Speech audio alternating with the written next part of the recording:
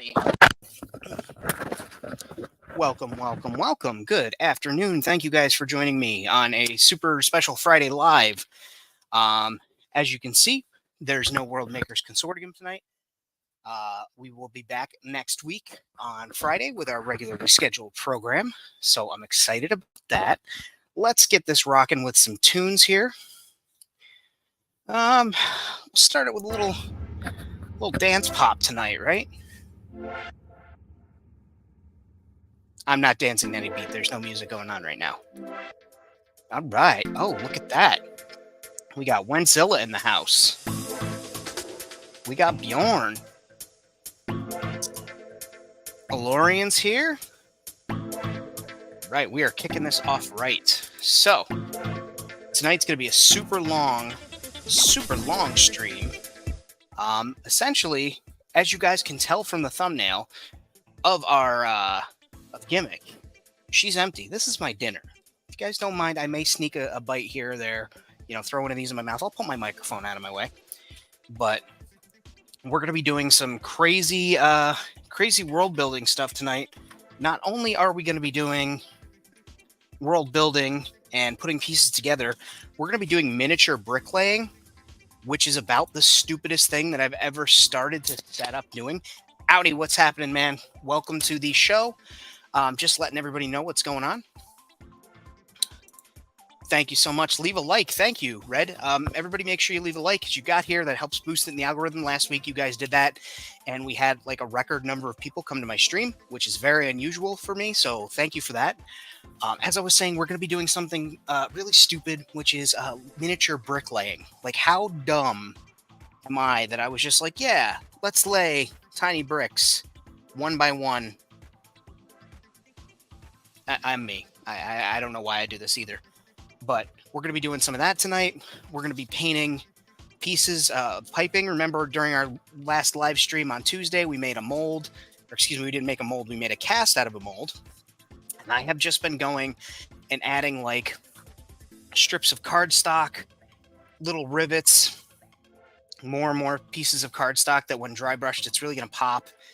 Anthony, what's happening? Glad to see you're here. Thanks so much, my friend. And that's going to be a drain pipe. I took the big piece off. I had this set up like this with one of these. I was going to make a big long one coming out of the ceiling. I don't think I need to do that. I think this is perfect. This will be a good example of drainage, and we'll get that attached, and then I'll bring you guys up into Gimmick when we start putting pieces on. That'll make it a little more interactive, a little more different than our usual streams. So you guys know, I do have the doggos here. I've got some treats next to me, so if you guys make Ko-Fi donations, can go for treats. They'd be very happy with that. Snowflake is over there. She's being super adorable. I also do have the stickers available. They're 2 for $5. I'm getting a whole stack of them sent out. I've got like 10 orders, which thank you so much. You guys are blowing my mind with the amount of people that want these gimmicks, or excuse me, these Famine Studio stickers, which is going to segue into me saying we're workshopping some Gimmick Starport stickers, and there will be also stickers in the pack that I'm putting together that are generic enough to be world building stickers, but can also be used for other things. Some will be in Arabesh, some will be in the language that the Predators use. Yacht, I can't remember what it's called. So I'm excited about that. We're not going to break any copyrights, but there will be some very big Easter eggs and very noticeable pieces of properties that we all love and we all reference in our world building. So hey, get hammered, man. I'm going to have an edible after I eat my dinner, and I may grab an adult beverage about halfway through this thing. But for those wondering what the stickers are, I've got a couple right here. We might do a giveaway. I might send out a pack of these, but they are vinyl. Famine Studios. They've got my lovely jackalope on there, my mascot for the channel. They're 2 for $5, like I said. Probably do a giveaway. And we are working on currently, and I say we, my lovely girlfriend and I have discussed it. We're going to be putting out these stickers in sticker packs that are going to be world building stickers. So you can go ahead and one of my ideas was that you could put it on cardstock and put it up in your world. I do this right here where I put things on reflective tape. Never mind the plastic sprue that I had attached to it, but I put it on metallic tape. And that's the same aluminum tape that you would use for, home repairs, fixing pipes, not plumbing pipes, but like aluminum pipes, and I put that on the back, and that allows you to wrinkle it up, leather it, make it look like a metallic vent. You can bend the corner, and then when you see that little bit in front, it just adds that much more realism, right? You can do it on that. You can put them on pieces of cardstock. I've also done that. I have a 7-Eleven one, which just fell. I actually cleaned. I made a concerted effort. That's the one. Made a concerted effort to make sure that the show was going to go off with as few hitches as possible, because it's not our usual Friday show. We're usually over on Rad Toys channel on the World Makers Consortium, which usually goes on at 8, but I wanted to do a nice live stream build with you guys, hang out, have fun. But you have seen the 7-Eleven sign. There's this one here, which is up there. That's on cardstock as well. And all I did was take a piece of mat board, the same stuff that you get at the back of a notepad, a legal pad, and I just cut that to fit after I pasted the image on there, and I slapped that up. So you'll be able to do that with these stickers. I'm excited about that. Those are going to be early 2024. That get Christmas out of the way. I get it. Holidays are tough for everybody. That's why I'm not harping too much on the stickers, but the response has been great. So I want to move forward with some of these world building ideas, things that can help us as a community populate our worlds better. And also is exciting because some of the things too, I want to make just like a really, corny caution sign in Arabesh, right? Not a sticker. It'd be a large sticker, small sticker. I haven't decided yet, but like something that you could also put on a bike helmet, or if you have a locker or notepad and someone, if they're a nerd, they're going to see that. And if not, it's a cool looking sticker, right? It's got some alien script on it. But you could also put it on a piece of cardstock or balsa wood, back it with foil tape and put it in your world over a door, or put it right onto a door. Oh, I'm streaming now, Bowen. I'm streaming now. This is going to be a long episode. I hope you guys got your beverages. If you need to get up and take a leak, of course, drop it in the chat. You'll be back. That way, if I answer one of your questions, or I know that you're going to be gone, I don't just want to leave you hanging or have to repeat myself or have you repeat yourself back and forth. None of that. So we are going to have a fun stream. I think this is going to be a fun stream. I know Bjorn just ordered a package of stickers, but like I said, I've got a stack of envelopes that are ready to be stuffed and sent out.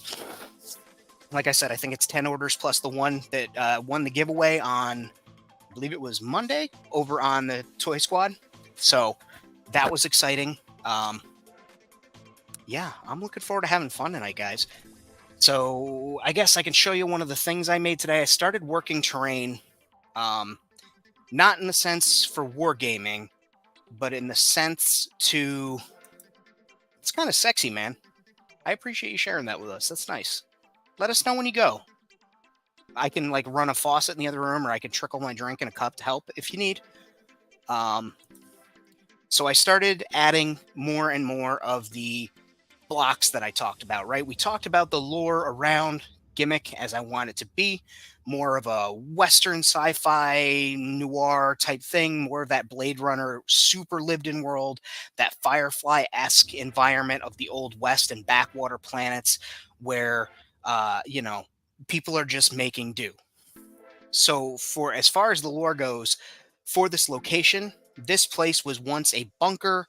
It was used as a temple before that. It was some place of significance throughout the ages, over and over and over again. And now it's a thriving community of people who want to be left alone, out of the reach of the long arm of the law, in the backwaters of the galaxy, that are just trying to get by, but it draws people in. There's something about this place that is special and unique in the universe, and it brings out the best of people, and it brings out the worst of people.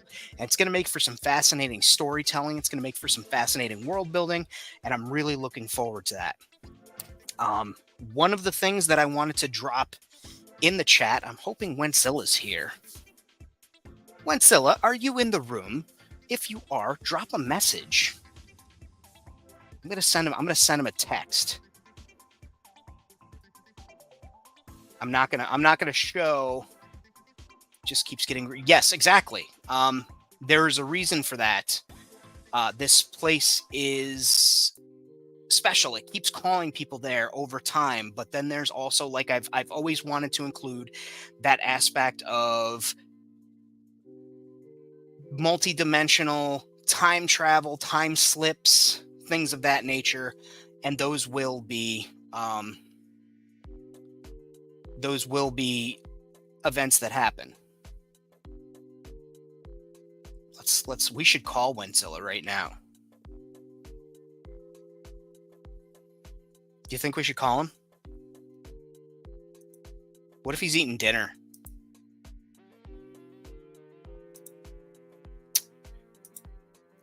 Yeah, just like the bed. Oh, you said bathroom. I thought you said bedroom. I was like, yeah, that makes sense.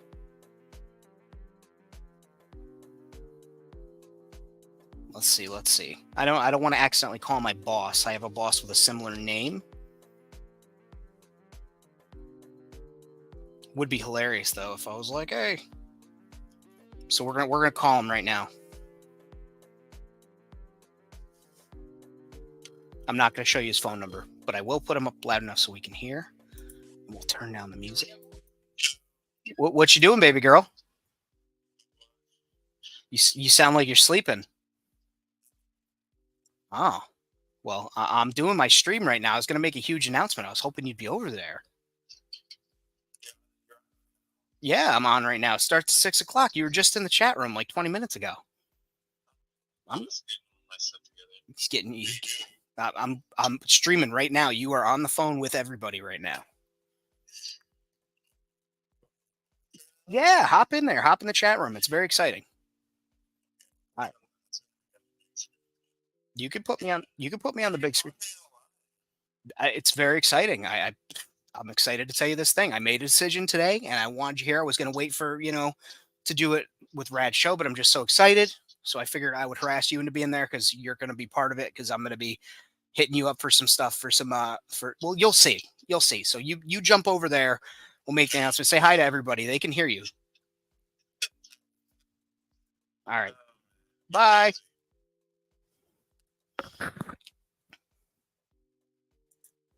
Tatooine. The idea, we want Zilla. The people are chanting. The people have spoken. He's on his way. So on Yavin 4, whichever way is right, that's the way I said it. The way is wrong is how I didn't say it. If you're watching this on the replay and I said it wrong, tell me in the comments. There he is. Look at that. The people are cheering for you. On the screen, your name is being called.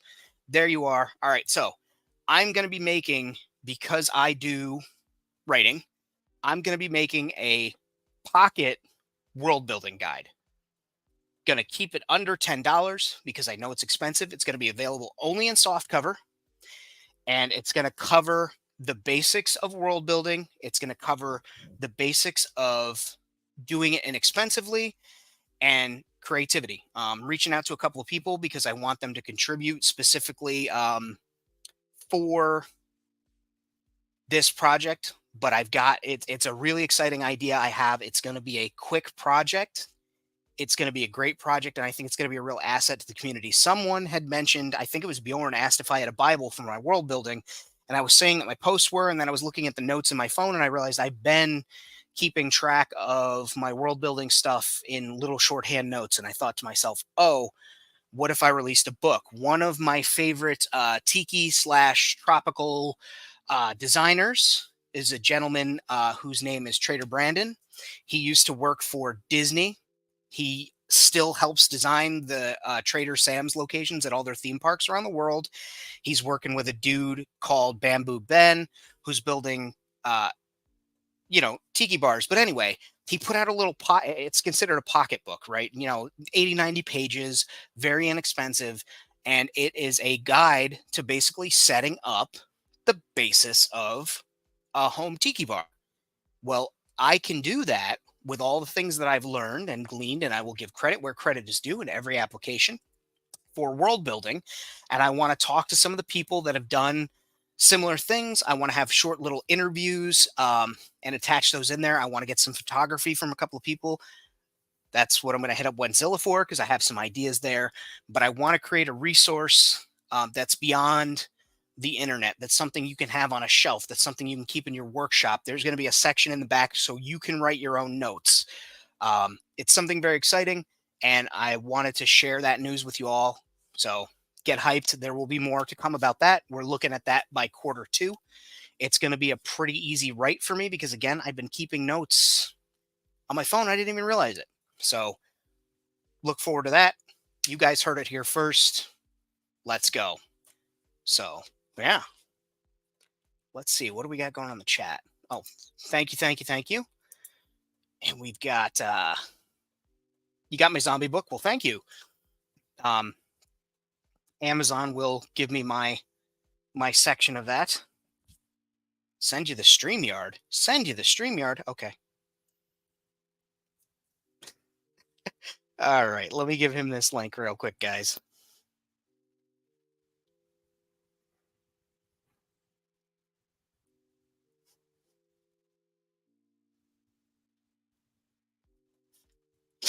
And let's get the tunes back on here. I want to keep this music bumping. There we go. That's way too loud. Let's bring it down to about a 10. It's Friday night, I know, but we got neighbors. Let's pretend we got neighbors, right?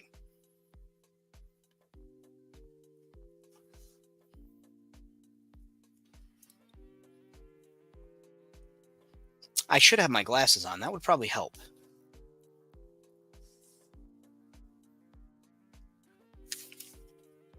I did bring my glasses over, didn't I? Did one of you dogs steal my glasses? I think the dog stole my glasses. Or did Snowflake steal my glasses? Did you steal my glasses, baby? She's sitting down on the floor like a little slipper. Just chilling out down there. Can't hear the music at all. All right, well, let's bump the tunes then. How's that? This track's called Feeding the Ducks. I don't know what that's about.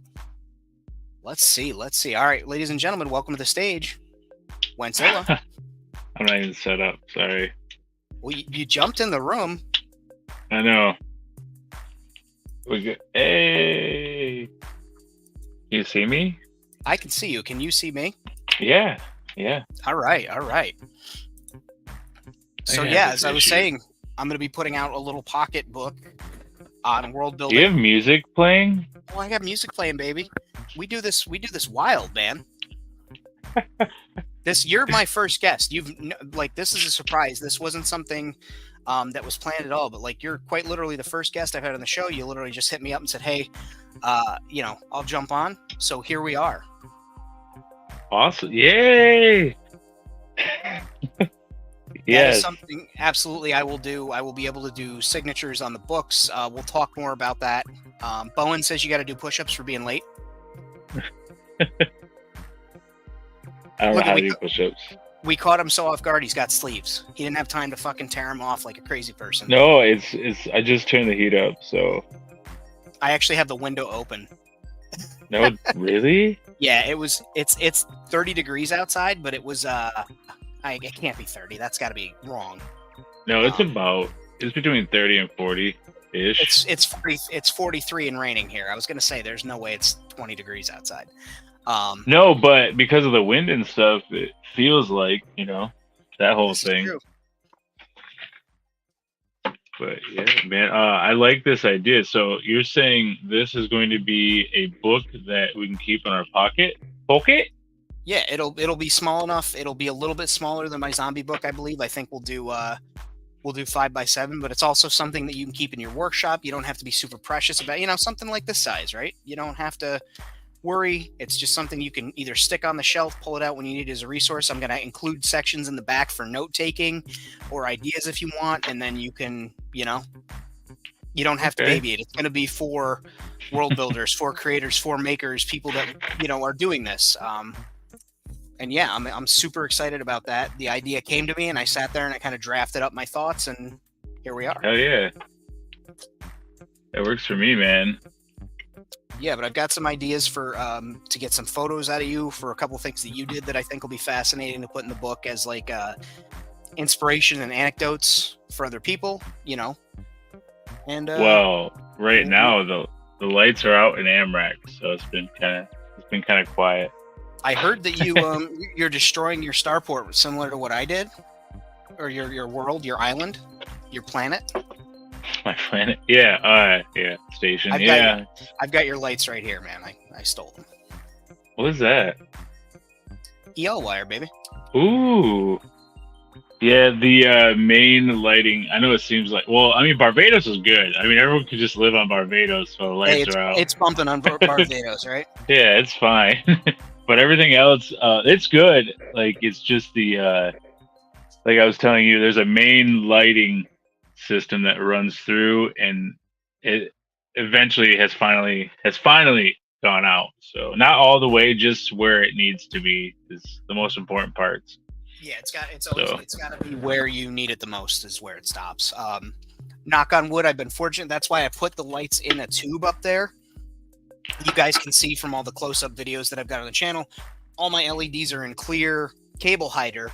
This way, if something goes wrong, I can pull them out of the tube and, replace them. And then all I've done as far as like making it so I can replace them is I put a piece of wire on the end, so I just have to pull it all the way through, and then it'll be back with the lights. Knock on wood, I don't need to do that, but it's a thought. Yeah, no, it's a good idea. No, these are actually tube lights that went out, so it's weird. They're the ones that screw together too, like the outdoor ones, and they went out. So Gotcha. like oddly too, because the beginning of one works and the end of the other works, but not where they need to work at all. So it's fun, man. It's great. It's like World Makers Consortium, only two of us. The other guy's sick, man.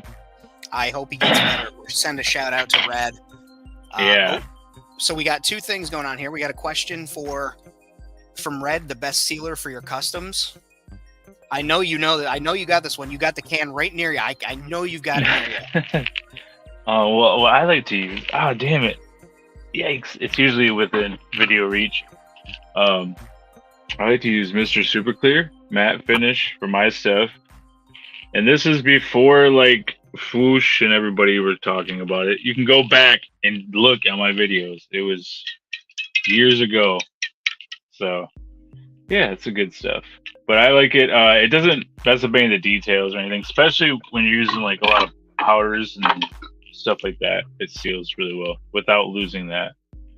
And if you are sealing with powders, spray from a distance. Don't be like me. The first couple of times I use weathering powders, and I'm holding the figure, on one of my alligator sticks, and I'm like, and I'm looking. I'm like, where'd all the weathering go? I turned it around, and it was all pushed to the back of the figure. So. Yeah, I always stick to like 16 to 18 inches to 2 feet away because it'll get on there. And I usually go from above, like I'll have them like standing and then just do from above because I don't want to mess up the face too much with anything. So, gotcha. I use it's the one that's it's a matte sealant it's acrylic matte sealant, but it's for like photos. You had a can of it in one of your videos. Mine's in a cabinet, my spray paint cabinet in the other room. Can you make it full screen so you can nab a screenshot? Oh, can you hold up that can and I'll make you the big. I think I can do that. Are you talking about the? Let me get some of the glare off of this so he can screenshot. Well, that might not help. Mr. Super Clear matte. Yeah, just go on Amazon.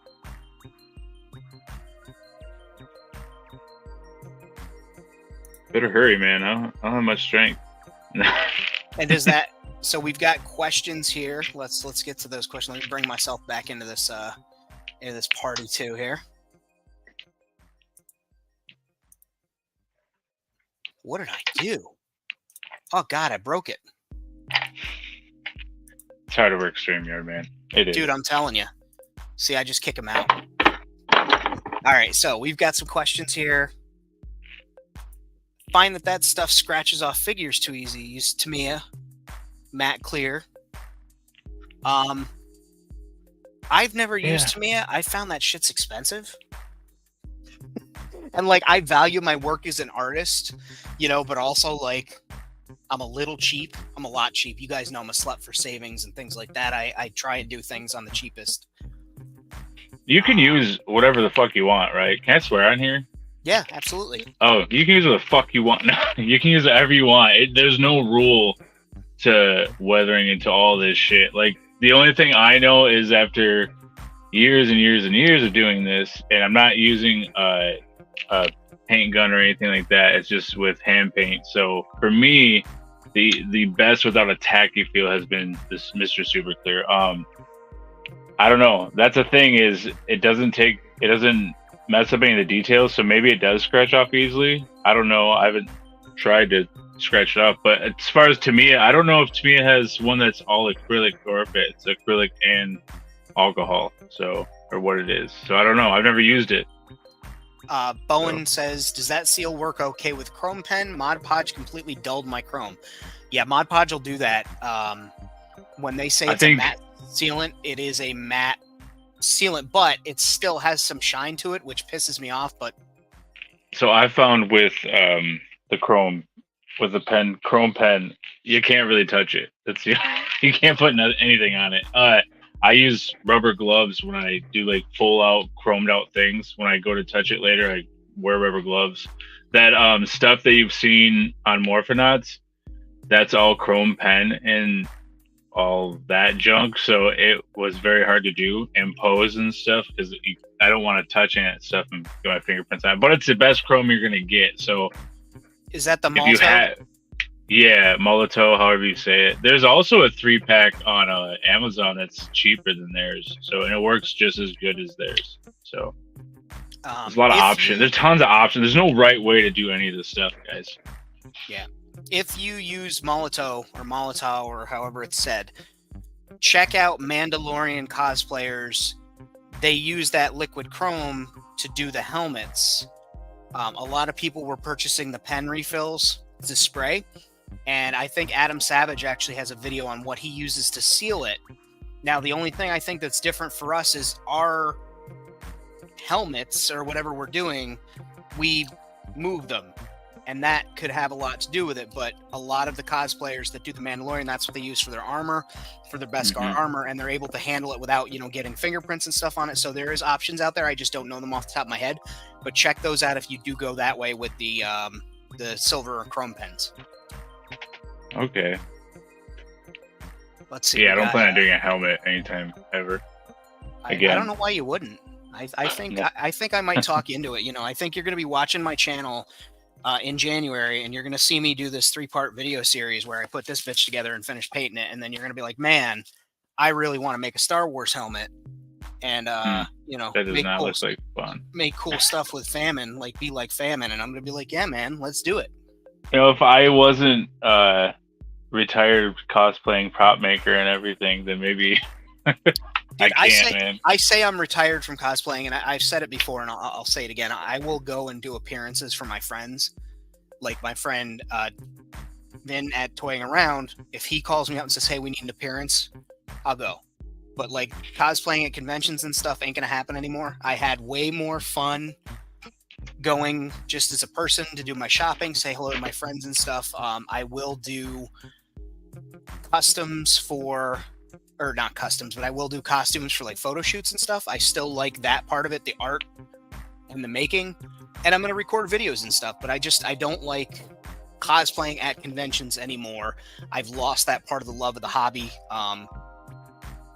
I loved this past year when I did the Toying Around block party, which is my friend's toy store. He holds a free block party in Johnstown. He had Dustin's girlfriend from Stranger Things. He had Hornswoggle there signing autographs. A couple of years ago, he had Brutus the Barber Beefcake there. He had one of the guys from Hasbro there, doing autographs, Q&A.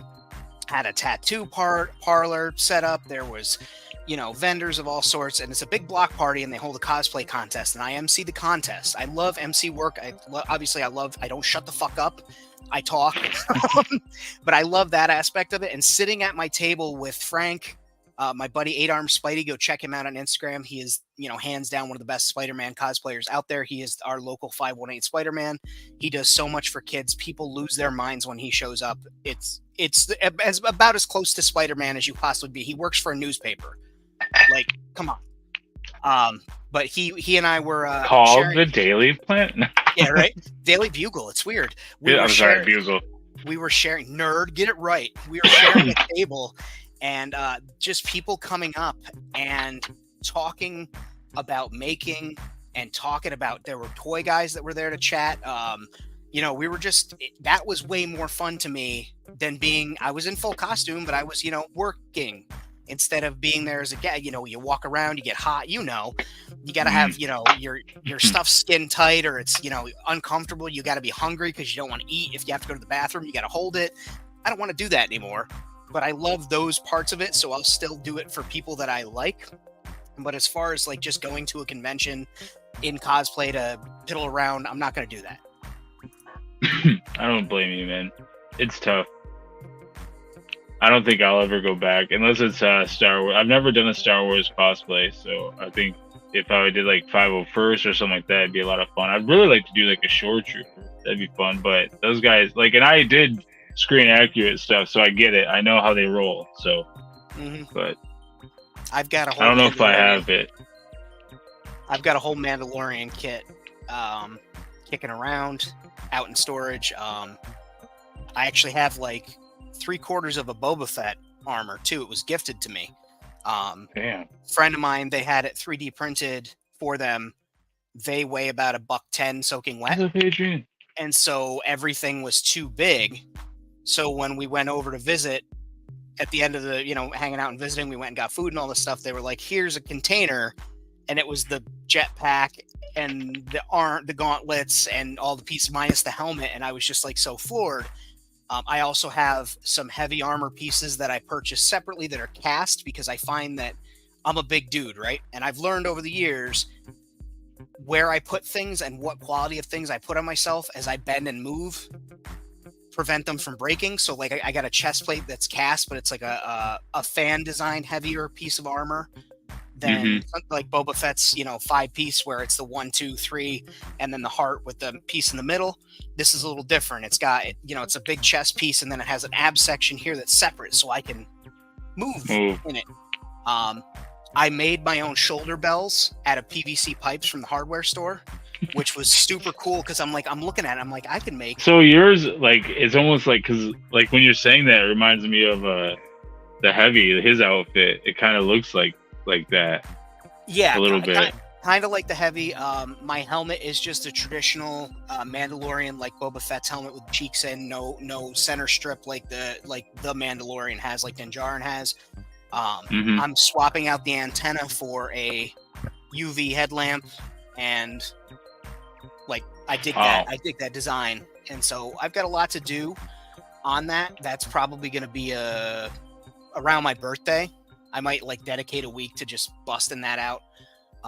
But like I've got this helmet here, this clone helmet I'm going to be doing. The person that I bought it from is actually closing up shop. This isn't me talking shit, and I think I've told you this story, and I promise, guys, this isn't me talking shit.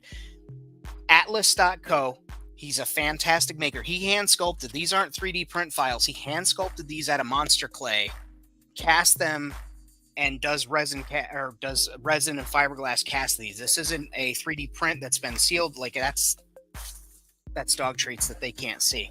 But like that's real thick resin. That's like a 1/4 inch thick resin. This bad boy's great.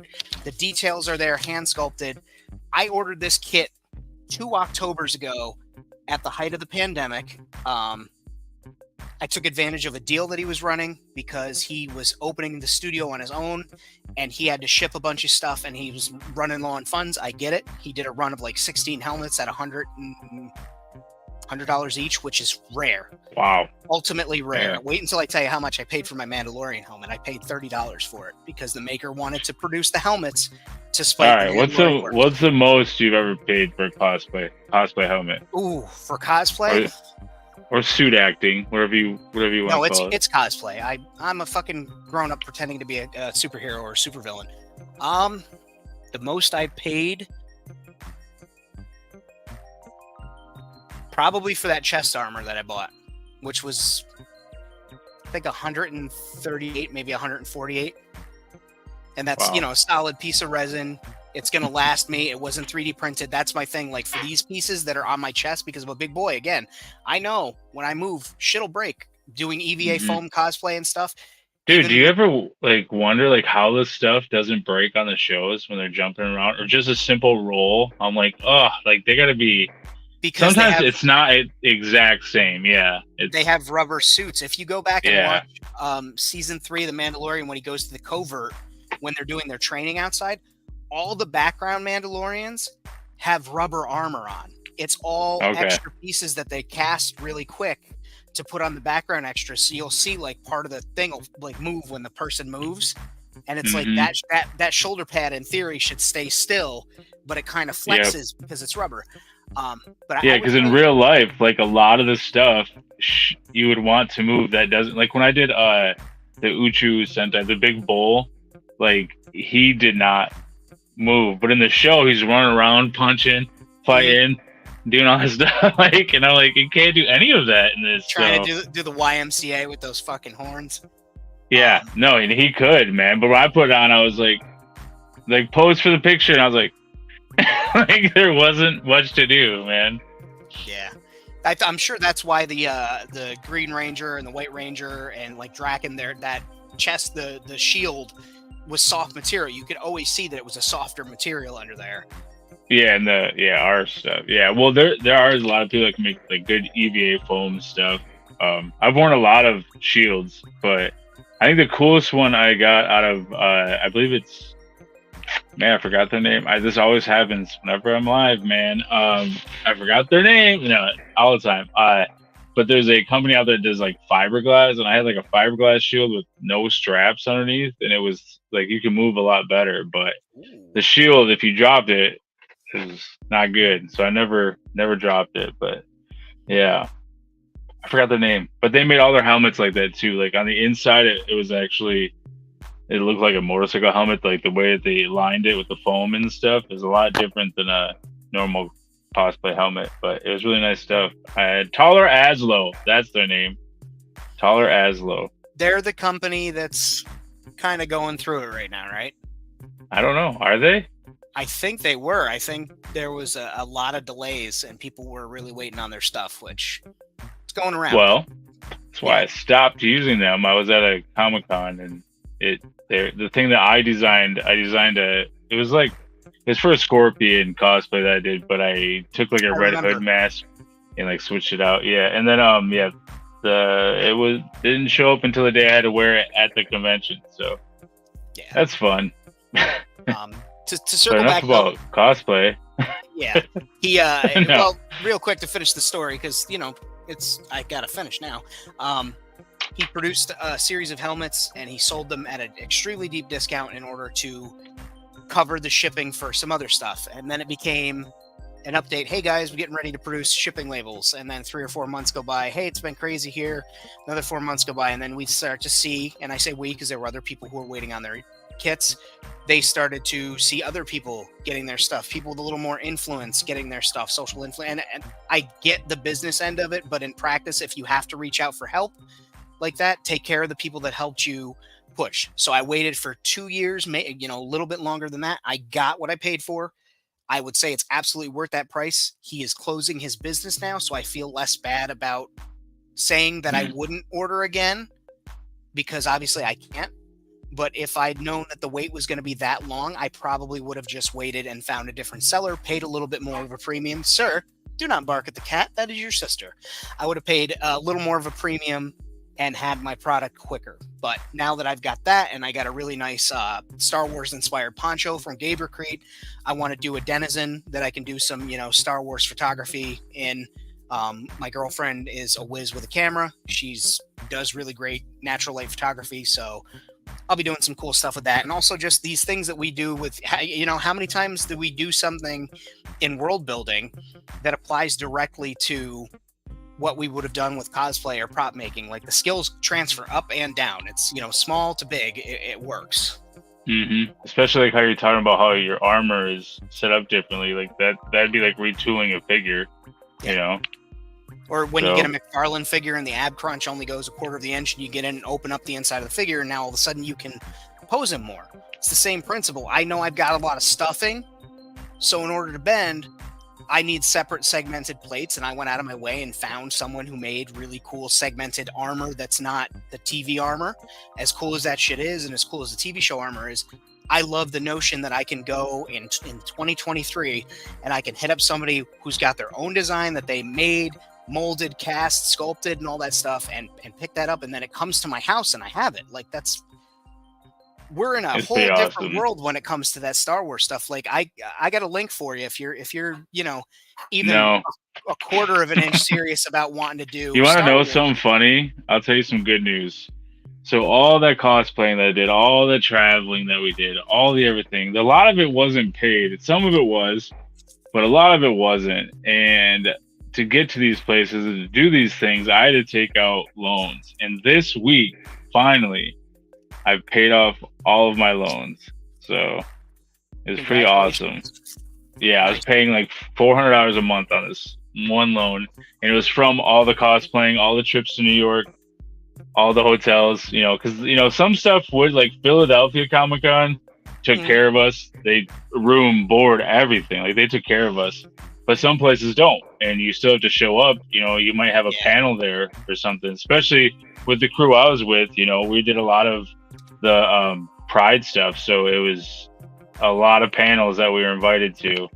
Like anybody that talked to it, they wanted us there. So it was like just tons of work, but it was fun. I learned closer towards the end, negotiate a rate. If they want you there, they will pay that rate. If they don't really want you there and you're just another body, don't go. You can go as a guest. I mean, sometimes they don't really want, the straight guy to show up. I'm not really the fan favorite of the group. So I get it. No, I just mean if people are looking to guest at a convention, if they're doing toy shows or something and they get an invite, like make sure they're taking care of it. At the very least, they should be comping your entrance and an assistant for you.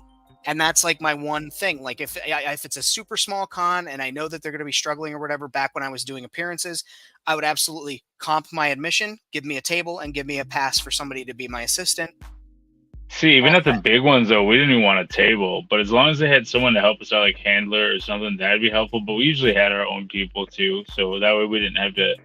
Like, we were walking through New York Comic Con, and we had helmets on, geared up. And I always wore stuff with more armor than most because I was the biggest out of all of us. Even when I was at my smallest, I'm still big. So...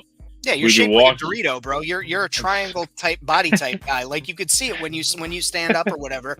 You have that V shape, that superhero. It sucks. V. It sucks. It's hard to deal with. But yeah, we were walking through and he wasn't big at the time. He was on a game. Well, he was kind of big. And Taylor, my fiance, who was also in Helmet, she was like, "It's the weekend." I was like, "I know, it's Saturday. Let's keep going." Like, and then his security walked by, and the weekend came through. And he had real security, and he just like pushed us to.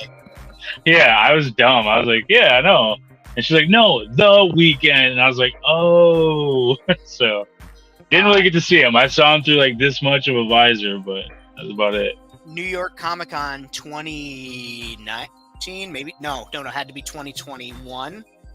Nick Kroll was inside the Hormone Monster suit from Big Mouth, and nobody knew that it was him. So he was there doing the photo ops and everything, and like when we took our picture together, he like put his leg up on me and humped me as the Hormone Monster. He was playing my beard, and he's like, like your pubes and blah blah blah. I'm like, God damn, that actor really sounded like Nick Kroll. I wonder if they had like a voice box or something. No, that was Nick Kroll in the bodysuit for the Hormone Monster from the TV show. Like New York Comic Con's wild. And you see like Henry Cavill, he walks around and incognito and shops, Adam Savage, and like all these people you meet. Who was it? Daredevil. Charlie Cox was Bluey. And really? Yeah, he was just painted up his face like Bluey, wore the shirt, and found an electric cosplayer. Was like, "I really like your costume. Can we get a picture?" And then it finally clicked with her who it was, and then he put up the picture in his Instagram or on his Twitter.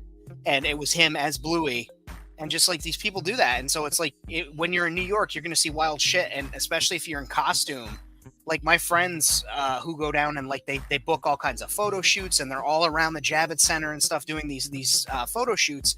They run into famous people, or famous people like stop their car service and hop out and be like, "Yo, I love Dragon Ball Z. Can I grab a picture?" And like it's just wild how the shit happens. Like. Not that he's a super celebrity, but you know who the Smoke is. He's been on TV, wrestling, cosplay. I caught him coming out of the con. Like we passed and we knew each other from Instagram. Like we just grabbed a quick second.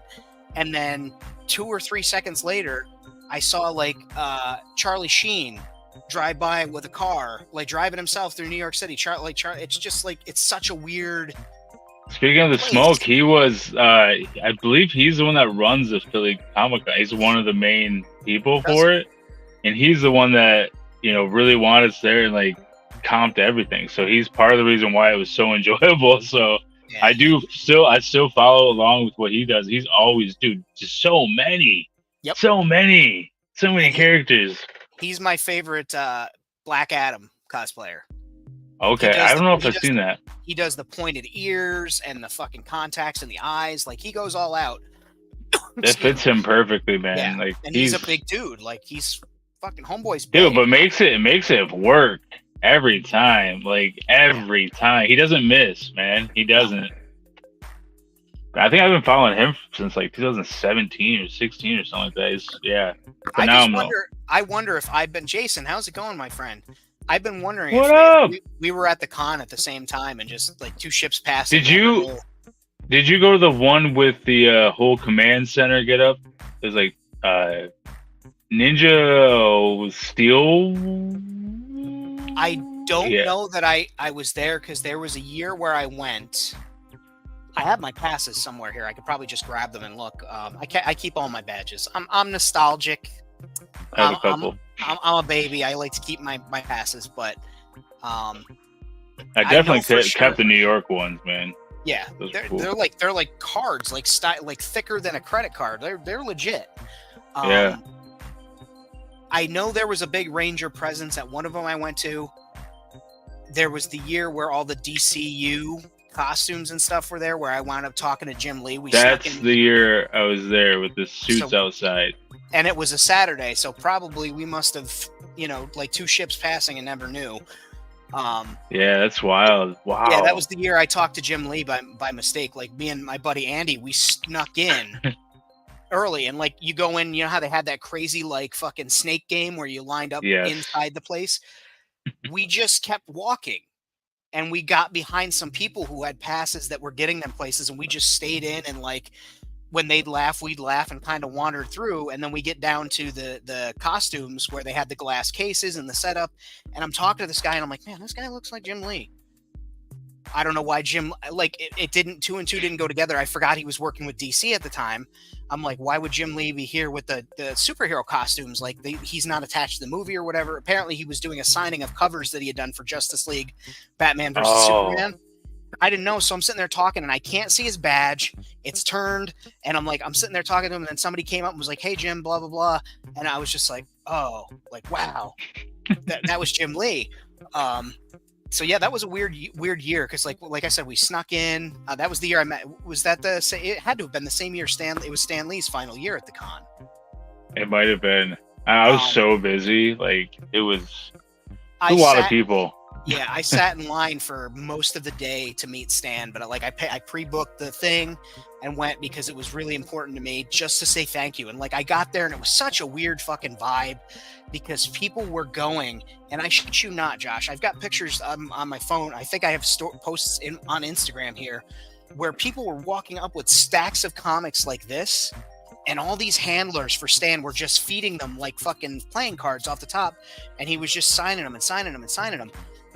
Broke my heart. So I got over to Stan, and I literally put myself between the person behind me who was going to start passing shit, because all I did was buy the print because that was part of the package. And as he was signing it, I was like, how's it going, Stan? And he looked up and he was like, good, thank you. And I said, how you doing? And he's like, man, I'm tired.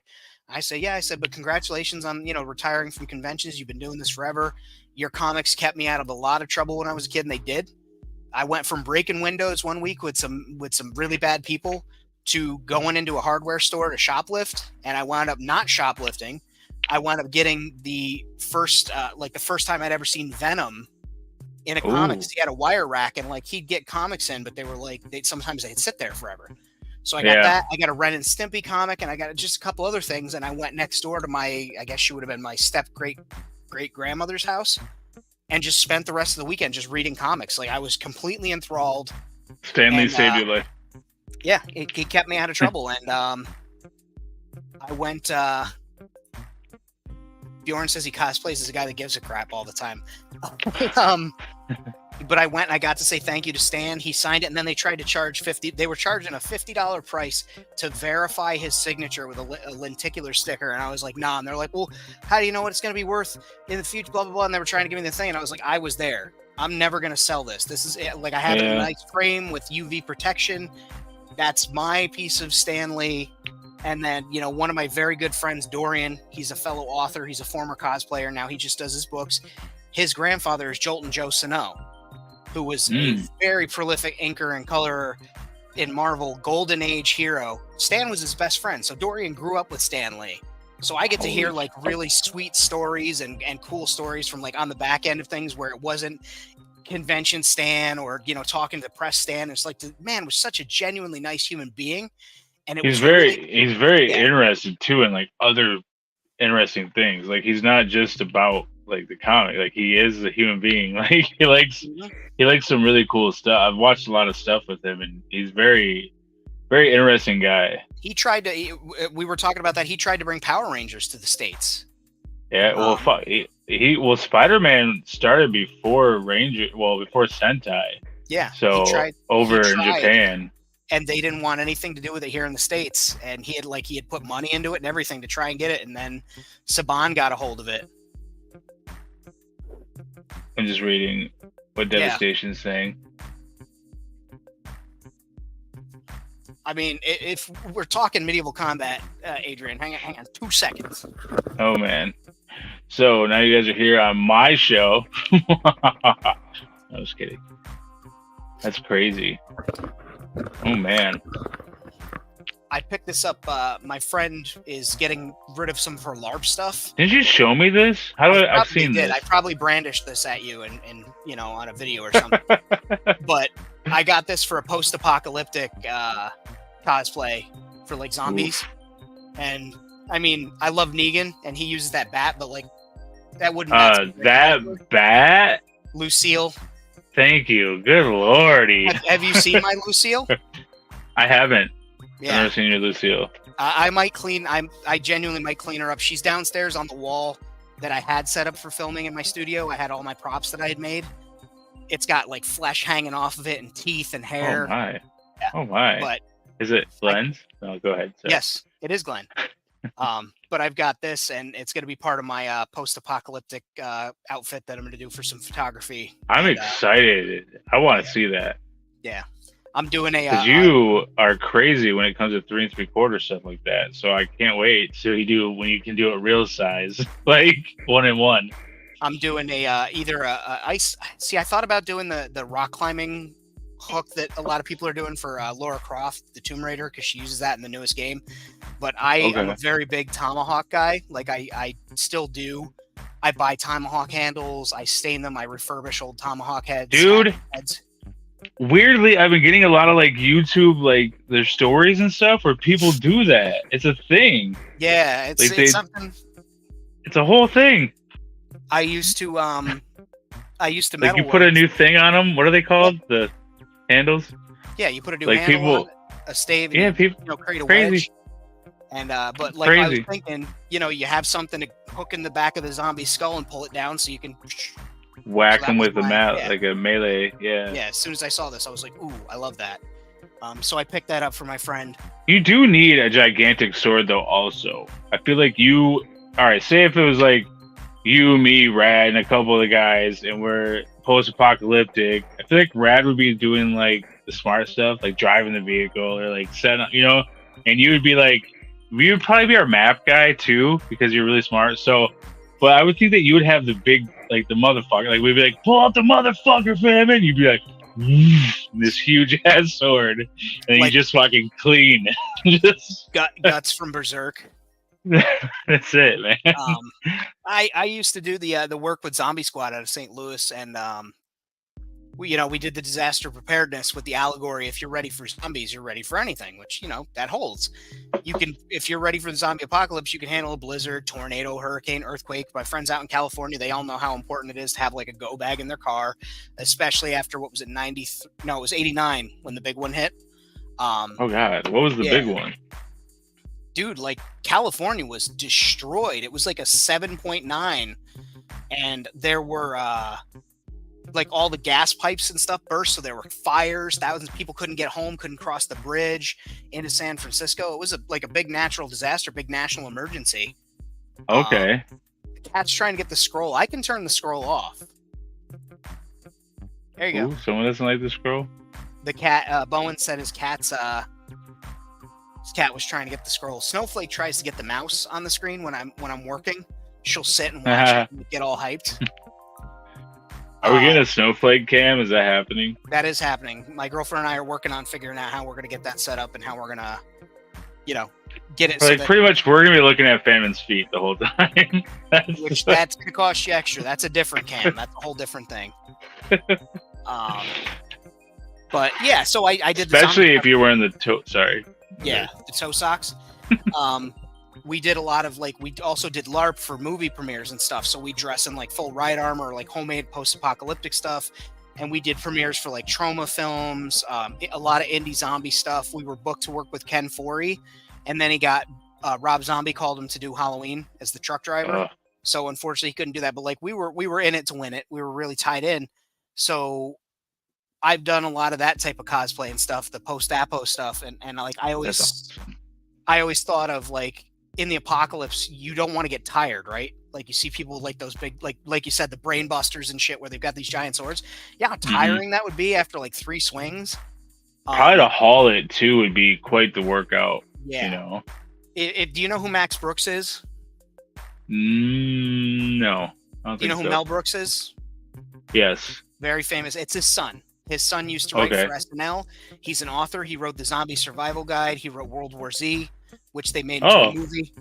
Now they're making it into an HBO miniseries. Fingers crossed. I went to see him. Dude, speak. I'll take anything zombie, man. I don't care. I went to see him speak at RPI, and he was talking about his books, and he was giving the zombie preparedness speech and all that stuff. And I thought I was young, and I thought it was hot shit, and I was like, Mr. Brooks. And he's like, oh, stand up. And so I stand up in an auditorium full of 500 people in the RPI gymnasium where they hold national basketball games. Sometimes the NBA plays there. And I stand up, and I'm like, yeah. And he's like, what's your name? And I was back then, I was going by my old name. I said, Kevin. And he's like, oh, Kevin, what's your question? Repeat it. And I repeated my question. So he says it back to everybody. And he's like, if anybody has any other questions, see Kevin afterwards. And I was so embarrassed, but it was funny embarrassed. You know what I mean? And yeah. Truth be told, people were coming up to me and talking to me. They were asking me about Zombie Squad and things like that because they had seen the patch. We worked with him at, and I say we, other chapter members had worked with him at a book signing, things like that. So I got up to him at the end for him to sign my book. And he was like, thank you for being such a good sport. He's like, you've got a really good sense of humor. He's like, that was a great question. It was a really cool moment. And he, signed all my books for me. I brought a book for my buddy who couldn't be there. And he was like, he's like, stick with Kevin. He's, he's ready, blah, blah, blah. And he was just awesome. And he immediately knew as soon as he saw the Zombie Squad patch, he was like, oh, from St. Louis, blah, blah, blah. And really, really cool guy. But yeah, I've done a little bit of the post-apocalyptic stuff. So I'm excited to do some more of that. That's exciting, man. Yeah. The only thing I really did that was what? Oh, sorry. Go ahead. You said audio? The World War Z book Audi mentioned. The audio book, the unabridged version, has Mark Hamill, Brad Pitt. She played Dana Scully. Drawing a blank here. Red hair? Yeah. But it's huge voice cast of all stars. And each chapter, each story is an individual, independent story of him interviewing people. And it's great. Mark Hamill plays a 30-year-old war veteran. And how Mark Hamill's voice sounds. He uses his regular voice, and he sounds so old. And that's the whole point of the story is these people that were in the Battle of Yonkers, they call it. It was the apex of the American part of the war, the zombie war. And they fought for Yonkers to try and take back New York City. They used a weapon that sucks the oxygen out of the area because they thought okay, let's use this on zombies, not thinking brain destruction. And he was one of the few people that survived, and you could hear it in him. And he just plays this young guy, but he's also sounds like he's just lived for fucking ever. And it's fascinating. He's a really good voice actor, man. Yeah, really good book. And he also wrote one called De-Evolution, and it's about Bigfoot. And basically this Bigfoot community terrorizes this smart community that they build in Washington State. And so these people are essentially trapped there, and the Bigfoots start figuring out like, oh, they're trying to grow food, and they destroy their gardens, and like they're just like doing everything they can to make these people's lives miserable, so they leave, and they can either kill them or just like push them out. Great book, and it's narrated by Bob's Burgers actress who plays Louise. She's the main character, and her brother is interviewed in parts of the book, and he's voiced by Nathan Fillion. Really good audiobook as well. I like me some Nathan. Me too. I still watch his TV show it's on right now, even though it's not sci-fi. The Rookie? Yep. We're big Castle fans here. We watch a lot of Castle. Castle's also great. The Rookie is so funny. Even if you don't like cop dramas, it's like it's rom-com, right? So it's I don't know. It's kind of romantic at times, but yeah, it's good.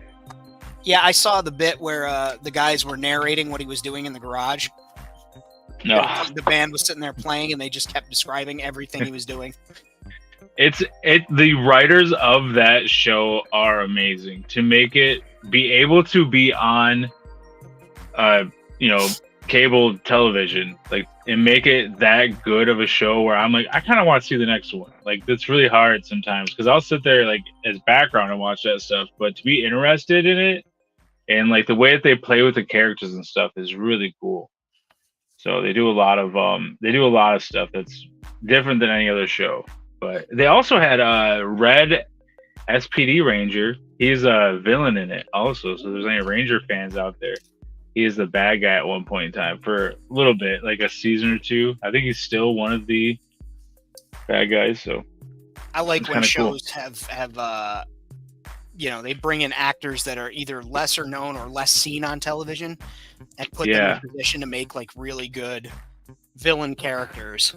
Well, then Jimmy Olsen from what was the Smallville, the guy that plays him, I believe he's like the lawyer that works with them and stuff. So he's in like every episode. Jimmy wasn't Sean Astin Scott, was he? Or not? That's the wrong name. One of the twins, right? Was it? Yeah, I believe it was. I could be wrong. I think you're right. In something, I believe he's Jimmy Olsen. I don't remember if it was Smallville or not. African American actor or white dude? White guy. He's not the one from Supergirl. Okay. That guy is awesome in True Blood, though. Yep. Yep. It's been a minute. Or whatever his name is.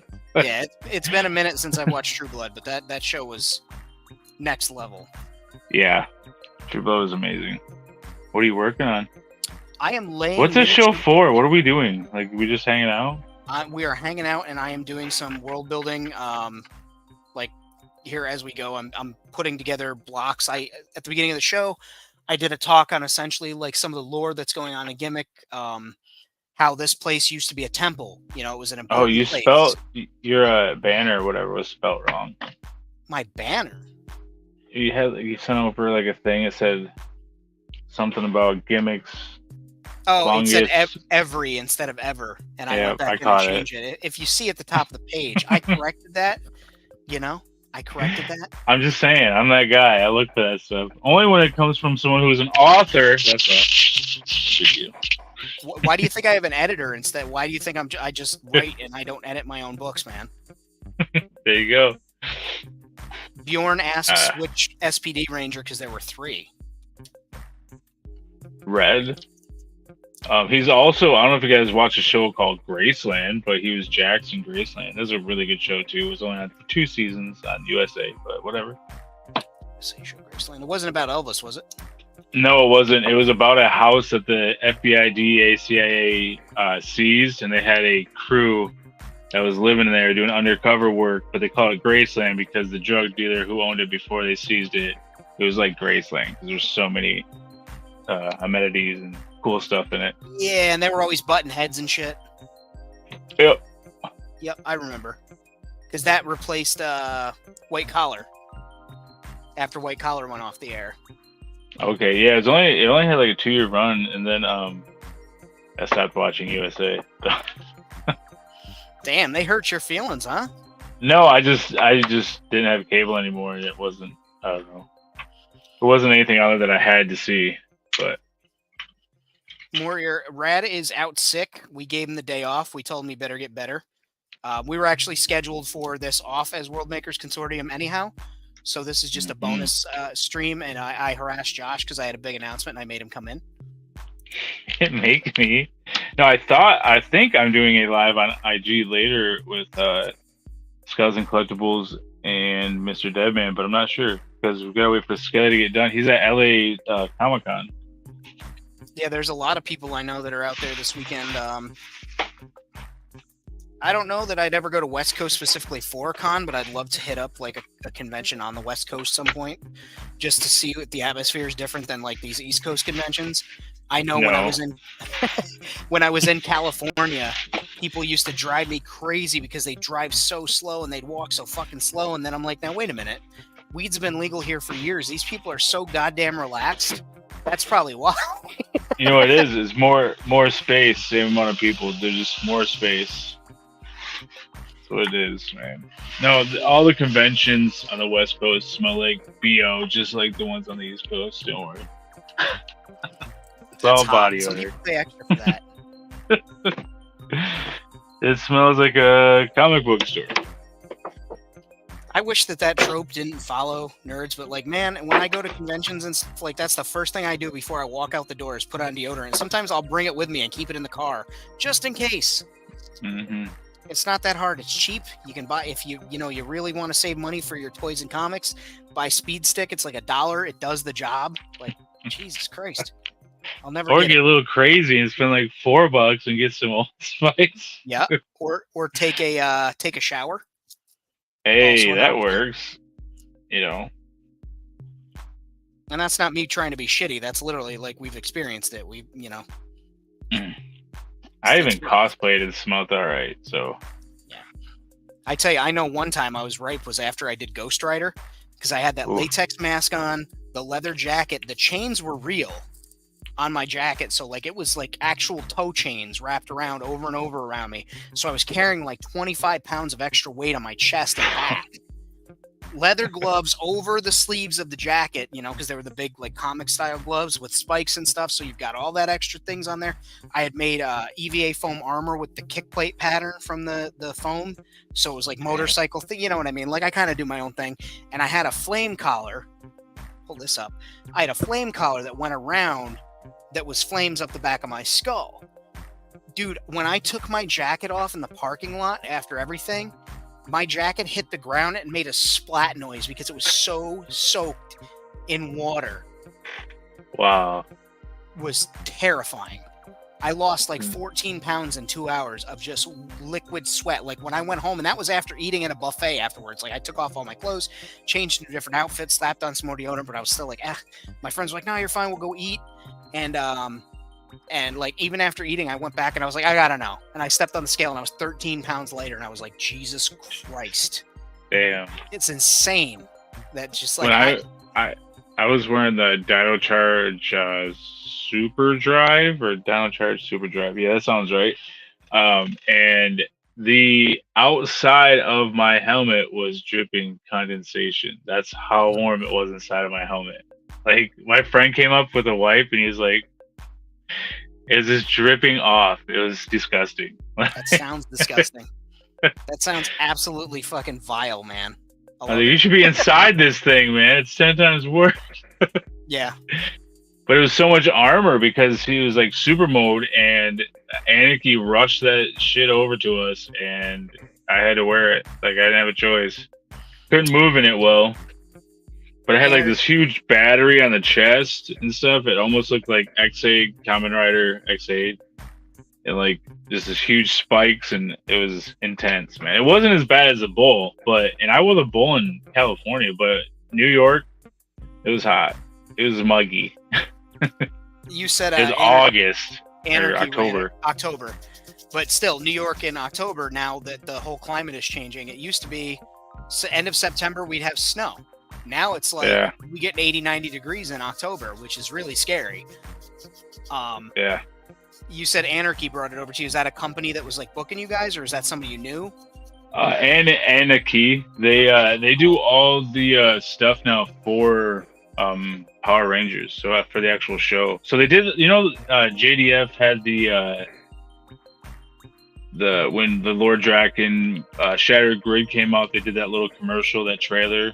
Yeah. He wanted it to be like a Netflix thing. Well, they made all the suits for that. So our suits were supposed to be made, but obviously we got jumped. We got trumped by what they were doing. So ours got to the back burner. But whenever they would screw us over, they would then like gift us like an entire suit. It was really strange, our relationship. But it was very odd. There's a lot of translation issues, but that red Supercharged Dino Drive, whatever. I forget it now, but that was free. So it was like a $1,700 cosplay for $0. That's my favorite. And gift. I only got that one because I had done so we could do a Forever Red. They sent us whatever they had done, and I happened to be the one that fit that outfit. So, like measurement wise, like this one's going to him. They told us who was getting what. Like this is what we have available, and we're like, well, we have you guys booked. Like we're headlining with your stuff. We don't have any of your stuff.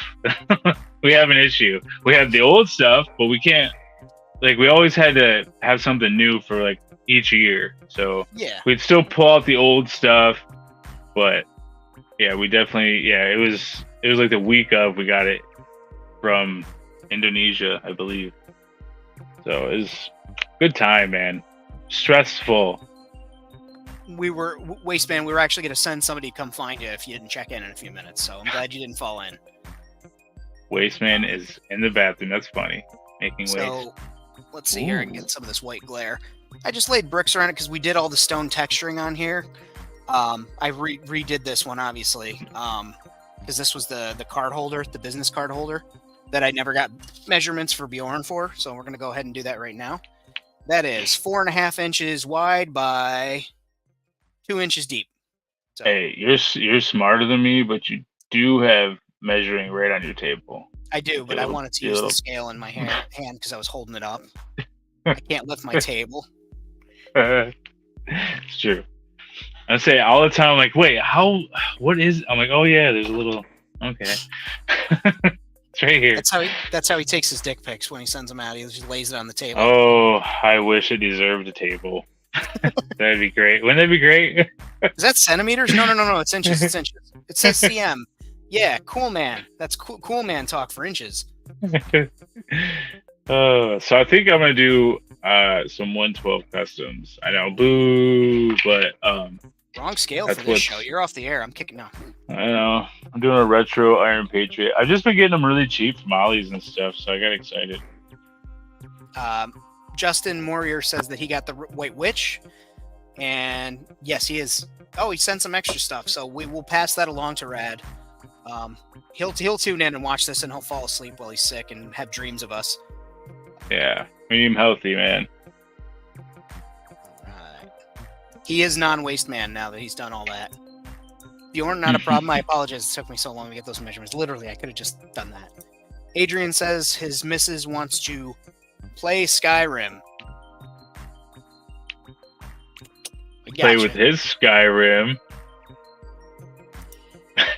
That's what I'm trying to figure out, but he's a friend, so we'll let it happen. Wait, what's it say? I didn't get to read it. If you're doing Josh is doing 112. Woo! I've always done 112. I've done 1.6, 112. I started with 112. I actually started on 1-1 props, like we were talking all show. But yeah, I have tons of 112. 118 is my world building, which, like I said, the lights are out, so I'm a little depressed about it. Okay, I didn't want to get into it. No, I did finish up a 112 character. I did finish up the announcer for the arena. You mean 118? I'm sorry. Jesus, whatever. Oh, you fucking put him on. Oh, that's dope. Yeah. So we got a luchador in a spacesuit now as our ring announcer. Is that the Inquisitor? Yes, it is. I took and made his black, goldish silver, matched the head, and then blacked out all his gray, and then I did some yellow boots. Nice. And put put his stupid little piece of plastic back on. They're not, but I could make them red bottoms. He says a stupid little piece of plastic on him. Well, I like the retro feel for certain things in the world. You know what I mean? Like, it's so funny. Like, this is funny to me, right? He's holding a mic, yet he can't bring it to his face at all. That's hilarious. That's his interviewing pose. Coming to the ring! So, I mean, yeah, that's the only thing I've done 118. I'm sorry, in the last week. But, you know, Morphonauts took a lot of my time and patience, and I want to make sure that was perfect. So, and we're almost funded, man. Or it's almost, I don't own the company. I'm not even part of the company, but it's almost funded. But you're part of it in the fact that you know, did the promotional shots, you did the paint work for the test models. You are, you know, it's not yours that you own, but it's part of the community, and you are definitely a key piece in what's going on. So of course, and you know, we are almost funded. That's a huge thing, right? That's, well, you know, and he's very much community based. Like, all the promotion has been through the community. So just, dude, move it, media, whatever the heck. Did you see that? That was nuts. Yeah, the guy that did the scanning of them and stuff, dancing and karate chopping fucking figures, man. I've been following that dude since he had like 1,000 subscribers like a year ago, and sharing his stuff, and now he's taking the stuff that I painted and make it into a movie. Like, that's awesome. It's a weird thing, being in this community, especially like the 118, like, and learning, dude, about I will all these show people you, and the growth, right? Like the growth that people have in reach of social media, and also like helping out toy companies, being a part of it. Like, I never in a million years thought I'd know somebody who painted the prototypes for a successful toy line, and yet here we are, you know, hanging out. I can call you up and harass you, and have you come on it live. has nothing to do with being good either. It's a lot to do with luck. And I knew who Bo was, and he asked me for a favor, and I was like, that would be awesome. And I don't do stuff like, someone else asked me to do a Kickstarter recently and do the pictures for it, the production shots, and I said no because it was something I wasn't into. Now, when Bo comes along, it's different because everything that he does with Morphonauts, I've been excited about. Like, I've sent famine stuff that other people haven't seen. I don't know if I'm supposed to say that, and it's insane. Like, it's exciting. Very tasteful nudes. Very tasteful nudes. So I'm always excited to do anything with Bo, just because we speak the same language, and it's crazy to find that. Like, 3 years ago, if you go on my YouTube, I did an awful video 3 years ago. The music was louder than my voice. I still didn't know what I was doing. And that was like, 4 or 5 years in. I still didn't know what I was doing. Do you know what you're doing now, or? No, I don't. But I feel like the music was louder than me, and I was like, yeah, guys, check this out. And I was like, this is for Morphonauts. And it was just so dumb. I had a whole commercial play of Beard Struggle in the middle of the video. Like, he was like, head on over to Beard Struggle. And I was like, save 15% off with my promo code 1035. And I was like, it was so bad. So bad. Hey, I was like, I can't believe it.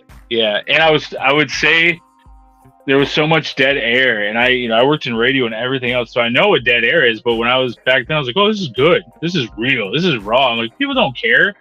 Like, they don't want big ass pauses while I'm getting up to go get something. If it's alive, it's different. But when you're doing a video, you can snip that 30 seconds out, because a lot of people probably clicked off. But I don't know. It's cool to go back and see that stuff. That's why I leave it up, because it shows the growth, and it's fun to go back and see what I looked like.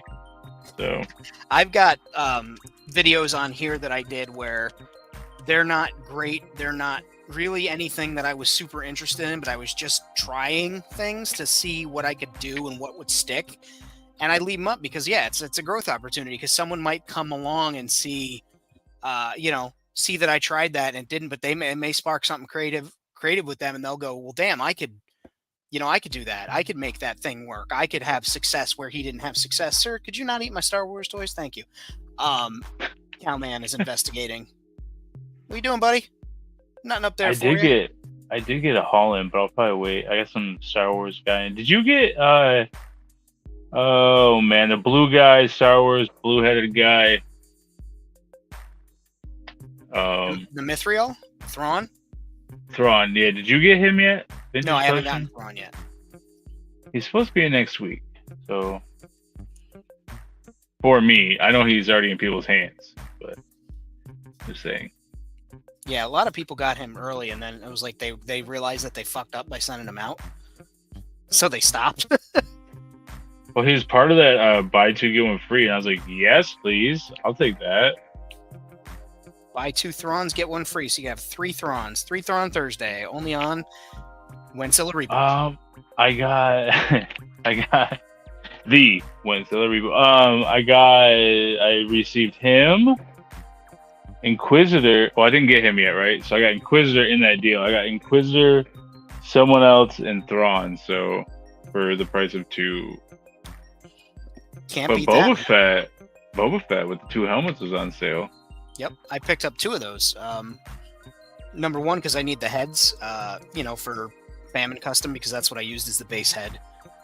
When I tan, I have a similar complexion, but I actually whited. I hate whitewashing figures. It feels scuzzy to me, but also it was the closest head that I've got that looked like my facial structure. So I, made sure that I sculpted things on there to make it look, and then I, colored it down into my pale pasty ass.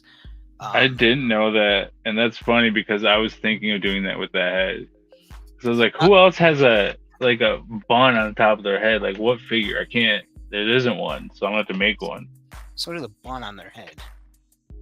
I don't think there is. Man, maybe a Joy Toy one. I was gonna say, but you also just showed us a figure, a 112 scale head on Monday on Toy Squad. Mondays on the Zilla Reboot. And yeah.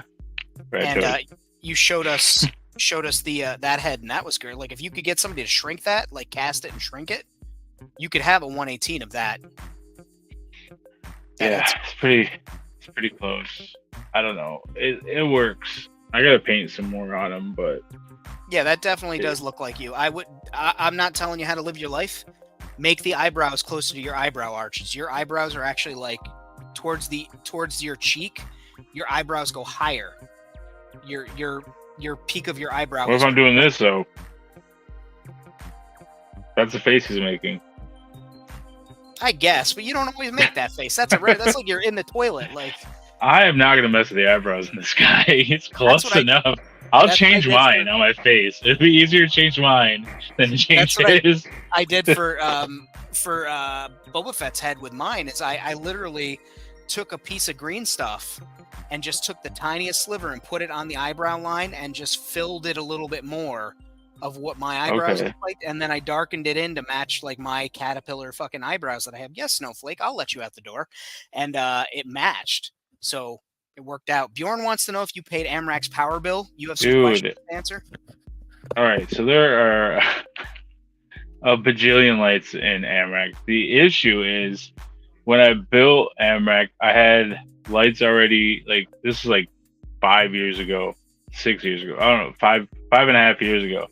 When I started building Amrak, I used the lights that I had at the time were some ones I used outside for the railing. So I used that for around my landing pad, like through the heart of Amrak spot, and that's the one that actually went out. All the other lights are fine, and I have them all like Famine was saying, like how he can just go through and take them all down. I can do that also. Just this one light that I have running through, this tube lighting, I can't. It's the only one, and it's the only one that I knew that would go out one day. I was like, if this goes out, it's gonna really suck. So I'm waiting for those lights, those exact lights. They're a little bit better, but they're the exact size is 12 millimeters, something like that. They're the thicker tube lighting. But yeah, it just sucks because when you walk by, it's not lit the same. It's just dead. And it's like, and there's a million lights. So if I turn on Amrak Spot, it's fine, but it's not what I wanted to. It's the landing pad, the main landing pad, the old main landing pad, no lights, and I can't deal with it. It's like New York City without Times Square. Oh, you gotta put your mic down. Mic's on your forehead. Don't tell me how to run my show. Fuck with you. It's like New York City without time. It's like New York without Times Square. Like, it's got to be lit up. I mean, I can show you what it looks like. We wish you would. You're talking about it. Don't talk about it. Be Should about hang on. I'll go turn the lighting. I'll go turn on the lights, and then I'll show you what it looks like. It's so sad. I think Bowen's throwing it out to you there, man. He's got some opinions on your hairstyle. A bitch biscuit. I've never heard that. That's so good. I like it. No, He's the only guy that gets insulted and gets excited about the insult. Dude, the best insult. All right, so I've told you, I use it as a handle on Instagram. One of my Instagrams is a steak ball. So I was burning Josh the one day, just coming in left and right, both barrels, and he didn't know what happened to him. He was like shocked. I like good ones, man. As long as they're good. And that was a good one, sir. Bitch biscuit. It was like when the Green Ranger rocked up on the first couple of appearances and just absolutely handed the business to the Rangers. It was like that. He didn't know what happened. That happens often in my life. I have no idea what's going on. So, while Josh is setting up his lights, I just finished blacking the bricks there and touching up a couple of spots. I've just stuck my fingers in it because I'm a moron. But we're going to put some color on here, some stone color, and a couple of washes. And I think I may dry brush this door. That's actually just cardstock pressed in there. And in the center, that was, I scraped the top layer of the cardstock off and took it away. And then I wet a tissue with Mod Podge and pushed it in and just kept dabbing it to give it texture so it looked like a metallic thing. It came out pretty good. It's reminiscent of carbonite. So it looks like maybe it was a carbonite core on the door or something. But I will actually be using one of the face huggers that Josh sent me from the Alien set on 1/18th scale to make a face hugger in carbonite to go in my dioramas. Sounds exciting. What a good friend you have. I know. That's what I'm saying. I'll send you one. That's excellent. It's gonna be a live face hugger though. You're boned, man. You're gonna open that box and it's just gonna be it for you. That'd be awful. Yeah, that would suck. All right, I don't know if I want to turn on all the lights. This is going to take a long time. How long of a program is this? It's going to be my longest live stream ever. Alexa, play All the Lights by Kanye. All the lights. Don't you get demonetized for that? Yeah, no, I don't have Alexa. I actually do have Alexa, but she's over there unplugged. She's being a real bitch. So. Yeah, right? As I was saying earlier, I do the cardstock for the 7-Eleven sign, and I've actually got a pile of 7-Eleven stuff that's going to be going over to Zilla because he's a weirdo like me and he likes that shit. And then I also did the metal on the back, the metallized tape, so it's like a hard sign, but also if you catch the back end of it, it's weathered, or it's metallic. Yeah. It didn't get weathered because it was glued to a block that was up against the wall, but I'll weather that up so I can hang it. You know me, I'll catch it from behind or whatever you said. Yeah, I catch it from behind sometimes. You pay extra for that. Oh my God. And if you guys remember over there, where there's that big space on the wall now, in Gimmick, there was 2 billboards. I took the one down and it actually tore a little bit, but that's okay. I'm going to make it work in another spot. The Slurms McKenzie Slurm Soda and the Galaxy's Edge Leia as Bosch with the Coca-Cola. That one came down perfectly fine, so I'll be able to put that one to use again. And I have like doubles and triples of the things that I print out. So we'll be able to reutilize those. And with the sticker packs that I'm going to be doing too, I'll put some of those to work as well up in the area. It's not going to be as sign heavy all over because I have some ideas on how I'm doing this section over here that's in the thumbnail. And that's going to be more the marketplace area where there's going to be more, I would say, propaganda posters instead of like advertisements for soda and beer and shit like that. Because it's, even though this place was a temple and was at one point it was a fortress, now it's a place of commerce for smuggling and stuff. There's still going to be like, propaganda and fight the power and that type of shit all over because that's what I'm about. And also that's what Star Wars and, Firefly and even Blade Runner, which is a weird thing because it's from the opposite perspective. You're from the bad guy. True. Famine, All right. says Jason Jensen. I'm working on my red robot that you weathered on your last live video. Oh yes, the Lightyear one, which is right here. Oh man, it's so dusty in here. That's what she said.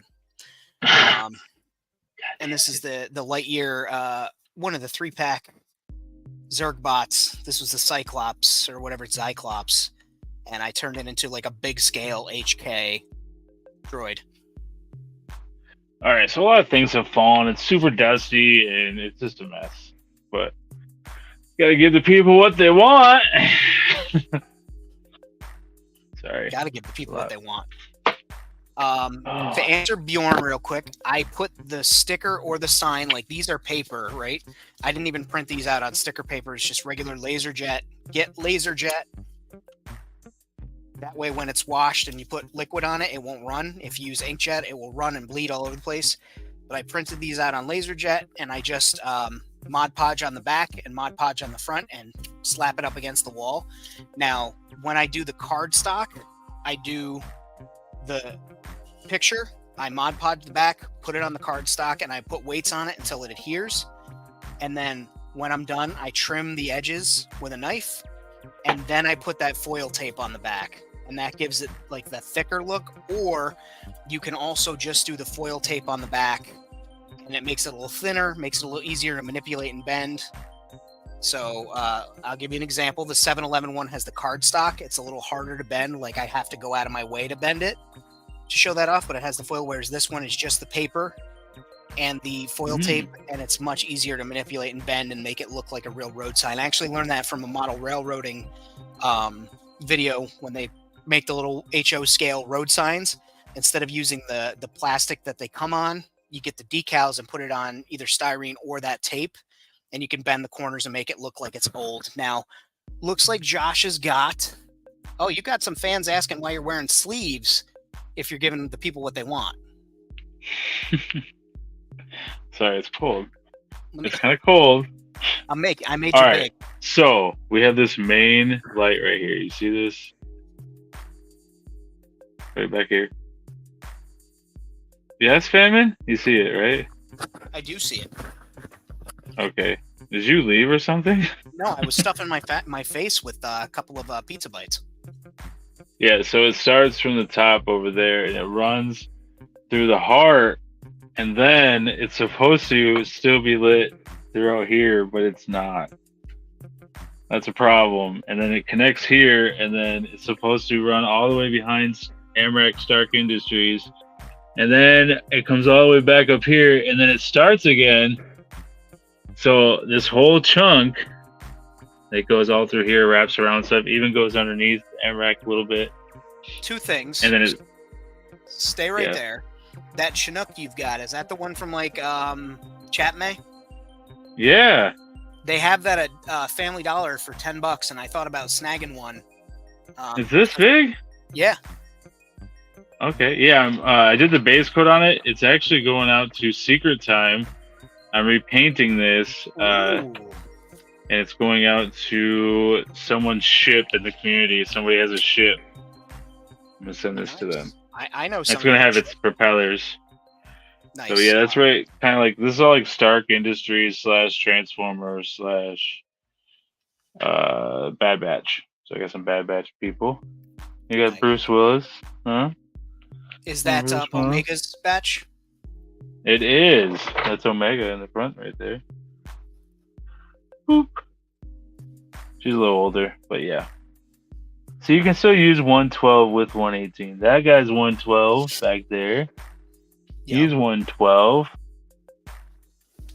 So well, yeah, it gets really bad. Like, some of the stuff fell down here. There's a lot of work that needs to be done. Yeah. You could argue your Ironmonger is 118 scale because it really looks like it. Yeah, I've got the one that has the opening cockpit in it, and that's pretty much a 118 torso inside of it. Yeah, that's what I feel. Let me bring you back up again. Oh, this is just the Halo area. I still love those turrets, man. And you got Space Marines rocked up there with the Halo guys? Yeah, I'm working on the plane that Rad sent me. So when I put that aside, I had to put them somewhere, so I just threw them up there. But they're gonna have their own area. Are you gonna at do some point. a video of those guys? Because I don't think I've seen those on your channel. I don't even think. Excuse me, I've seen pictures of the Space Marines in yours. Yeah, I've done a couple of shots of them, but they were wearing like Jedi outfits and weird stuff. But yeah, they're gonna have their own area where I'm gonna use the plane from Rad. So nice. Yeah, this guy fell out of the turret, man. It gets wish crazy I over here. Those turrets when they were cheap, and I kicked myself that I didn't. Yeah, I get to repaint them so each pilot has their own kind of style. And this is not supposed to be here. A lot of stuff. All right, this is not show ready. Okay. Did you try loosening and retightening? Are you able to access the areas where those tubes connect? Yeah, for the most part. But it's just gonna be a lot of like all of this stuff is gonna have to come out. Okay. So I can get back in there. All of these can be taken off with the screw, the drill, so I can roll them back in. But it's just a lot of space to redo. I meant just kind of like, you know how sometimes the light bulb will go out on the string, and you kind of got to wiggle it, and then it'll turn back on. I was just wondering if like the connection points maybe just got a little condensation or something. I don't know. And I see that there is no Saurus over there hanging out next to Optimus. That I can't wait to get one of those and repaint it. The what? The Freddy Krueger. That there is no Saurus. The goddamn dinosaur with the claws, the huge giant claws. Oh, it's right here. Yeah. I just told you where it was. My goodness. I'm a really good listener. I love that I'll say fuck and shit and all this other stuff, and then when I'm being funny, I'm just like, my golly, good golly. Yeah, Magneto. I don't know why Magneto's up here, but I use the rim. I use these ring lights a lot for my lighting source, because you can kind of plug them wherever and just make them part of the world, paint them up, throw them in. But yeah, MREX Spot is at a very low point right now in its life. But I also have all this down here that lights up. So they're suffering economic depression right now in the arena that isn't done, but we're getting there. I need like 5 good hours. And then Barbados, baby. Woo! Hood music. Baby, you don't know what hood music sounds like if you think this is hood music. Let's see. I can change the music, though, because it has been going for quite some time. Let's see here. We'll change it to some Into Space, this is. All right. Let's remove Josh and then add him back. There we go. Jason says that he wants to paint his white Space Marines to look like the Bad Batch. That'd be sick. That'd be cool. If you could put a Wrecker helmet on one of them Space Marines, like a 112th Wrecker helmet, I'm so surprised. I am so surprised. Oh, hold music. Oh, thank you, Justin. Justin says that we are family, he said in another video, and to like in another comment, and to like and subscribe. So yeah, if you guys are new here, you're watching the replay of this very long live stream that will be going up hours later. Be sure to like and subscribe, follow some of these great makers in the chat, check everybody out. Jason, Josh, hit up our friend. Jason's crazy. Yeah, I know. Go hit up our friend Rad Toys. Hit these people up. Mr. Rad. To the Bad Batch point, though, I am so surprised. It's like Bad Batch is like the bastard stepchild of all the Disney shows for whatever reason.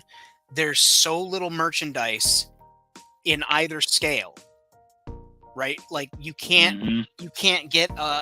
They did the 4-pack and everybody was excited because they saw the listing for Amazon.com. 4-pack for Bad Batch or 5-pack for Bad Batch, and it turned out to be re-releases of already existing clone troopers and figures. Like, okay, so we got Captain Rex with a poncho tied to him, and then we got clone troopers. That's not what the Bad Batch is. I mean, the Bad Batch is clone troopers, yeah. Now we got Hunter, but that's it. Like, why? Great figure. Yeah, why do we not have? Why can't I go to the store and either buy a 5-pack of the Bad Batch or buy the figures in one in each line, one in each wave?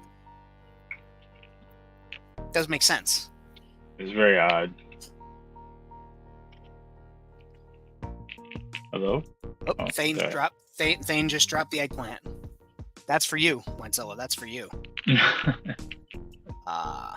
loves the Bad Batch. That's what the eggplant's there for. And Yeah, I was supposed to paint the Halo Mantis to be Bad Batch colors, but I never got around to it, so it's just sitting there. I'd probably watch that video like 20 times that you did about the Bad Batch, because like just your use of soft goods really inspired me, and that's one of those things. Like, Which one? Your Bad Batch that you made, and then you mentioned you were going to paint the Mantis in the video. Oh, yeah, still haven't done that. Yeah. Woo. Oh man, yeah, but that Bruce Willis, man, I wish I would have went with the thinner soft goods for 118. HasLab with the Bad Batch and their ship. Yeah, I see that would, I'd back it, but it would piss me off. That's the only way I could get the goddamn Bad Batch in their season 1 outfits. They're and I like the season 2 outfits and everything, but like, let's get the first season out of the way. Justin's got to go because his wife is mad. All right, get off the thing. Come back and comment. I'll be on all night. I mean, or leave it playing in the background. That helps the channel. Just saying. Yeah, no, you can make anybody Bad Batch, so it's very simple paint scheme. Like it's a little bit. We got to kick Rad out. He's down with the vid. So if we could just, one of us will go over there in a full hazmat suit with a pillow, and we'll just wipe him out. No, we need him. We need somebody to put the pictures up while we talk, because neither of us have figured out how the fuck to do that yet. Nope. I'm trying to run StreamYard. Just straight up, nope. I tried, man. I did. I actually had everything up and going 2 weeks ago, and it all crashed.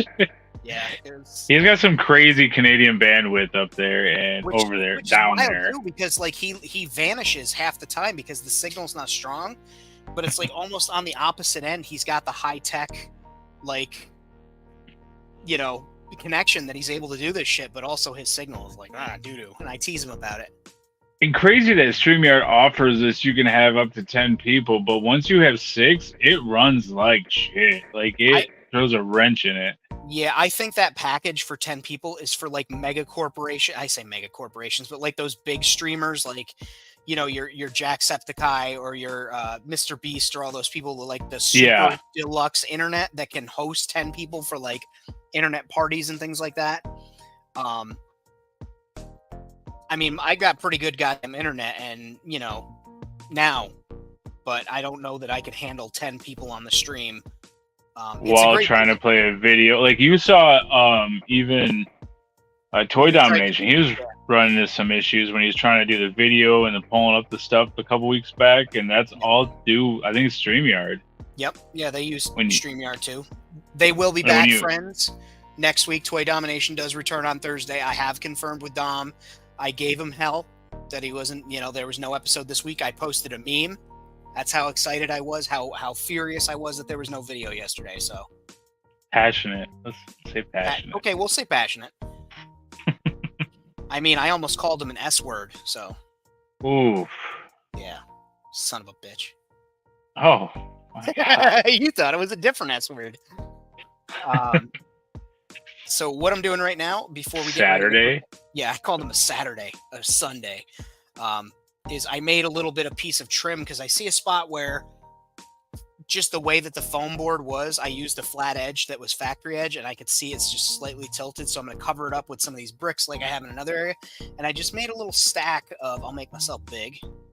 No, don't remove. Enlarge. I made a stack of these bricks, and then I I like slopped on some of that slurry that I made with baking soda, glue, and black paint, and now I'm just getting in a little spot here and there where I missed with where the white's showing through, and then I'll paint these bricks up, and then I'm just going to stick it over there, and it's going to be modular, right? I made it flat. I made sure it sits level so it can sit on the ground level and be up against that, but also I can move it around for pictures and stuff, and I can also tip it, just little pieces like that here and there, because I'm starting to think more into the photography end of things. And I'm not saying I'm going to be taking master photos, but like also shots that I want to build, and how can I utilize accessories and pieces for those shots. Thinking about that and spending the time creating opportunities for myself like that. And of course, as soon as I turn it over, they stop. We saw their shadows. They can't hide it. Yeah, you guys were like shadow puppets over there, and then Miss Snowflake. I'm giving you guys the inside of the bedroom look. This is where the magic happens. She's over there. You do have the window open. Checking out the burbs. Speaks What truth. do you see out there, Memo? What's out there? What you got out there? She's like, ooh, that's me. I thought you had a Pizza Hut sign back there. Oh, that'd be so cool. Look at the shadow. Look at the cow shadow. He's like, Batman. I am the cow. Oh, hi, Snowflake. Come here. Come here, baby. Hello. She said, did you say something about meow meow? She did. Oh, there she goes. All right, she wanted to go up. She started to climb up me and then decided halfway up she was going somewhere else. That happens a lot. Syndicate Custom Creation sells awesome Bad Batch figs. I may have to check them out. And anybody who doesn't know, Blood Honey Sen is my girlfriend. Be nice to her, or else I'll find you and take your action figures and probably like put you in a box of some sort. Oh my! Super glue spouted like a fountain and almost glued my fingers. Yeah, my fingies right now look like little crusty. Like I don't think my thumb printer could read on my phone my fingers. And yes, they are being beautiful babies.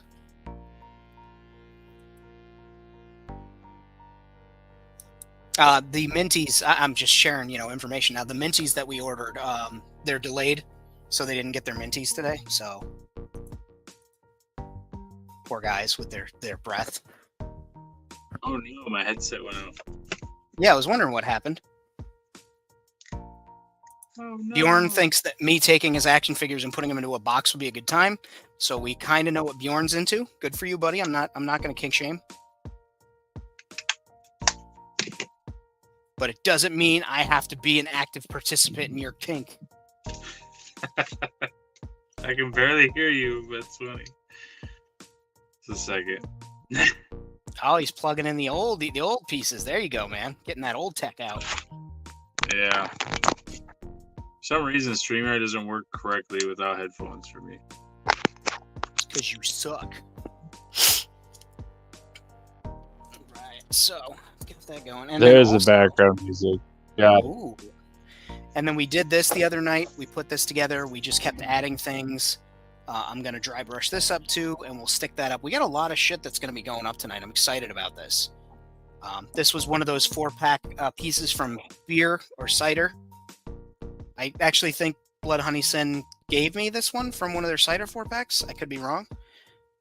But that's what it started as, and then that's just one Greebly that I had in a box, and the rest that's EVA foam and cardstock from a Cheerios box or some shit. The rivets are foam. I pushed things into there, pushed it into the foam while it was warm, which gave me those screw hole looking things and just really added some character. And then, like I said, when we did those, I like to mount them up against the wall or up against the ceiling and just run wires through them. And it makes it look like it's maybe some type of port that provides the energy or signal that goes through the wires. And I painted the inside black. That way, if I do any photography that happens to catch that angle, you can't see that it was a white plastic inside. You tilt it like that and it's super white no matter what. So putting that black coat inside prevents that. Mm-hmm. That's way more than I do. I just paint them and put them up. That's it. I forgot where I've used them somewhere. Oh yeah, I just painted the same color as the wall. Paint them the good. Who are we mounting up against the wall? I didn't know it was that kind of stream. People that make from trash, yeah. And she's good at I'll go over and she'll be like, "Hey, I had this container from food if you wanted it because I think it's neat and always helpful." You got a good eye for it too, Kenny. That's the OnlyFans stream. That's different. You pay a premium for that and you get to see that. But slide in the DMs. You need to stop fucking teasing that because people are gonna start wanting it if you keep talking about it.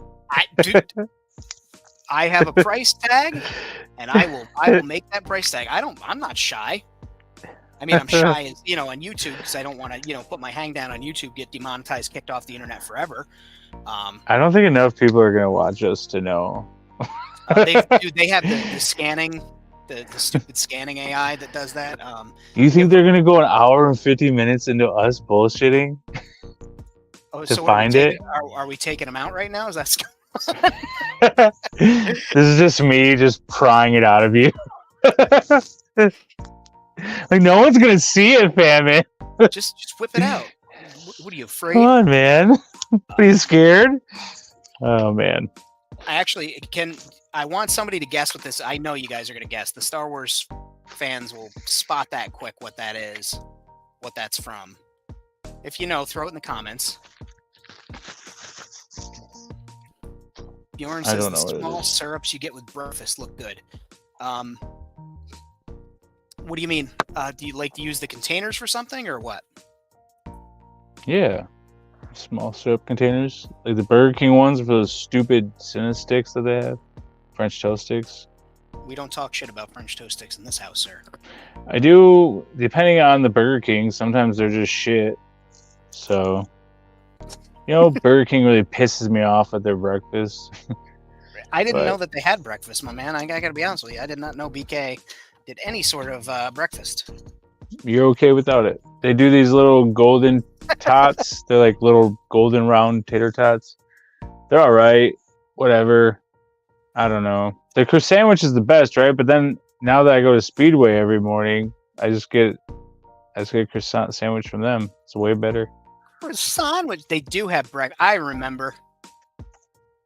They're small plastic boxes. They have a good look. They have a cool look. Throw it in your Instagram story for other people to check out, Bjorn. I'd love to see it, but also I'm sure some of the guys, would want to see that. Yeah. Cereal boxes, mini cereals have cutouts on the back, and they match okay to 1/18. You know what else is? Oh, sorry. Go ahead. I was gonna say those dollar store Santas, like the plastic that they're in. Like if you turn that around, like it has a cool, like they have like a 3-pack one that's out right now at the dollar store, like Dollar Tree, and there's 3-pack like crispy Santas or whatever, and they're only like yay big for the 3-pack. Well, you pull that piece out of the tray, you can paint it black or whatever, and that opposite side looks really cool. So is it something like this? Because this was from an Oreo pack. You see that up there? Yeah. Mm-hmm. Yeah, so that was a cookie tray. And I just took that out of the Oreos when I was done stuffing my face with them and, getting crumbs all over me like the Cookie Monster. And, let's not give my address and everything away over there, Famine. But I'll give it away. $20. Yeah, right. I still have to send you more things, but working on it. Is the back of a snowspeeder. It is from a Revell snap kit. Ooh. And I cobbled that, and it was actually mounted on this, but I didn't want it there. I was like here, and I was like, nah, that's not a piece there, so I popped it off. I want to use it somewhere else. Let's see, we got some return viewers. Oh, let's see. Thane's going to send some shots of the custom Bad Batch figs by Syndicate. Cool. Yeah, send them over. I'll throw them in my story. I'll actually go over to, if I'm not following Syndicate Customs already, I'll look over his page and make sure that he's up to snuff, and then I'll follow him and share his stuff out. Howdy. Yep, we're still at it, baby. This is what we do. It's Rad had to take a big sleep, so we're holding it down. I'm doing this long stream. A big sleep. He's doing the big sleep. Like a bear. I offered to dig a hole for him in case, but he seems to like he's going to come through it. So what's funny is we were both more north than he is, and he's in Canada. It's so bizarre. That's so weird. Whoever drew these maps really fucked around. A lot of fuckery going around. And nobody said anything yet. I took a whole pillar completely out. Took the billboards off of it and everything. Completely out. No one's noticed. I wasn't looking. You guys disappoint me. I thought you were going to be obsessed about it. I was like, can't wait till somebody asks. Not a one of you motherfuckers asked. That means less stability? What are we going for?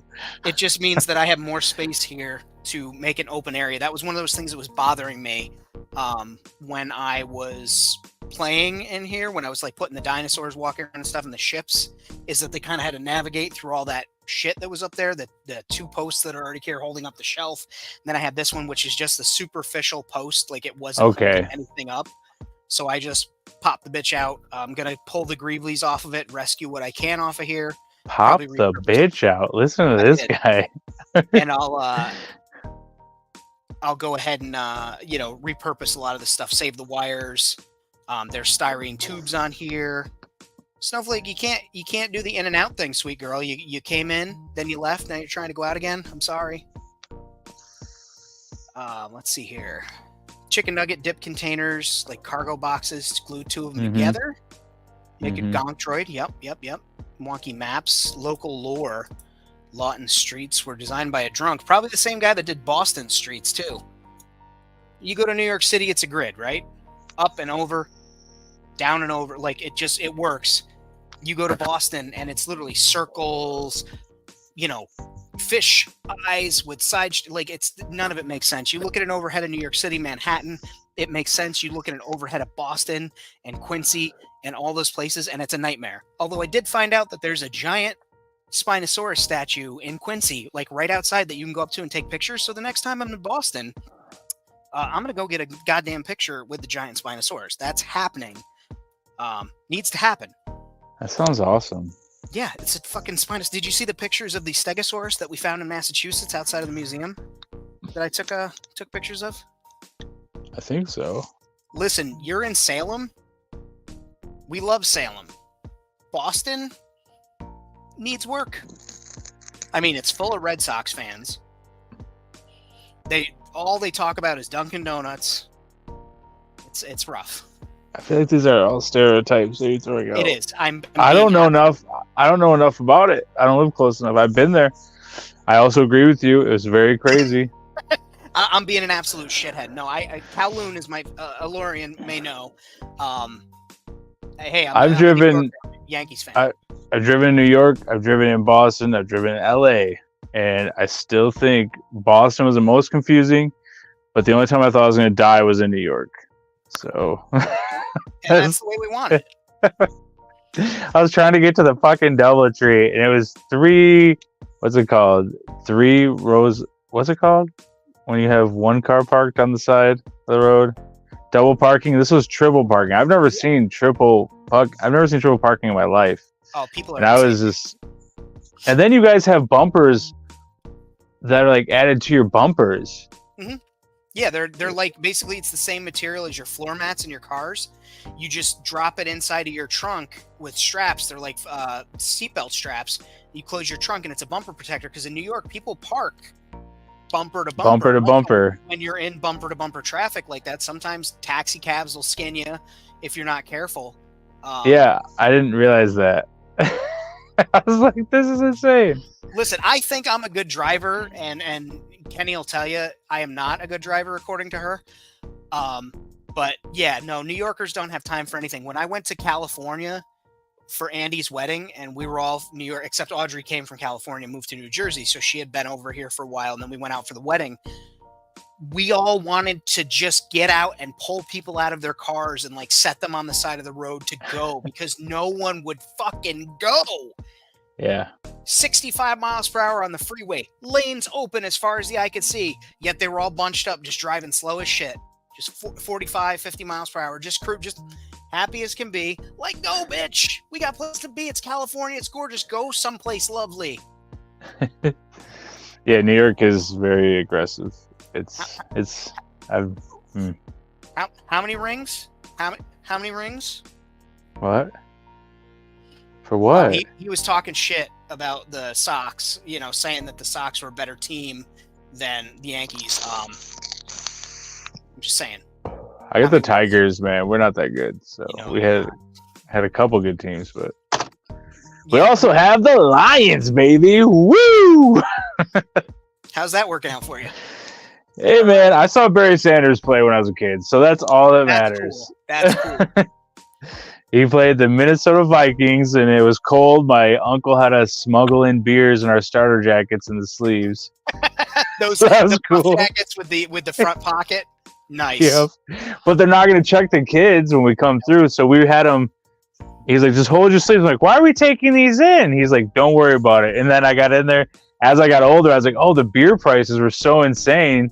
Which, by the way, drove us the 2 hours to Detroit to Pontiac Silverdome. So, not really sure what was going on there, but The Silverdome's gone now, right? Didn't they knock that shit yeah, down? yeah, they did. Yeah, it's Bye-byes. But I have been to Ford Field. It's pretty nice. It's very nice. It's beautiful. That whole area they're setting up is nice because it's right next to the Joe, which is where the Red Wings play. Mhm. And then Comerica Park is right there too. So it's all in like a couple blocks. So it's really neat how they did that. So There we go. audience pick for we're gonna do some dry brushing. We're gonna do some dry brushing on this. I'm probably gonna stick to a single color and then do a wash. Show So us you the got your bottoms. choice of gunmetal, you got your choice of plate mail metal, and you got shining silver. So we'll do an audience participation pick out of those three. And Did I tell you? I did tell you. I found that Soho the other day. And I don't know where I put it. I love when I bring things up and then I don't have it on hand. It's a really cool thing I do. It's really good for videos. Bowen saw the the Harlem Globetrotters at the Silverdome. I'd love to go to a Harlem There you Globetrotters game. go.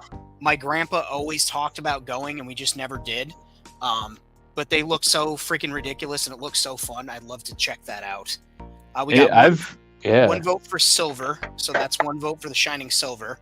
I'll we got vote one for too. plate mail. We got one for gunmetal. God damn. Oh, the graphite pattern. Yes. Yeah. Yeah. Oh my god. I almost ripped that out. Lorian, gunmetal because it has guns and it's metal. Yeah, no, that's fair. Fatback, how's it going, my friend? Good to see you. Welcome to the longest stream ever. We're gonna take this bitch and ride it into the sunset. That's what we're doing tonight. So we literally, what's your vote, Josh? Let's get a tiebreaker. Oh, I have to. I was gonna go with silver. I like that lighter color. Because if you don't like the way it looks, you can always go with one of the other ones. That's true. All right, we're gonna start with shining silver, and just in case we need to, we can always go over with gunmetal. I think that's a good idea. I like that recipe. And then you add the 11 herbs and spices, and it's fucking delightful. And then I was thinking maybe like, I don't know, a sand color, but not like a sand color. You know, just a rusty. I hate sand. Rusty It's coarse, orange. and it gets everywhere. Not like here, where everything's smooth. Oh, he's such a bad actor. Have you ever heard a 17-year-old try and flirt? What? People making fun of Hayden Christensen. What the for fuck is that? Episode 2 when he talks about sand. He's like, oh, Is that a makeup brush? that's what I dry brush with. Dollar store makeup brushes. Okay. Like $1.25, dude. It's a great dry brush. Thought about it. I've never. Yeah. I use actual makeup applicators. Yeah, that works. And Lauren, I tease Boston and everything, but Kowloon is there, and that's my favorite restaurant in the whole world. So that's one thing that they've got. Although technically Saugus is in Boston, but that's like, Oh, but I had a way better time when I was in Boston than when I was in New York, if that counts for anything. because people were probably buying you booze left and fucking right, weren't they? No, because I was traveling with our show. It was when I was in high school, so I was in the high school show choir. Oh, right. Yeah, we talked about that. Yeah, and we like fucking singers. yes, and we were on a boat dinner cruise thing after getting some crab and stuff, and not crab, and there you go, bam, already done. Yep. Maybe not add anymore. Maybe that looks fine. Yeah, I think we're gonna stick with that. But that was What just if you did just a little bit of orange? Maybe just a little bit, like a little. Just kiss it. Just kiss it. You want me to make out with it, or should I use powders? Powders. All right, we're gonna use powders, guys. Maybe just an orange little kiss on it. Just a little rusty rust. I'm gonna make a GIF for whenever we use weathering powders, and it's gonna be powder from the movie Powder. That's gonna be my really meta fucking stupid thing. Is yours CoverGirl? No, it's these are actually the real ones. Pastels. Yeah. I also use. I got some CoverGirl. Let me get you here. Yeah, I use CoverGirl too. So Easy breezy, beautiful. It's upside down. Beautiful. Why don't you turn it around? So if the audience wants to take a screenshot, true I naked. mean, Is that why you've been trying to get me to undress? but there's like a metal in there. There's some metal ones in there. There's also obviously Tamaya, who makes. I have thousands of these, but Send me very one good. of those. They're all used. That's fine. Gross as shit. So I put a little green stuff on the ass end of this brush that I use and let it harden up so I can use it as a scraper. And I just scrape a little channel. You can see all of them kind of have that same channel. I scrape a little channel in there so it makes the dust, and then I pick it up with a brush. I don't clean it in between colors because rust happens in pigmented colors and stages. And then I just take the little brush and I go into the recesses and things like that. That's a good idea. And it'll be heavier in some spots than others, and that's okay, because if you look at rusty things, walk around, man, take a look at stuff. Look up in cities and look at fire escapes and things that have been out in the weather, and you'll see like where water pools and rust happens. And like I imagine like this, because it does have a slight cupping to it. So I imagine it would be heavier on the rust closer to the nipple, essentially was what that is, closer to the tip of that. So I'll go heavier around there and then lighter towards the outside, because condensation moves this way. Even in space, condensation works the same way. Gravity, does its thing. But yeah, so we'll get some of this on here. I try to think of that stuff when I do rusting, and then I just don't care. Yeah, but your shit always looks good, so you must have some fundamental knowledge that your brain taps into that your mouth can't put into words. If I drip water here, it runs this way. That's all I know. Dude, that's how I do some of my weathering sometimes. Like I'm trying to do the rundown on the pipes, and I'm like, well, if I put the brush here, and I'm like, wait a minute, dip in water, a little bit of paint, and then just drop a couple of drops and let it run. And I'm like, okay, that's where the rust would go. I think it's the same thing with photography too, like figuring out the shadows and stuff and where stuff would line. It's all the same. Hit some light on it, see where it goes. Hey, shine a light, make it a brighter picture. I just think about selling it all sometimes, man. You can just come drop it off at my house. That's fine. Now we're talking. That looks great. I think I'm going to hit a little bit of yellow. I like that. A little bit of yellow. I love yellows. I love a little bit of blues and stuff. Maybe some greens. You never know, depending on where it's at. Could be algae if you did greens. Could be. I got this really good shit from Citadel. Always Citadel. And that's with the yellow just right around the tip. There we go. Yeah. And that'll get glued up there in a few minutes. We'll do that. Let's This is my favorite. You don't have to buy Citadel. You can buy this color. This is oxide. But you can use any color that's like this for when you do like your heavy stuff that's been in water, and then you do this, and then you do orange over it. I think I have. They were clearancing that, and I think I picked that up. What? This is my favorite kind. Well, because the paints technically expire. Oh no, I got a different color. I got Citadel Sabrite Green. Oh, I have that. It's still good. It's still the same. It's a little more milkier, but it's the same. Yeah. And also I live and die by my Nuln Oil. I've talked about this before. I love that one too. There's another one that's really close to that one. I have both of them. And I got this for faces because human faces have like, if you go online and you watch makeup tutorials for people finding their colors of their skin, like what their bases should be and stuff, they talk about like how some people have yellow colored skin, like their skin has yellow base to it, or a pink or a red or a blue.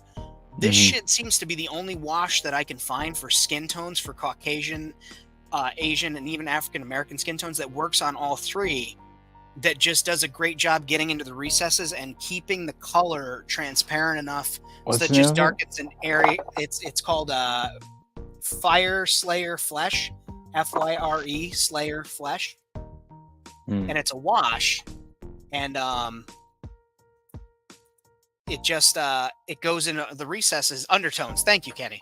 And so like that's how I got bags under eye. Like I have bags under my eyes here, and I put a little bit underneath and let the wash just pool into the recesses on the head sculpt, and it fit right in. But I could also do that with. I did it on another figure as a test, who was I think it was Marie Tran, who played.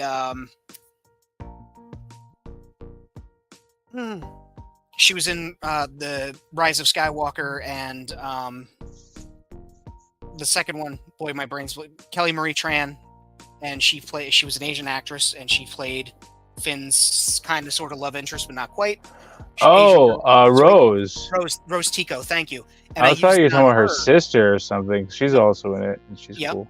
I used it on her, and it did the same thing. Like, but it also allowed the skin tone, the undertone, to show through. So this seems to be the only color that I found. I've tried it with other ones, and it either darkens their pigment or doesn't appear. But this one seems to really do. Ashelman, how's it going, my friend? If you keep really close. Oh my gosh. If you keep your stream up, if you keep it in your story or whatever, or the post, I will certainly watch the replay on that, my friend. And I hope that your newfound endeavor is going well. I like this one too. This Plague Barrier. Yes, Plague Bearers. Is that what it's called? Yep. It's a pretty good one. I watch. I don't think I have the one that you have. I've been watching a lot of Tabletop Time, which is Jazza's his studio's tabletop RPG channel, and they paint a lot of miniatures and stuff, and they do these Warhammer things. So I hear the names all the time. Yeah, and I really didn't know how to use them, so I started watching mini people paint. So the people who paint minis. The other day while I was working, I put a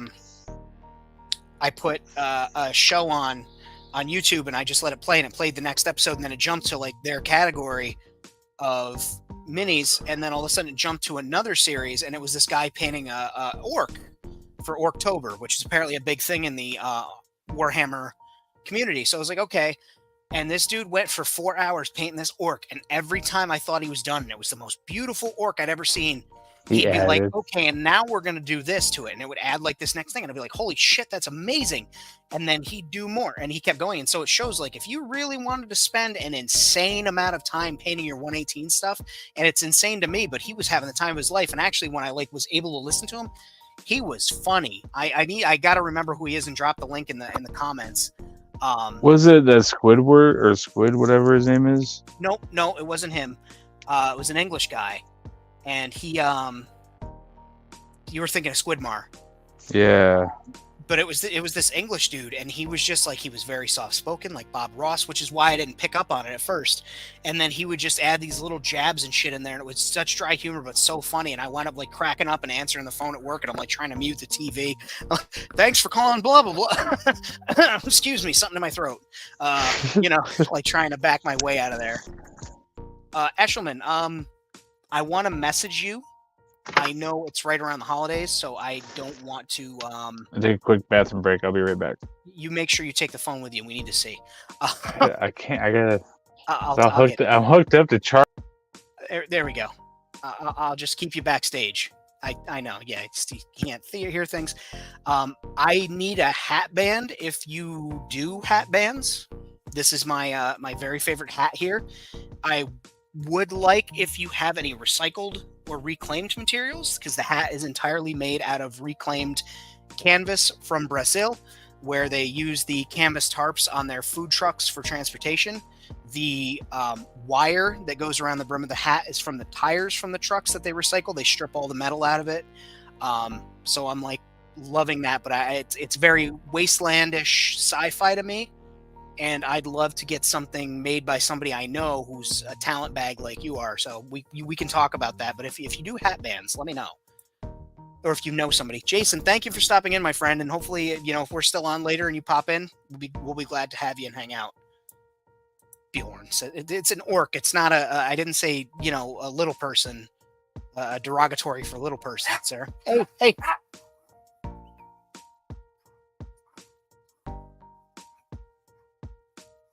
Sorry.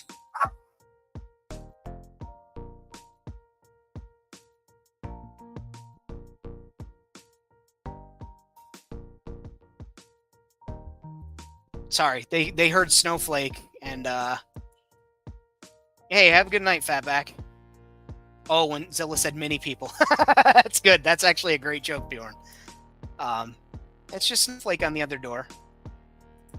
Get some sleep, my friend. What are you doing? I mean, I'm glad that you stopped in. That's amazing, and it's always awesome when you come through, and I'm glad you've been able to be on our show despite the time difference over on World Makers Consortium. So we'll have to get you here over on Tuesday nights. If you're able, you know, one of those Tuesdays, we'll get you on the show for sure.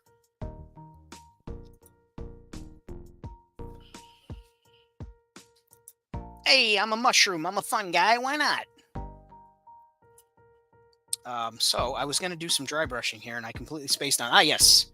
So while I've got paint out, I'm going to hit this, start dry brushing this until we get to a happy place that I want, and then we'll do a bunch of crazy washes on it. But this has already got wrought iron on the grill that we made the other day. We cast that in hot glue out of the Evil Ted molds. I am having a great time. I am just running until I feel like I don't want to run anymore. Since Rad's down for the World Makers, you know, he was going to do the show. He had a concert tonight. He had to cancel that. Wasn't feeling super hot, and so we're keeping him in our thoughts. We're sending positive vibes and good energy to our friend, and we want him to get better quick. So I figured I would like to work on some stuff, and selfishly, this gets me views, which helps push the channel, which helps more people see this, which means I get to talk about this stuff with more people. I get to hang out with you guys and chat. My girlfriend is here, which is lovely.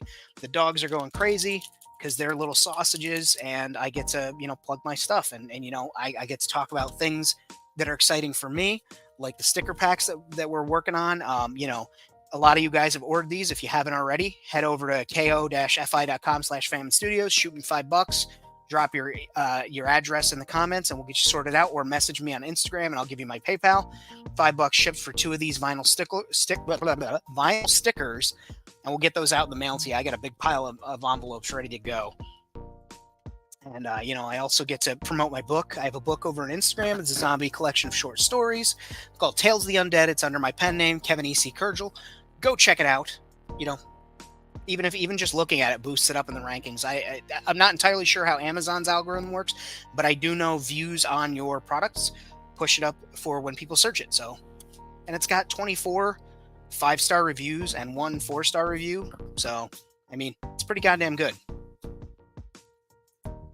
We can talk about my vasectomy if you guys want. Bjorn, if you want to send that book in... Uh-oh.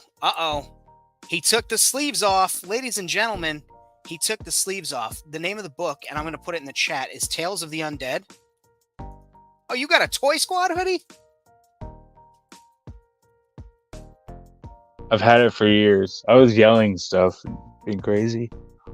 Those cool stars up here. Oh, so look at cool. you. Look at you with your fancy little outfits. But it's Tales of the Undead by Kevin E.C. Kurgel. But we could talk about my vasectomy, but real quick, you got the Tuscan. So he was the other guy. So Inquisitor, Nice. and then Tuscan, and then Thrawn. So You vasectomized your shirt. Bowen saw your nips. And I guess Not we're all possible. getting vasectomies tonight, so that's good. I already if you had guys mine. want, we'll just go shirtless. Fuck it. There we go. He's getting the titties out. I'm kidding. It's after the 2-hour mark. That's when the nipples start to come out. We can't tell people that. Then they always want us to go 2 hours. That's fine. I'm on antidepressants, so it takes me a while now. So maybe I can go 2 hours. Trazodone. God damn it! Sorry, guys. Oh my goodness. Freaking Trazodone. But I yeah, guess I could open those up. I have so much 118 things to open. and it's you're really on a sad. 118 based show. Like, why aren't you opening them now? Have some fun. You're among friends. Because I always want to do shots with them and stuff. Well, you can do shots with me. What are you drinking? Alcohol. I made an alcohol joke. I was gonna have an edible, and I haven't yet. I didn't either. We're not doing the show tonight. It's weird. I feel wrong. I can't enjoy myself if Frad's not here. Where is the son of a bitch? Yep, that's the only time I have my edibles is Friday nights. But you can kind of tell too when I do because my enunciation of my words is shit. I'm like, just mumbling and stuff. I'm like, wow. Just shouting at people. Like, are you a serial killer? Hey, first of all, I didn't start that shit. That was not even me. So I can't be blamed for that. You have trauma, generational trauma that runs in your family All right. bloodline. Yes, that was me. But Thane is let's see, we got blue, so the Tuscan female has been released twice in deluxe and single card. Send the is book. that Yeah, the if female? yeah, if you want to send it to me, I'll absolutely sign it and send it back to you, my friend. Open. Thane says open. Yep. Yeah, no, I don't have any kids. I didn't want any kids. So getting a vasectomy was the right choice, and it felt more responsible than putting all the pressure on my partner or any future partners for them to be on, birth control or for them to get fixed however they wanted to, because it's more dangerous for women than it is for men for a lot of those surgeries. So it literally took 30 minutes in and out. It's like Rick and Morty. Morty, 30-minute adventures, in and out and done. 22 minutes. Since I have a big question for you. Since you do have 7-Elevens, Speedways, now that they're a thing, now that they're together, how do you feel about the replenished drinks? I didn't like the taste. Okay. I thought it left a weird taste on the back end. Like after you drink it, you're like, because it's that like zero sugar means that they put some other shit in there instead of just leaving it. To me, why you feel the same way? You like it? Did you invent the fucking drink and you're about to drop that bombshell? I'm like, well, I do own part. No, I'm on the board. So thanks a lot, dickhead. No, I was thinking it's like third place to me in all the zero drinks. The ones that have the electrolytes. It's third place to me. I mean, I think Gatorade Zero is my number one, Powerade Zero, and then this shit. But they don't sell Powerade Zero or the Gatorade Zero at the one that I go to by my kid's school. So it's like, yeah. That's the woman I love right there. It's good. Yeah. Look at all these people that they got dogs and cats as their kids. I like that. I love that for them. I have 3, so fuck you. I wish you would stop. I'm not having any more. I don't know. Financially, I don't know. Did just get that loan paid off, so it's... Oh my god, do not! No, I'm good. I don't have a room. I don't have any space. I'd have to get rid of my toys. It's just not going to happen. Yeah, this toy room was actually the oldest. It was her room. She's in college. That's crazy. College age child. That blows my mind. Because you're my age, right? I am going to be 38 next Wednesday, so yeah. Yeah, I'm 37, so the fact that you have a fucking college-age kid is so weird to me. Well, I raised her from when she was young, so I didn't exactly I should hope so. That's how kids work, man. I mean, I didn't actually birth... She didn't come She was from me, a different relationship. Okay, gotcha. But, I mean, I would have been only 20, so... Yeah, it's still weird to me. But yeah, I'm no longer... I haven't been with their mom in 8 years, but we had a daughter together, so they were still my daughters. So, yeah, so... Fun times. But if they ever want to stay here or hang out at Dad's house, they're more than welcome. They always have the bed. They have to sleep underneath the table for AMRAC. No, there's another bedroom, and they could have my bed. I don't give a shit. They fall in rough times or whatever. Yep. Yeah. I stay here at home and help take care of my grandmother. She's 83 years old, 84 years old, needs the assistance, and with the housing market the way it is today, even though the house is partially mine, like, it makes sense. It's unfortunate that it's this way, but that's how it is. The ropes, man. Mm-hmm. Yeah, I was lucky enough to get my own house when I probably like 11 years ago, but it took a lot and had to put a lot into it. But I also don't have a mortgage, so that's all I cared about. Our which also not the best when you go to get a loan. They'd rather you have a mortgage than have a house paid for. Mm-hmm. So, but that's also another thing too when it comes to this world makers stuff, right? Like, a lot of people don't have it where they can just drill into their fucking wall and risk it all. Like, I get that. That's why I'm saying, like, you know, world building and world making is all what you make it. You know, it can be like a lot of my Amrex spot shots are outside. Like, they're and it's still Amrex spot. It's just outside. Because you know, behind this, Amrex is deep. You know, we can't see it all, but our imagination. Mentally, our friend Alarian was saying in another video how they rent and they can't, you know, they can't put things. They're building on shelves and stuff like that. I know Bjorn has a case that he's going to be building on, and that's why I always say build up. Like, if you only have and again, it's like if you only have a card table that you can put your things on, and that's one of the things I'm going to touch on in that book, that pocket book that I'm going to be doing. If you have a card table, your only limit is how much the card table can hold and the direction of up you can go. Otherwise, that 3 foot by 3 foot space, that's just a footprint. Build up, you know? Yep, single reminder. Yeah, and you can you hear me all right? Am I breaking up? Yeah, no, I can hear you. Hey, let me clear out my stuff here. Okay. Yeah, no, you could always frame stuff out with plywood and 2x4s and use that. Or do like you said, it's a lot easier. It's more modular. I wish there was more planning into Amrex spot. Like, and always at the end of the day, me, Rad, Famine, we are not the end all and be all of world making. We are just part of it. So like, we learn new stuff all the time. Like, Starboy with his stuff, I learned a lot about putting lighting behind the walls and stuff like that. It's all, you know, it's entire Barbados is built kind of not off of what he's done, because his looks way better than mine, but it's like ideas that he had that then made me start thinking of how I could frame stuff out and put lighting in. So,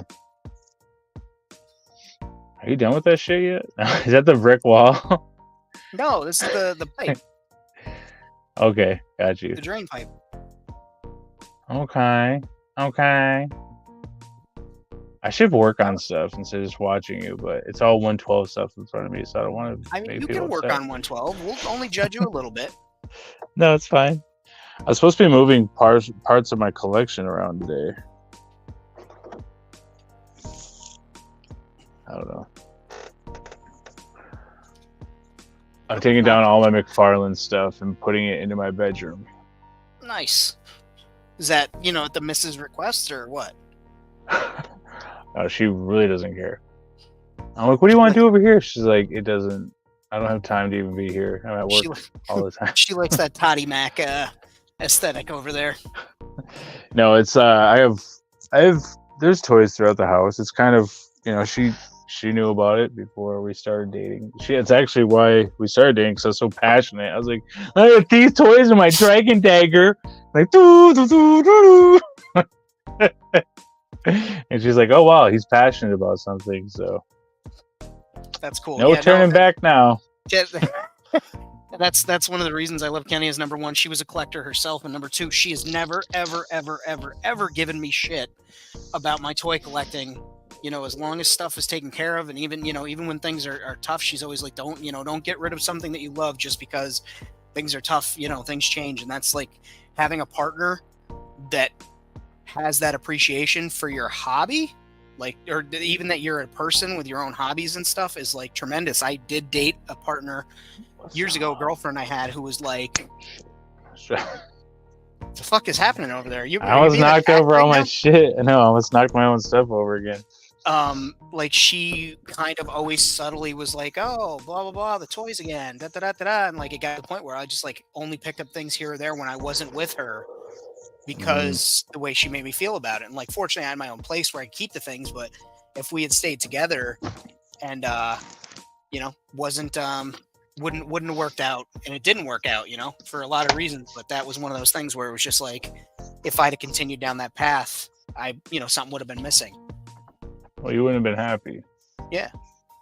I remember when I had the Thunder Megazord in my garage up in the rafters. Like, that was a $300 some drop. And I was like, it's put up here for a while. And that's when I was with my kid's mother. So much happier now. I was like, oh, it's in his rafters, like you hung it up in the garage. No, you squirreled it away. Yeah. Yeah, she was not about toys at all. And then, yeah, my fiance now, who's awesome and also did cosplay with me, all that stuff. She's perfect, man. She doesn't care as long as our bills are paid. Like, you know, that's just what it is. Yeah, and that's the thing. She knows I don't go too crazy. I'm not like a completionist or anything like that. I just get the stuff I want. Unfortunately, I'm getting back to the point where I have to purge again, I think, because, well, I always go, I'm just going to do everything 118. Then I'm like, oh, that's really cool how that looks. And it's so easy to get. It's so accessible to buy a Legend at Ollie's for $10 freaking. Yeah. So it's like, so I grab it and then I'm like, well, then I get this, but I could do a custom of this. Because, you know, that's where I made my money was 112 custom. So it's kind of hard to just step completely away from it. But I'm trying to do only 118 for Star Wars at least. So yeah, and it makes sense too because it's like the quantity, I should say, of stuff that you get from 112 Star Wars versus 118 is bananas. Like the difference in all the shit that you get for accessories from G.I. Joes in 112 versus what they give you in Star Wars is embarrassing. So yeah. Like I wouldn't do 112 Star Wars anymore. Like I'm trying to get rid of my 112 Star Wars stuff. I have packages that are going out for people probably on Monday, people that have bought stuff, and I'm literally giving it away for a song just because like I want it to go to people who want it, but I just don't want the shit. You know what I mean? Like I don't want it anymore. It's reminiscent of bad times for me as a collector. Like I was just buying shit to, you know, keep up with the Joneses, and that's not healthy. No. And I really didn't want any of these vintage ones that just came out. I could have waited, but I was like, oh, what could I get for 2 for 3? You know, what's out there? And I was like, I do like Thawne. I made a custom of him at one point in time. I really do like the character. The one that I did looked like, sorry, what? No, go ahead. Oh, you're good? I had a Thrawn. Well, it wasn't a Thrawn. It was an Obi-Wan Kenobi figure from episode 1 that I made into a Chiss, and I was like, oh, just like Thrawn, maybe it'll be one of his, like, you know, right-hand men that I kept, and I had that for the longest time. Thrawn's a badass, and especially like what they did with him in Rebels and fucking the newer books. I haven't even watched Ahsoka, so excuse me. Yeah, what are you doing with your time? This. I was building an arena, man. Like You that really thing. were. Building the base and the setup, and I got all the lighting done. It's just now I got to finish it, and I need like 5 good hours. And I was gonna do it tomorrow, and then my daughter, she was like, "We have a tinsel tree thing for our school tomorrow, Dad." And I was like, And she's at her mom's this weekend. I was like, "Yeah." I was like, "Let me ask your mom if she could take you." And then her mom was like, "I can't." And I was like, well, there goes the 5 good hours that I was going to do. But I'd rather do that because it's going to be fun. So, and I'll put it on my Instagram story if it's really cool. I'll I did fucking that go right now, Audi. Let's fucking, we'll throw a Donnybrook. Let's fucking do this. Let's do it. Why You mean the arena? The arena fights. Ooh. Soon. I have no bicep. It does not move. It's fine. It's all right. But these shoulders will go for days. I'm sorry. Soon. I want maybe in the new year. That'll be my goal. Maybe get all this wrapped up. Maybe like New Year, New Amrak. No. There actually is a place called New Amrik. It's Amrik instead of Amrak. And it's behind me. It's not yet built, but that's a whole empty area. I thought like you found a place on a map that was called New Amrik, and I was like, oh, that's fucking No, neat. I really like Edelheim, how you can say it differently. And I was like, how can I play with Amrak? You know, we got Barbados. So Barbados is actually in New Amrik. So, And if people don't know, Amrak is karma backwards. That's the whole. Anyway, so the whole area back here that's empty, where I used to keep all the hot toys and shit, I moved out, and that is going to be New Amrik. It's going to butt right up against Amrik spot. And then there's actually the arenas in the way, so you can't see it that well, but it's over. I hate StreamYard. You know, you can, in the settings, you can make it so you can reverse the screen so it's normal. Yeah, I've heard of this, but I don't believe in it. Check out the gray. Look at all this gray hair. Bjorn has a question for you. Okay. What's up?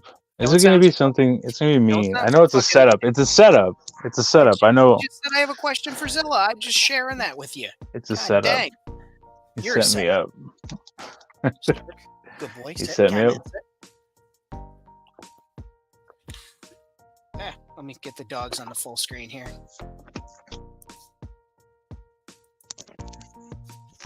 Mama Rosie. Sit. Mama Rose, Good girl. she a big girl. Like, can you talk to your animals like I talk to mine? I will not talk to my kids like babies with my animals. I'm like, oh, you're a big man. Him's big man. Show me your big muscle. Like, all that shit. He'll probably come in here now that I said that. But He's like, me? I am, father. he's like, I'm so- big man. Bjorn says, would you like some boss fight creature kit sets? He's got a couple of wrestler ones that he's not doing anything with.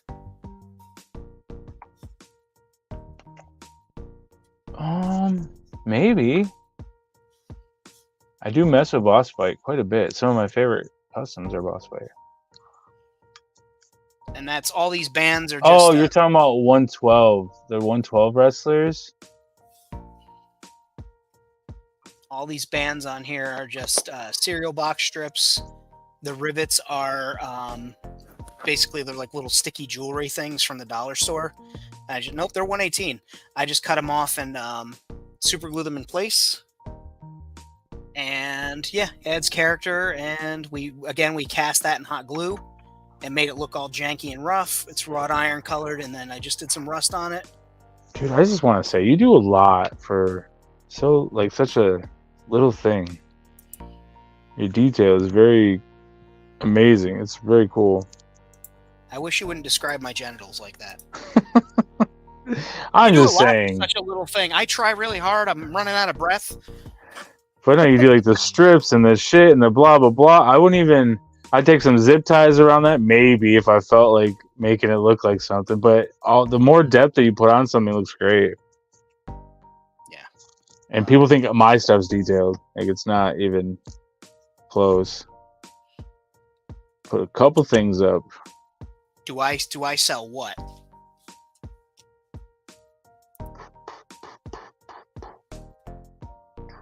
Like dick pics, or what were we talking about? Bum, bum, bum.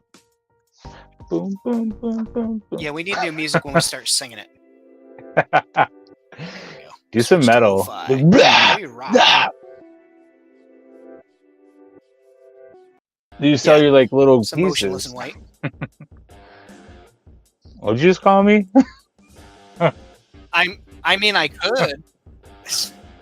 I could. This is just, it's a PVC elbow with a cast Oh, this piece, can make and then me I just move. doctored it up.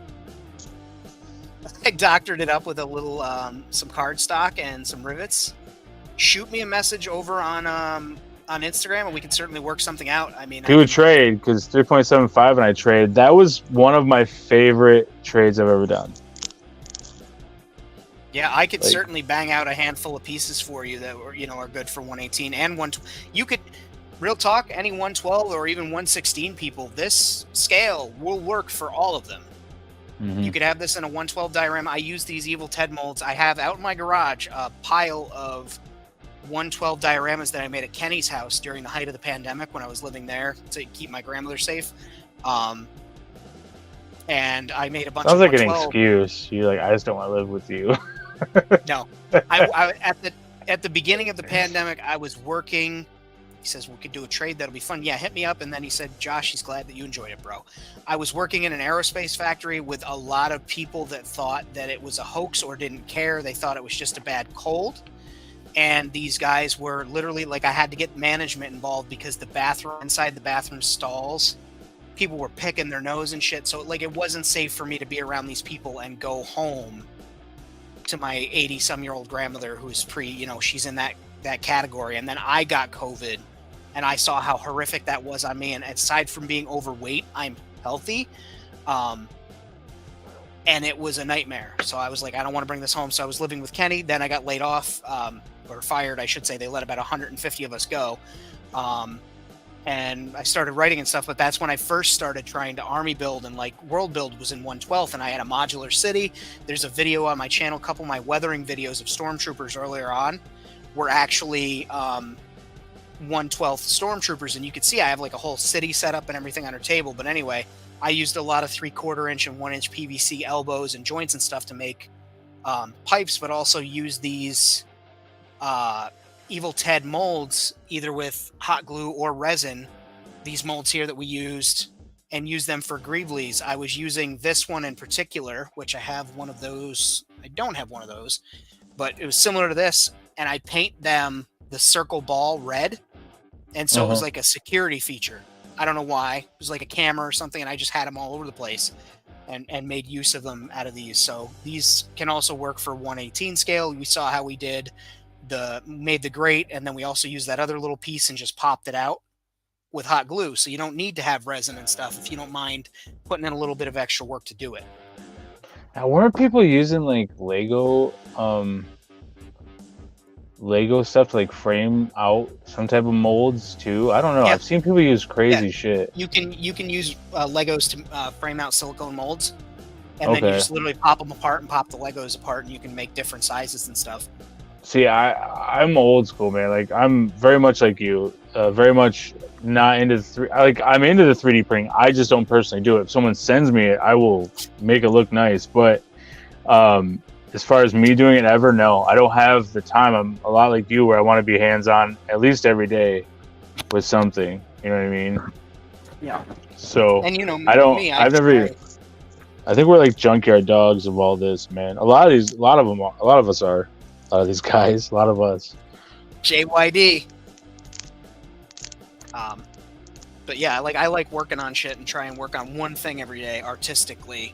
I try, but it helps my mental health, and it also just helps my me stay in that creative mindset, because there were some dark times where, you know, my creativity wasn't flowing, and it doesn't always flow to the projects that I'm working on. So if like I'm writing and I being hands-on with our doinkers, so like if I was having a roadblock while writing, I could work on something like this, or if I was having trouble with this, I could write or coloring books. Let me tell you, I feel like writing is a lot harder. It is. You know, it takes someone special to write, which is why I do it. You're very special. Just fucking around. No, I just put words down, and thank God I haven't an editor, or else my shit would never get published, because sometimes like my sentences, even when I speak, ask Kenny, she'll tell you, the shit that comes out of my mouth does not fucking make sense to what I wanted to say. So if you write, dude, that's why you do shows with me, because I'm like, what am I trying to say, fam? Like, yeah. Like, all right, this idiot is trying to say. I'll pop in for 2 seconds on his live stream, and he'll be like, "Oh, fam, what's the words I'm trying to use here?" It's so true. Do you want to come in the live? Yeah, I try and because we speak the same language. It's just I can never do it when I'm live. I always like, what? Yeah, it's like, you shut right the fuck down. Maybe do you have stage fright? Do you have? No, it's because usually I take some stuff before we go live, and then, you know, I'm doing heroin, guy. No, I'm just kidding. That's not a joke. That's not funny. That's not funny. Jesus Christ. I have a dark humor, but no. Josh is just falling asleep and throwing up on himself during the fucking lives. Is he okay? Yeah, no, he's fine. He's fine. This is normal. This is his normal, guys. Jesus. I'm from Michigan. Yeah. It's a big deal over here. So yeah, it's a big thing here. The community has a real problem, and not. You know, I worked in mental health before I retired 2 years ago. I guess retired when I walked off the job. Also during the pandemic, really smart. But I don't know. There's a lot where it's the people who are doing it that are on it because they were on pain pills. Like, it's a lot of people, and I could see it because I was addicted to hydrocodone bad, where I got like blacklisted, where I couldn't get it anymore. It was after my back surgery. Well, they were giving them to me like Skittles, like, and then one day they're like, you can't have any more. So if I were not as messed up, like my back wasn't as messed up as it was, I would have went out and found something close to it that was cheaper, which is heroin. So it's like, I could see how it's so addicting, because it does take away the pain. Like, it doesn't even, like, I was doing what were they, 750s, I think, or 700s, 750s. Terracotta, full cut, plaid, Folk Arts Paint. I am an affiliate with them, or a partner, a creativity partner. I don't know that I see anything, but when they ask you who recommended their stuff, if you order online, Famine Studios, I guess it helps. But they were kind enough to send me right at the beginning of the pandemic, right before they closed their paint factories. Yeah, paint factories shut down because paint isn't essential, apparently. Which I guess it's not, but also, like, that's really weird that they'll keep bars open, but I digress.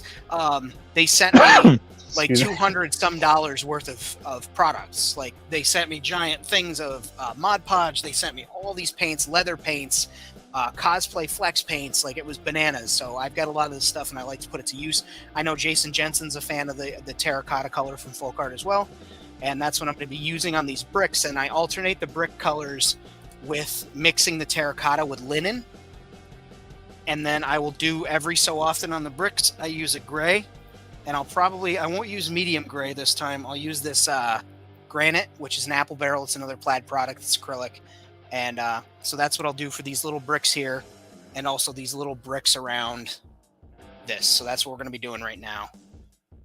Yeah, and I mean, I was talking about how I almost dipped my toe in heroin, so Hey man, I'm multitasking, but I just wanted to share with the people that are watching. I'm just kidding. Yeah, no, and that's the thing is, like, that shit's easy to get addicted to. When I had my vasectomy, they were like, oh, here's a prescription for pain pills for 10 days. You'll probably only need them for 2 days. Why did you give me this many pills? So, like, literally, it was the second day. I think Kenny maybe can confirm. The second day after we went to Brooklyn, and I thought about taking them before my alarm went off, and I was like, but I wasn't in pain, and I was like, oh, time for them to go. I was like, it's time for them to fucking go, and got rid of them. Yeah, I was taking them like Skittles, man. But I had a huge back surgery, so not a huge. It was life changing, but Another vasectomy. I'm loving this, man. We are a part of 100% of the juice, none of the pulp, baby. cream pies for life. You learn after your back surgery flushed them. Next time, mix them with coffee grounds and throw them in the trash. There's a whole big thing where all these people that are dumping pills into the water supply is essentially like, when I worked in the mental health field, I had to. That was one of my jobs as the manager of the facility. Is I would have to do the paperwork, put them in the coffee grounds, do the whole thing because it does dissolve them and everything. So I had to do all that stuff. It's a crazy life I used to have.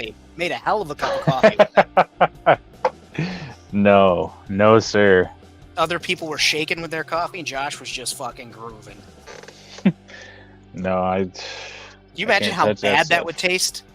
But since I went through that experience when I was younger, it was when I was dealing with those people, dealing with anyone who had any type of an addiction, it was a lot easier for me to, listen to them and understand what they were saying. Because a lot of times they're talking to people who went to school for this stuff, who did all this stuff, but have never experienced the thing that they're going through. So it's kind of nice, But yeah, a lot of people. It happens to a lot of people. Like, there's a lot of people that are doing Suboxone and stuff, which I don't understand it, but I don't know. It's like pharma just keeping you on it. Like, try this out. This is kind of the same. You're still going to be addicted, but it's less addictive. No, it's not. It's just as bad. But if there's something out there that's, I know there are things out there now that are like Suboxone, but not addictive and stuff. So that's good. If there really truly is. Fingers crossed, man. They got to come up with something. But then it's like, there's people that are going to opt out of life-saving operations and stuff because they can just keep medicating and not they don't have the time. Yeah, they don't think they have the time any better than being in horrible pain for the rest of your life. But also, like, sometimes the pain is just the motivating factor for somebody to take that step and get that thing fixed that's been causing issues. But I'm no expert. I mean, my parents are addicts. I am always very careful of what I take, what I'm willing to do. Like, you won't see me put anything up my nose or anything up my fucking veins. Like, I don't mess around with that. I don't crush up pills or anything like that. If when I take my medicine, I'm very careful. I read the instructions. The most I'll do is have an edible and a drink, because I see what people. Hey, guys.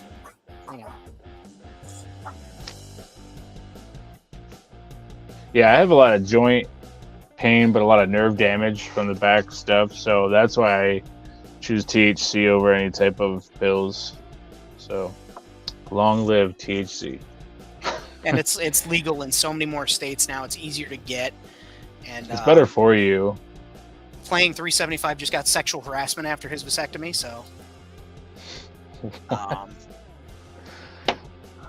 talking to people who are suicidal, yeah, because they don't, they can't relate. It's not the same. Yeah. I don't know if I've been in some dark places, and I've talked to people when I was in trauma type. I was in a bad spot, and when I was talking to the people, they were just hearing me.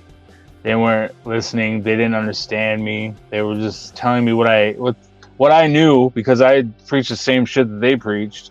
So I knew exactly what you had to do, what you had to say, and all this stuff to cover your ass. So, and unfortunately, there's a lot of it out there because there's so many people that are sick. So it sucks, man, because it's a sickness that it's like pushed on you, not only by pharma, yeah, but I think society too. You know, it's just, it's bad. I don't know what the answer is. I don't have the answer, so I don't know. Yeah. But there's so many mental health issues out there that people are finally becoming aware of. And it's like, I hate that expression, like, oh, they didn't have this back when I was a kid. They did. That guy that lived in his basement, in his house, but his basement was an entire city replica of, his favorite model railroad from a theme park he visited when he was 6. Like, that's autism. That's one of those big flags of autism, is like that type of obsessiveness for those things. People, we didn't have autism back then. Yeah, you did. It just wasn't called that. It was, he's a touch special, or he's different. And like, in the other hand too, all the people that are worried about, this and our kids, well, as a person who has kids, they don't give a shit about all the stuff that we worry about for the kids. They don't give two shits. Like, about the sex changes and this and what people call themselves. They don't care. We care, or the people our age care, for some reason, that it'll affect their kids. But if you actually talk to your kids, it doesn't bother them. Like, they're so more open with all that shit that it's crazy. It's not even a thing. Like, it's crazy. Like, pronouns, all that, it's not even a thing to them. It's just part of it. It's just like, if you told us... seen teenagers fix it and just move on, and nobody in the group was just like, oh, he fucked it. They just fix it and move on, because it's not a thing. And it shouldn't be a thing. It doesn't matter. But there's a lot of people that make it a fucking big deal for some reason, because they're so... I don't know if it's their own insecurities, or they're scared, or that maybe they were... I think it is. It's, like, anything new, right? Anything new is insecurities for people. So... it's very unfortunate, but I don't know. I just feel like the more information you have, the better knowledge. It almost looks like to me, it's weakness when people like are thrown off by something like that. It's just like, it's whatever. Like, it's newer to us because it was around, but it wasn't talked about. So now, like, the kids, they don't care. Like, it's part of their language. Like, it's just different. And it's like, I'm 30, we're the same age. I'm 37, you're 37, you're turning 38 next Wednesday, right? Next Wednesday? Yes, sir. But it's like... December 6th. It doesn't even phase, like, anything in life, right? It's like, what could possibly bother you that much by somebody asking to be referred to one way or the other? Like, I don't give a shit. It's such an inconvenience for you. Like, if someone says, please call me them, please call me they. Okay. My pronouns are... I call everyone bro. My fiance, everyone is bro. Like, it don't matter. My best friend calls her husband bro all the time, and it fucking cracks me up. So they'll be like, oh, babe. And or we'll call each other ridiculous shit. Like, we'll call each other ridiculous stuff. Like, she'll be like, honey bun. I'll be like, don't fucking... like, you know what I mean? Or I'll be like, hey, bae. And I'll say it all douchey and stuff. I'm like, bae. Like, you know me. I talk crazy, so especially to her, because she'll let me say anything. Facts on facts on facts. Bjorn is actually 12. He's at least in his 20s. I don't know. I did shave, so I look younger. Don't call. I don't know. It's just I think because I don't know if it's more. I don't know about that. I think that's just more out there. More people having issues with it seems, because we get to know everyone's thought. Like everyone's a fucking expert. Like Famine and I, we're not, but everyone gets a voice now, and a lot of people don't deserve that. They don't deserve a platform. Honestly, like not everyone should have a Facebook. Not everyone should have an Instagram or a YouTube. Yeah, there's people that don't treat the option to have a platform to speak with any sort of responsibility. It's like a kid. I hate this expression, but it truly is like a kid that found his dad's loaded gun. They just start waving it around because they have it, and it's like, fuck. Like you're gonna hurt somebody or yourself. Like, shut up. Yeah, it's just like, you know, everyone has an opinion, but a lot of them don't need to share it. Don't do that. You're not a 12-year-old fucking kid in the Xbox lobby. Like, that's still using it as a slur and insulting people. Don't do that. And that's that. Well, my biggest thing is, you know, the community that I come from. You know, I worked in for years, for 15 years. You know, the R word is really offensive to me, and people use it all the time. Friends of ours use it all the time, and it's just like, damn it, I just don't say anything. Because it's like I've gotten better at catching myself using it, because again, I grew up saying it. Well, I used to use it, and I've gotten way better in catching myself. And I understand there's a lot of things that maybe I don't necessarily understand why people don't want it said, but I will respect that. If you tell me that you don't want me to, one that's it's because it's in the name of a song. It's Gypsies, Thieves, and Tramps. There are people from Romania that don't want people saying gypsies. And while, you know, it's got many definitions, if you don't want me to say that, and I'm just using it for the example, I just won't. Okay. Like, somebody told me that offended them. Well, that's the thing, too. I feel like if it's not directed at a person, and you're saying you are blah, blah, blah, then it's fine. But that's me, not what my fiance, not what she shares. She doesn't like the word at all because she's, you know, works in it still, and, you know, she hates that word. But I slip and I'm like, that's kind of rude. Like, you know, because I grew up saying it all the time. That's what everything was that you didn't like, that was dumb. You know, that's just what we used. Yeah, I got to address this real quick, though. It's not shoved in people's faces by the people that are doing it. It's shoved in the faces by people with fear and who are behaving like petulant children about change. It was never shoved into people's faces. It just became more acceptable, and more people started talking about it and feeling threatened. So again, I don't condone that shit. I don't want to say, and I don't want the excuse too. Like, I see the excuse, and I see what you're doing. I know somebody uses the N-word to describe anybody who's white, black, Hispanic, or whatever, and I don't condone that shit either. And don't do that here in this room. You're more than welcome to say. I catch that out the door. I don't like it, and it's I used to use it all the time. So, you know, if you're going to continue that, you can go. That's fine. My feelings won't be hurt, but you're, you know, starting to say shit that's going to offend people in this room. You know, I'm bisexual, and if you start calling things gay and that stuff like that, it's got to go. And I'm not shitting on you, Josh. You're not the one saying it. It's Bowen here that's, you know, keeps trying. No, I was just going to explain. Yeah. No, I get where he's coming from, but like, to me, like, I used to use the word all the time, and also my fiance, same. But like, I used to use the word all the time because I was not saying ignorant in a bad way, but I was kind of ignorant to it in a sense. Like, same with the R word. Like, I was ignorant until I was around it, until I was, you know, informed more about it, and that's the biggest thing. And yeah, for me, like, I would say around any of my friends, I'd be like, hey man, it's kind of, he's like, you want to say the word gay? And I was like, yeah. And he's like, it's okay, man. He's like, just don't, not even for me, for that, like, for that word, I just stopped because I realized it's like, it's hurting people. Yeah. Not that they were or weren't, but like, there was a whole section of people where that they're literally taking their identity and using it as a derogatory term. Like, it's like, I think for us it was more of like, because, you know, we didn't grow up with anyone who we knew at the time was, and if anyone was, then, you know, then we make fun of them, and it was bad then, and, you know, it sucks, but it happened. But I'm glad I'm not there anymore. But, you know. Tank, Anyway, for some people, yeah. but I'm an ally now, baby. And for some people, that's cool that they ignore it, but there's other people that don't, and I just no place for that, especially for me. Like, I have so many friends that are gay, bi, queer, identify however. I have asexual friends all the way across the board, and I don't want to hear. I'm not somebody- 100% yeah. sure what everything is either, so I just don't even. Yeah. Oh my gosh, If someone just fell.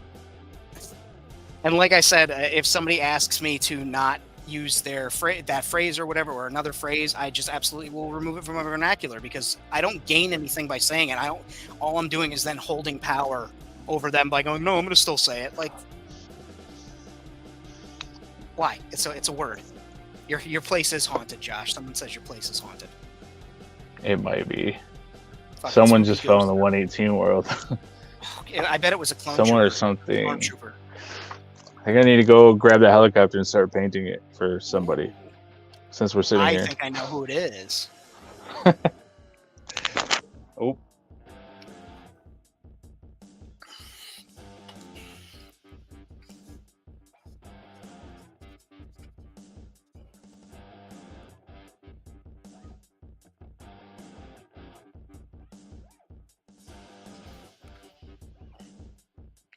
I'm gonna star that comment. That's a great point right there. It's okay to be ignorant to something, and being open to learn and accepting of the change is a great thing.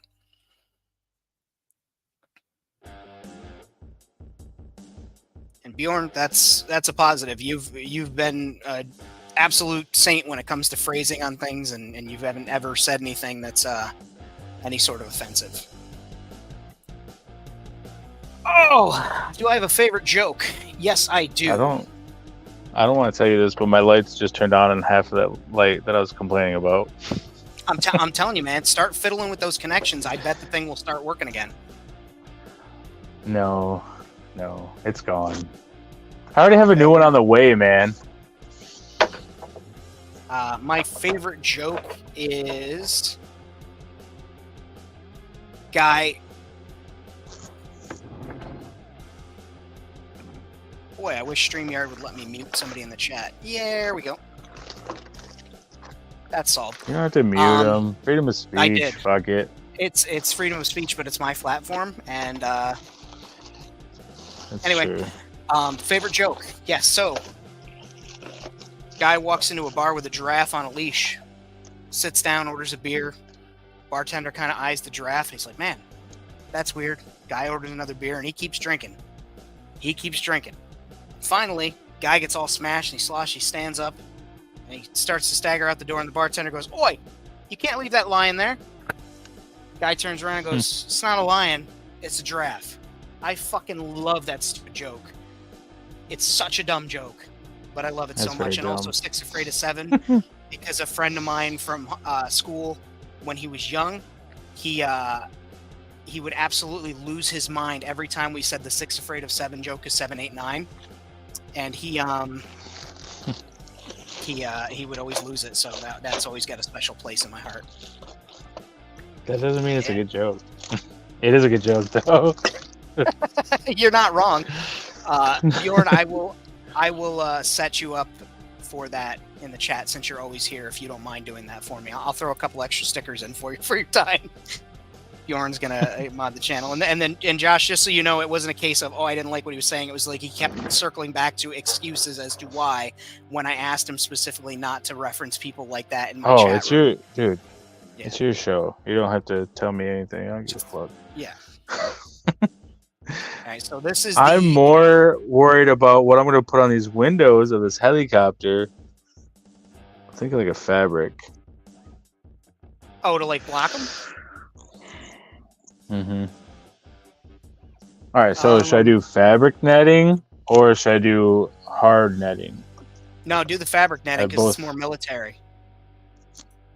That's what I was thinking, but I want it like post-apocalyptic too, which is both, but I'm trying to see which one I can tack in there easier, I guess. Take away his credit card.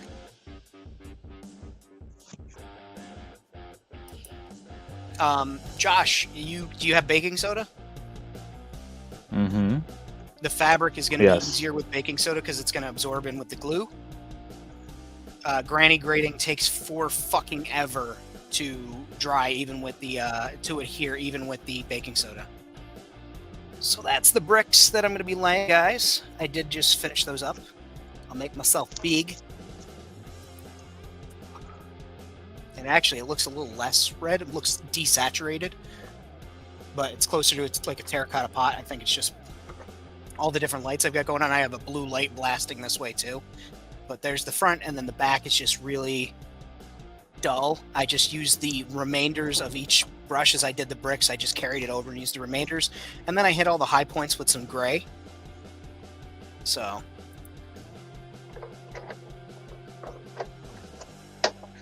And yes, that charging rhino is a great fucking joke. If you guys have other jokes that aren't like, you know, horrible or use a slur, let's fucking rock and roll. Audi, I'm gonna get you in here a little bit later too. I'll send you the link if you want to come on.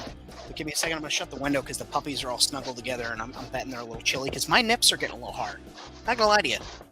I think I've been over this, but since he's gone, mine are always hard. Check out Toy Squad on Mondays where we talk about that. Oh, that's good times. Dusting off the chopper. You guys can't see me, but I'm dusting it off. All right. So I don't know why I didn't just put Josh on the screen. That's all right. Just dusting. You dusted. For anybody who is curious as to the foam that I'm using for those bricks, I get the foam board from the Dollar Tree. That is the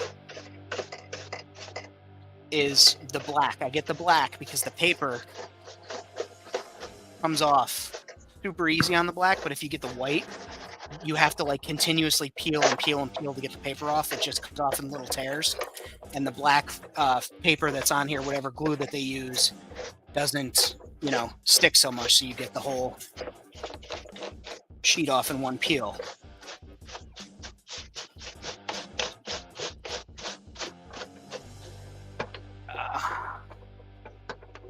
Ask Grandpa Jorgensen if he knows any good jokes. And Jesus Christ, I hope I hope that he's an old timer, but he's got some good jokes that are acceptable today. Bjorn is not old. Bjorn? His grandpa.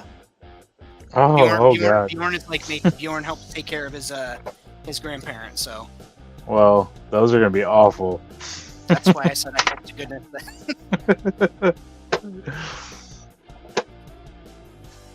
Do you think Also, I should deck out the inside and like put some benches, or just leave it? You're I mean, you know you're gonna do it already.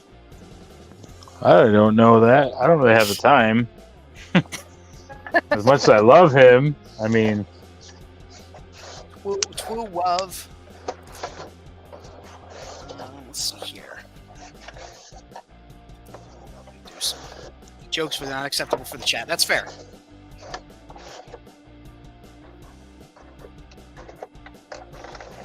I think there's a couple dead bugs in here.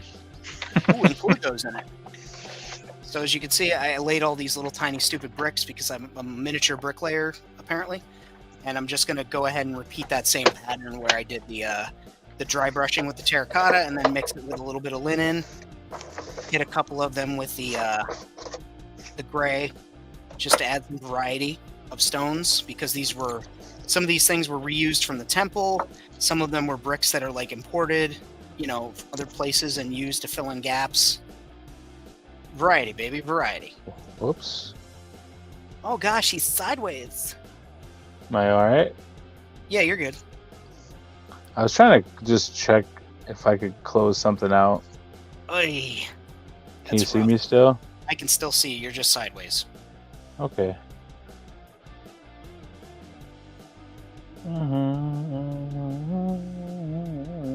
It's true. I put on this rock music and you got up and started doing shit.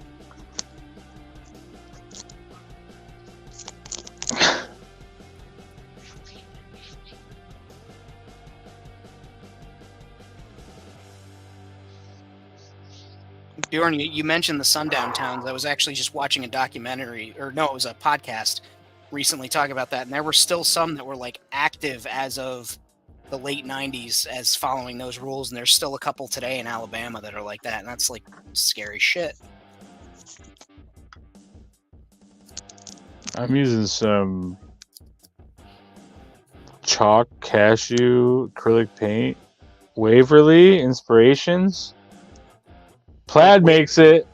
Waverly Place? Plaid makes it. Oh, chalk paint. Okay, yeah. Use that for a dry brush. I see a lot of the sweet old ladies that are in the groups on the forums that do their crafts for the challenges and stuff.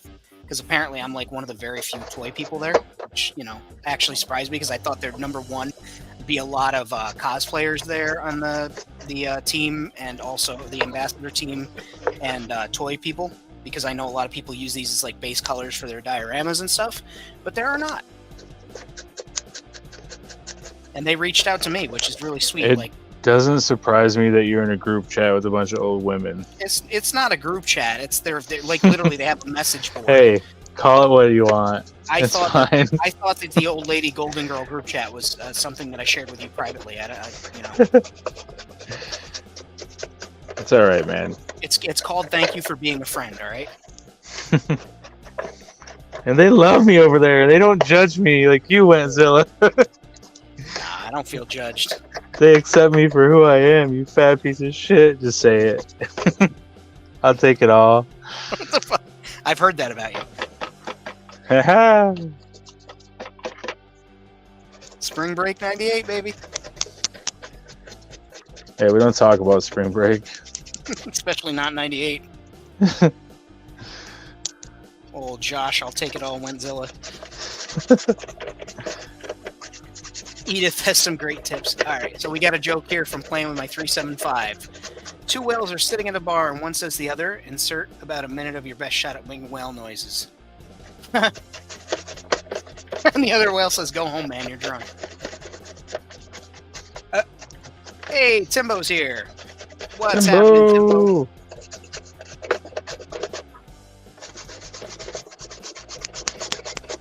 Yeah, I'm not really good at dry brushing today. Today. Hey. This guy. I think I'm just painting it. I don't think I'm dry brushing it. It sounds like your brush is really wet. It's not. Or is that Josh Ushi? It's all me. It's all natural. He's like a bowl of macaroni and cheese. That doesn't sound good. Sounds delicious.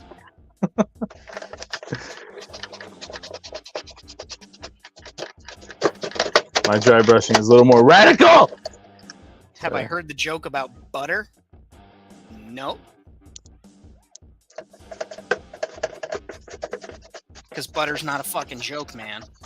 I like that. Can you imagine that's the thing that I'm like super fucking militant about is butter?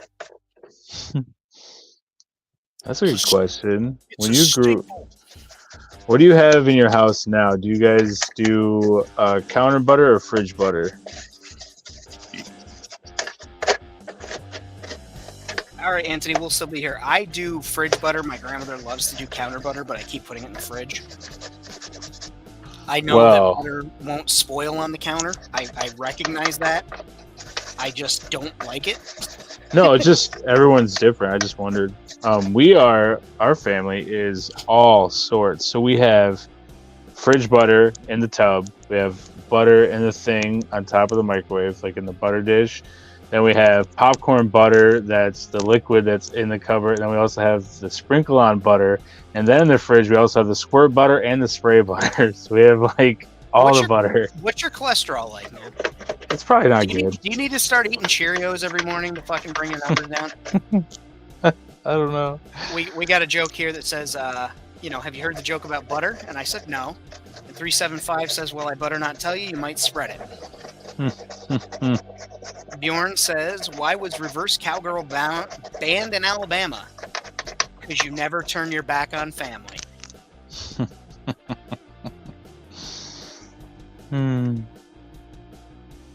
What are you doing, Step Alabama, bro? Okay, so there's the pattern with just the terracotta dry brushed on the individual blocks. Looks kind of like a checkered diner. Is that like a portal or a facade? No, this is a door, like a doorway. Oh, I just guessed that. He didn't even tell me the punchline. Apparently, that was right.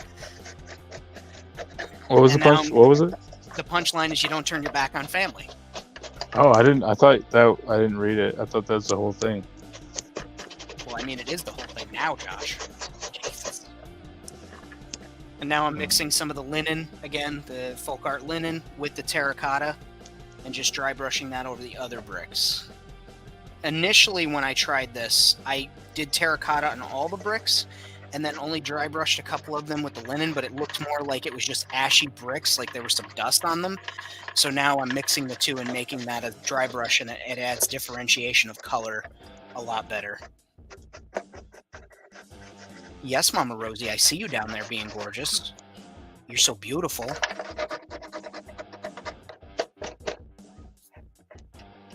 Bjorn says he has a fridge dedicated to butter. Apparently it's a fucking butter competition here.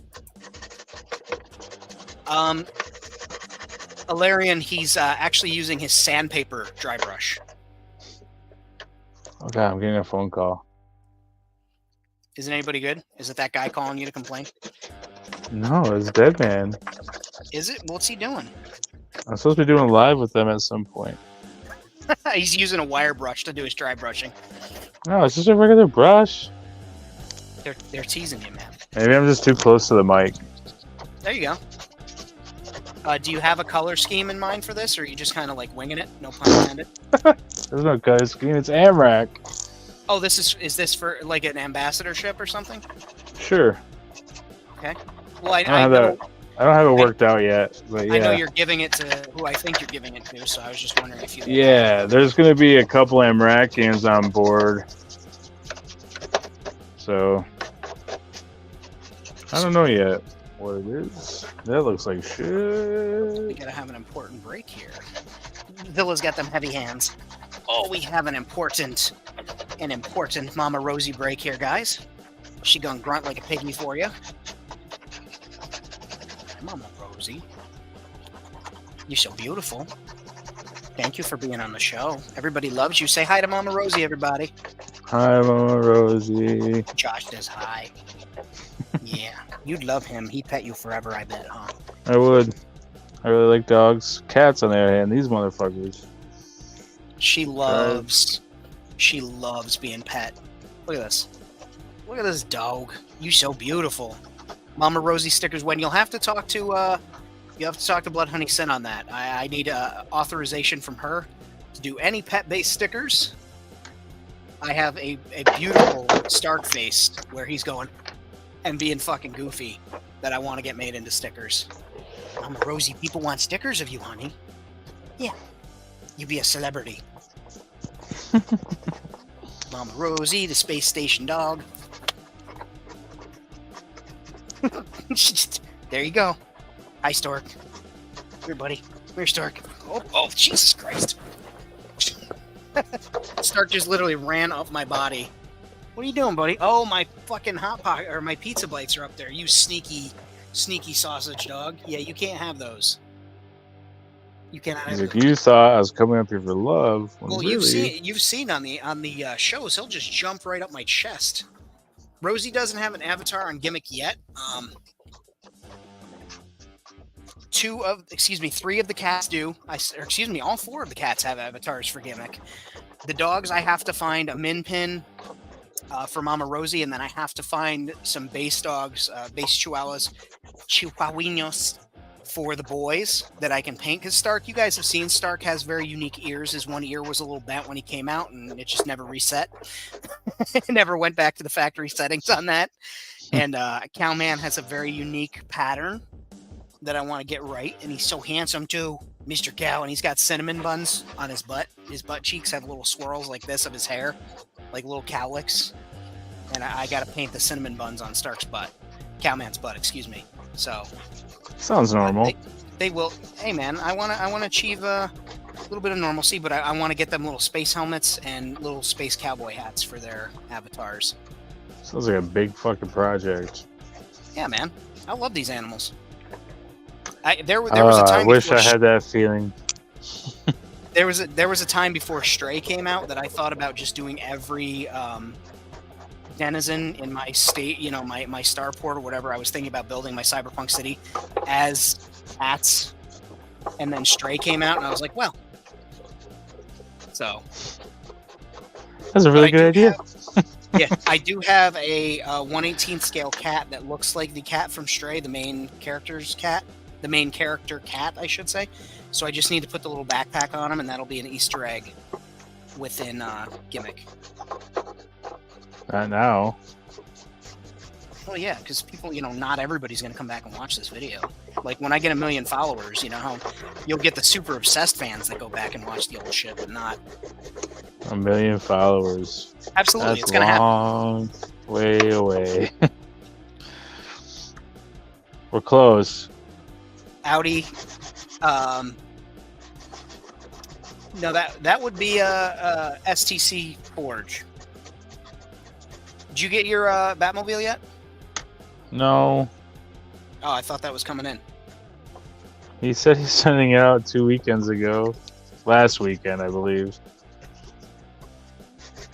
Maybe it's driving. Like the Batmobile itself is driving over. That'd be pretty fucking sick. You just open up your door one day and it's like on the porch, all excited to see you, like a dog, rocking back and forth on its gears like this. I'm gonna paint my own and then just be done with it. I thought you were We'll just see. like, I'm gonna paint to bury my sadness. No. I just really wanted his work in my world, man. That's all. So Do you want to paint mine for me?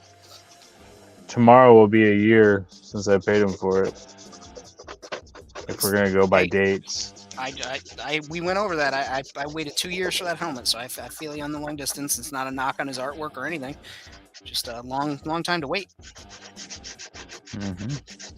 Okay. Now so, he did send stuff for our giveaway, so Yep. it was supposed to be with that stuff, but it didn't make it in the box. I was like, no! I waited so long. I'm gonna make myself But- big here to show this off. So that's the brickwork before I do the gray and the dry brushing of the highlights. I thought about putting some mortar, like doing a paste and mashing the mortar in like an actual bricklayer, but I'm not gonna do that. Well, Abby bricklayers has- will be upset around the world. They might be. Bjorn says he's been waiting 3 years for his dime novel Legends. Mm. Oh, there we I have go. a Okay, couple so of I can those. go like that and then go like that. All right, now I got it figured out. Woo-wee. Josh, I figured it out. Rather than click on the person and do all that extra steps, just hit the little solo button and it pops us back to the 2 screen. Glad I I solved didn't even that. get a chance to learn that. Kickstarter had My a break. internet, Well, okay, that, internet's. go ahead.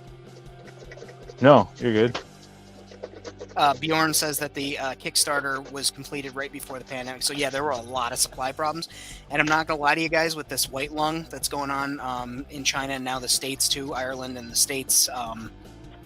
Because, and I hate to say it, but because a lot of products in China are manufactured by child labor, because their labor laws are different, there's going to be a lot of shortages and delays on products. So just be aware. That's not it. Off-World Creations. Okay, yeah, I know who you're talking about.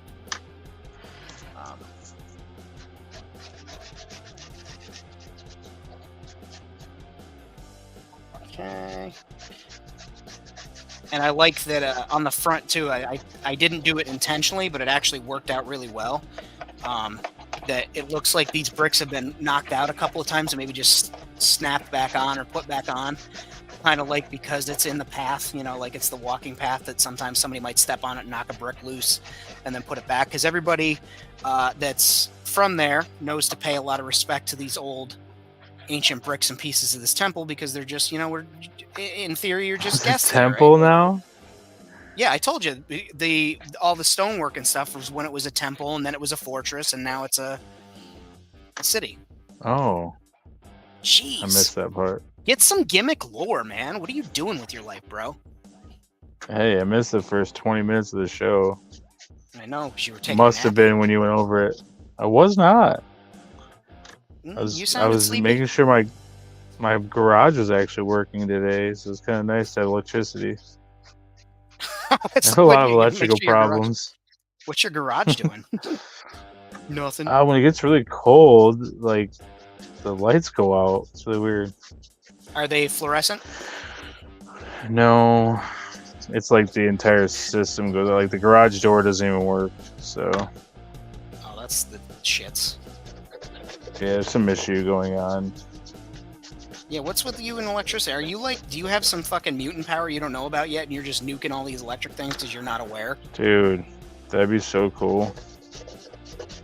But I think it's because I gotta start rewiring some stuff.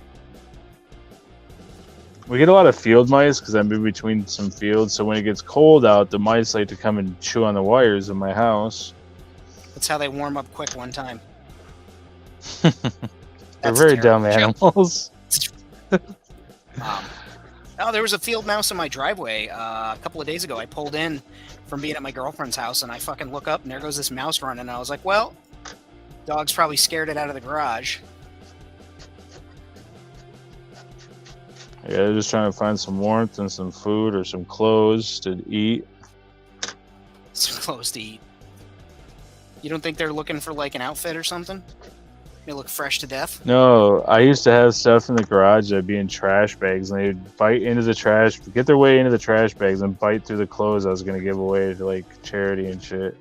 No, that stinks. I mean, it stinks for them, but cool for the mouse to get a snack.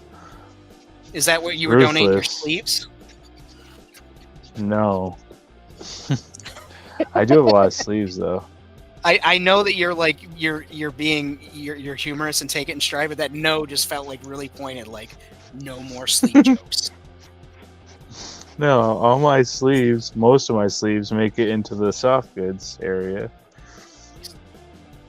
So jokes on everyone who doesn't have enough soft goods. Ha. And everybody who doesn't have soft goods, Josh has them all, and he's not sharing. I'm not gonna give anyone soft goods. Every custom goes out. It's just missing the soft goods that you show in the picture. He literally peels it back off. Can't have this. All the glue and shit still on there. That'd be fucking terrible. This is a shitty custom, man. This isn't what you showed. It was free. Shut up. You know how expensive fabric is these days? Hey man, you get some remnants. Pretty good deals at Joann's. I still have to get some fabrics. I picked up a couple of like lizard print fabrics from Joann's from the cosplay section when they were on sale, like deep sale, like 60% off. So I can make like animal skins to hang up and things like that in 118, but also like for cosplay or even just like making weird jewelry and shit, like a wrist strap, having it look like lizard leather. Yeah. That's cool. Give them the old lizard leather. Yeah.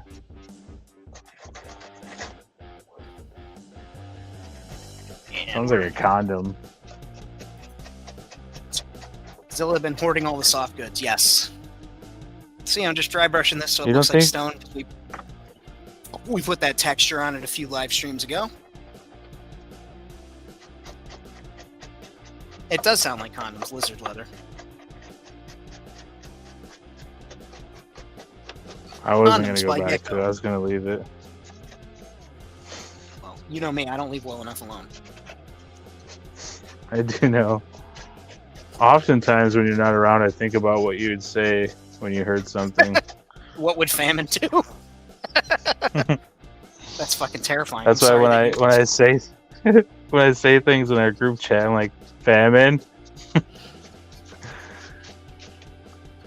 I already know what you're gonna say.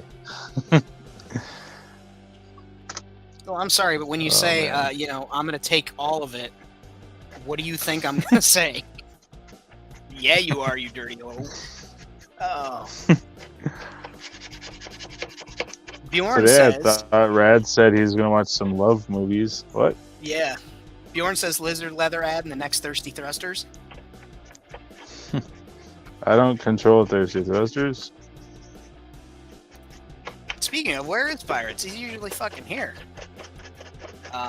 What would Famine do? Hashtag WWFD. All right, so I've got. I think it's still too dark, right? Like, Josh, take a look at that. I'm gonna make myself big. I don't think. I still think that's too dark. I feel like I want to lighten it up a little more.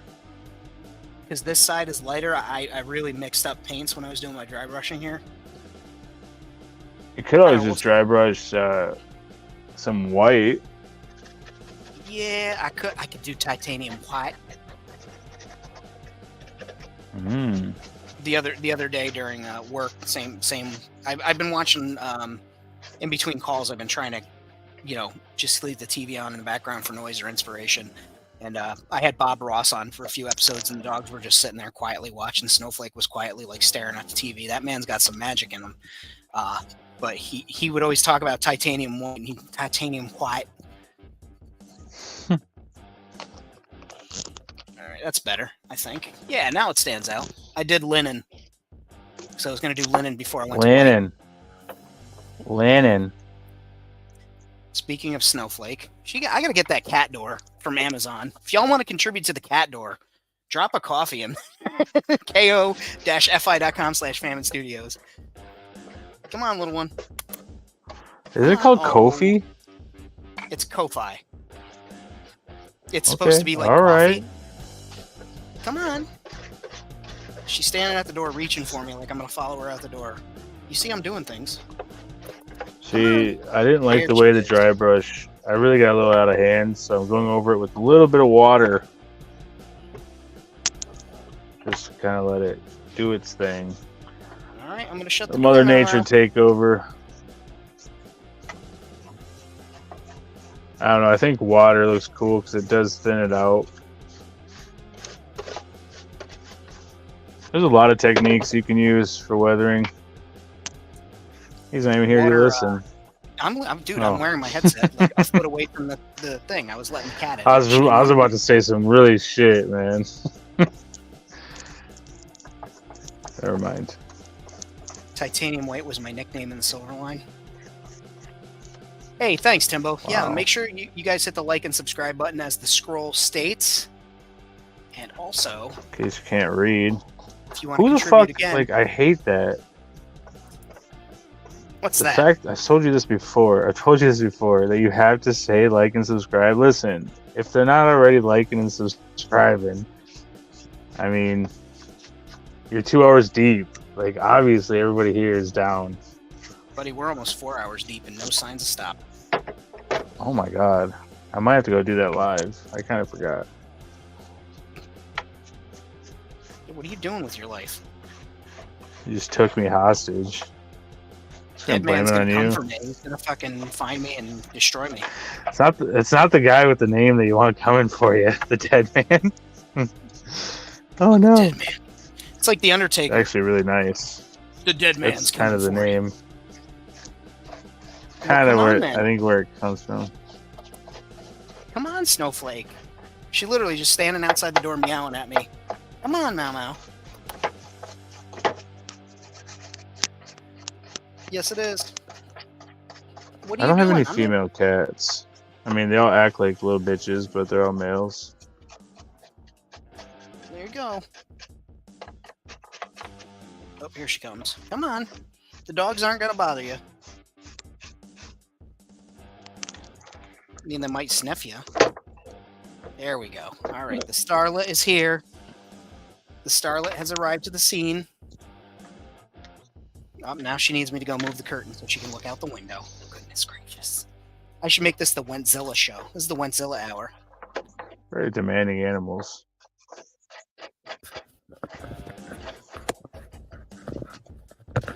The Undertaker was lucky to be able to turn the cartoony gimmick into something that stayed for almost 3 Yes, certainly something relevant. I don't think there will, the Fiend was probably the closest thing that we'll ever get to an Undertaker character. And Bray passed away, so think it'll be a long time before there's a, supernatural gimmick in professional wrestling that sticks. I mean, we've got Abaddon, who is fantastic. They are a fantastic performer. The Living Dead Girl Abaddon. Living Dead Girl! I wish Tony Khan would buy that music for them.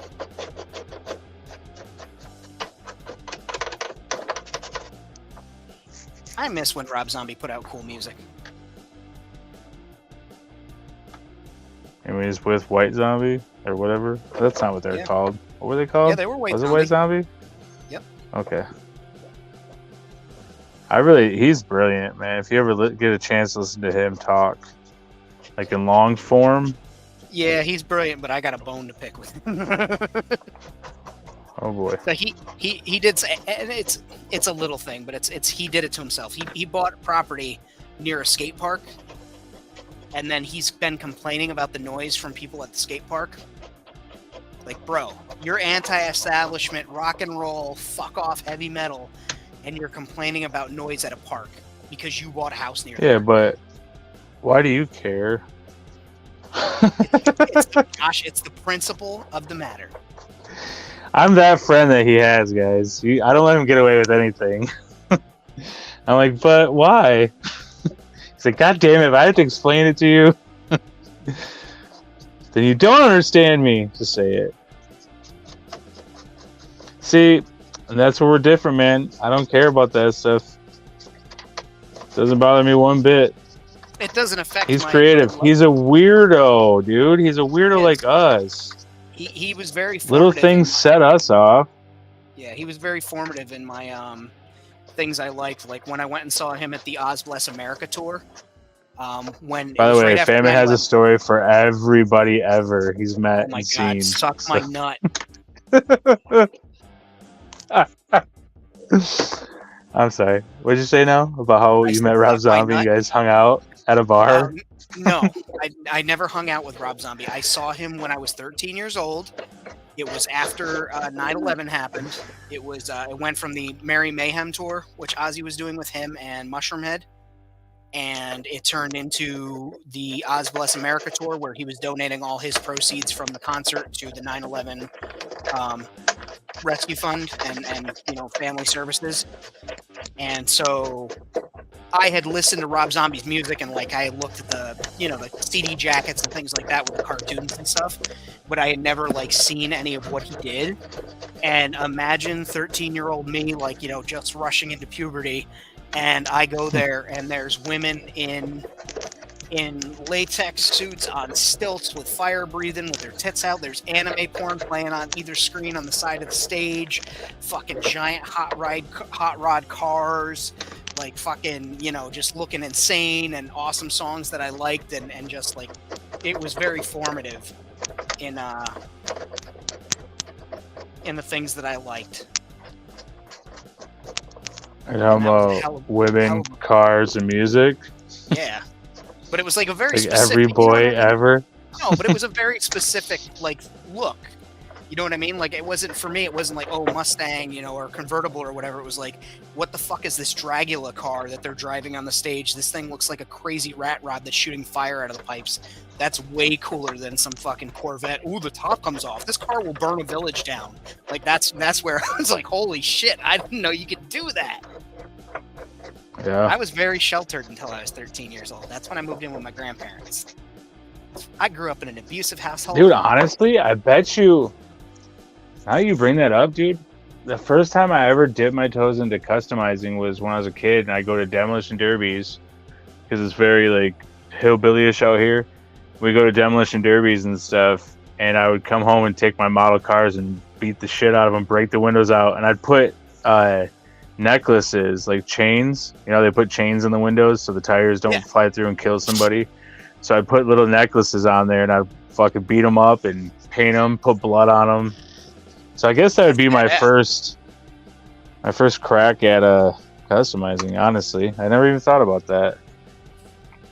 But I always felt the same way. Like, dude, that car could kill a village. Like, because they'd have that in monster trucks, man. Yep. Like, that's Sunday, Bunch of crazy Sunday, machines. Sunday. Kids get in free. 2-for-1 tickets. It's gonna be insane. Monster Jam. Did I do it right? That's pretty good. Thanks. I was gonna come in and do it with my radio voice, but I think you nailed it. Why don't we do the radio voice? Bust that shit out. I'm all set. You They ruined told me it, to man. stop doing it at the radio station, so Why did they tell you to stop like, doing yeah, how it? about you just? They're like, just use your real voice. I was like, oh, that's a good idea. His radio voice was Gilbert Godfrey. Thank you for listening to 37.9. Hey guys. No, it was very radio-y, just like that. You're listening to WPYX 17. Thank you for tuning in.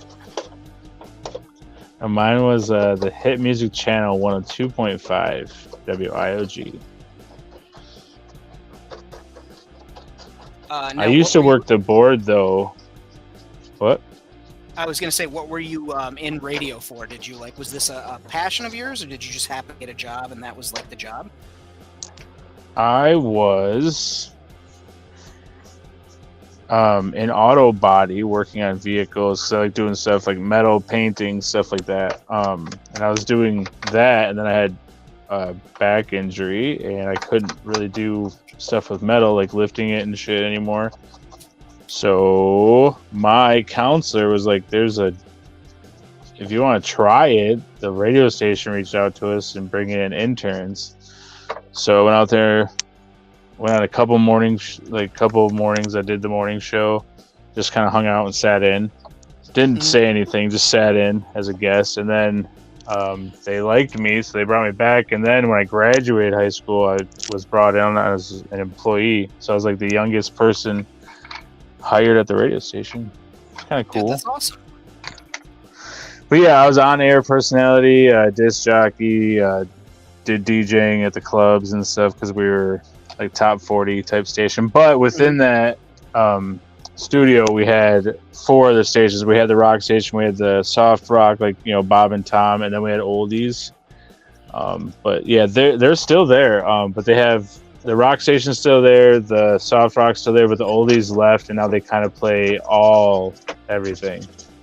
So oldies and new stuff, but not stuff that they're playing new on the top 40. So some of the same people are there too, so it's kind of cool. Oh, people that you work with? Yeah, so they'll be on the radio and stuff. Like people that were in promotions, they now have a morning show, and it's kind of cool. I would never go back. It's too cutthroat for me. Really? Yeah. Well, there's not a lot of hours to be had. There's only a few shows. Yeah, I guess that makes sense. But I would work for all the stations when they needed someone to work a board at night or something. I didn't have to say anything. I just sat there and, made sure everything was playing. Made sure a lot the of stuff space is was recorded, Yeah. Yeah. Well, one time someone called me, can you play Hanson? I was like, Hanson fucking sucks. And I hung up the phone on him. And I got in so much trouble by the music director. It was a Saturday at like 3 a.m. I was like, yeah. They called and complained. It was you. Damn it, Famine. No, they never, dude. All right, little secret time about radio. They never play what you request, because what you're requesting usually is going to play in the next 60 minutes anyway. Mm-hmm. There's not a list. There's nothing that we write down. It's all bullshit. One time I went outside to give the weather report. I was in the hallway, and I was like, my tongue is fucked full right now. It's like 30 degrees out here. I just held my tongue in the hallway. It made it sound like I was outside. There's a bunch of dumb shit. Nerd. It's not. None of it's real. You mean to tell me that entertainment is purely entertainment? Yeah. Although I did almost get arrested. I tried to drive a car through the mall because I was the gag guy on the morning show. So I'd go out and do crazy shit. So we went to do this mall thing where we were promoting these cars. We're on a remote. And I was like, is there any gasoline in that car? And they're like, yeah, we let people start them up every now and again. And then the guy who did the morning show, he was at the studio, so it was just me, and then the street team was out there with me, and we were doing a promotion out there. He's like, yeah, we're out here at the blah blah blah mall, blah blah blah. And I was like, about to get in this car, and he's like, get inside the car and drive it through the mall, because we still had phones back then, like with the flippies. He's like, get in there and drive it through the mall. I was like, are you sure? He's like, yeah. I was like, well, I don't. It's like the mall is closed. I was like, all right, I'll give it a try. So I got in it and started driving. And everyone started freaking out. The security in the mall started chasing me. I was like in the food court, like circling. Everything was closed, so you couldn't really do a lot. Like, and I was only going like 4 miles an hour. This is the best story ever. And then I pulled back in. They had the cops there and everything else, and he had to come down from the studio and save me. So almost arrested. But when it comes to busting balls, like, he was the king of it, and I learned at 18, he busted my balls a lot. So you imagine that on your he's a great guy. Record, they pull you up and they're like, Josh went Zilla, Grand Theft Auto in a shopping mall. Care to tell us what this is about? No, I don't. It's a long story. I don't care to tell you about that, actually. Fuck right off. Yeah, it was a lot of fun. That's hilarious. Hey, it was good radio, and that's all he cared about. He was like, what's my first day there? He's like, what's the worst nickname you ever had? I was like, well, I really didn't like it. I was like, because I was a chubby kid. I was like, these people at this one party used to call me Pork Chop, and then it kind of stuck. And he was like, all right, that's your radio name. So every morning, that'd be my radio name for 2 years. And then I had my own shows with Pork Chop and the Rev. That's how it was, though. If it made good radio and it made me uncomfortable, then he was going to do it. And I was like, man. Was your manager Vince McMahon? Because that's such a Vince McMahon thing. Like, what don't you like about yourself? I got a pot belly. We're going to call you Porky. Get out there, Porky. Yeah. That's really much what it was. Turn chicken shit into chicken salad. Good luck. Hey, man, people loved it. I didn't get it. And then that song by Black Eyed Peas, I don't remember what it was, but he made a song for me and had someone record it. You know how they do that on the morning shows? And it was like, pork chop, pork chop. That's fucking crazy. I was like, you made a fucking song, dude? Here. Let's get that pork chop in here. It was one of their big songs. It was I think like 2004 or something. I don't remember, but it was crazy. Good time. Learned a lot. Never do it again. I was gonna say good time. Learned a lot. That's me with restaurants. I learned so much working in the kitchen. I would never, ever, ever, ever, ever trade it for anything else in the world. But I will never do that shit again. Like, there's a couple of minutes here and there where, like, I'll see something and I'll miss it, and I'll be like, man, I kind of missed that. And then I'll see something else immediately that makes me go, yeah, I don't fucking ever want to do that again. Why are you obsessed with this phone? This foam board. Rosie is obsessed with the foam board. She wants to do all the foam things. Keep singing it. Sounds like Vince McMahon. I would probably not ever do restaurants again either. I used to do a lot of prep work because, I walked off once. They like, you want to go on break? I was like, sure. I just never came back. Dude, we had a dishwasher do that. This kid, he was there for one day. He showed up dressed. Like, not like, oh, he showed up in, like, jeans and a t-shirt. He showed up brand new, nice fucking Tommy Hilfiger polo shirt, brand new Nikes, Tom Hardy pants. Like, he showed up dressed. He was there for a dishwashing position. He knew it was a dishwashing position. So he, like, kept hemming and hawing.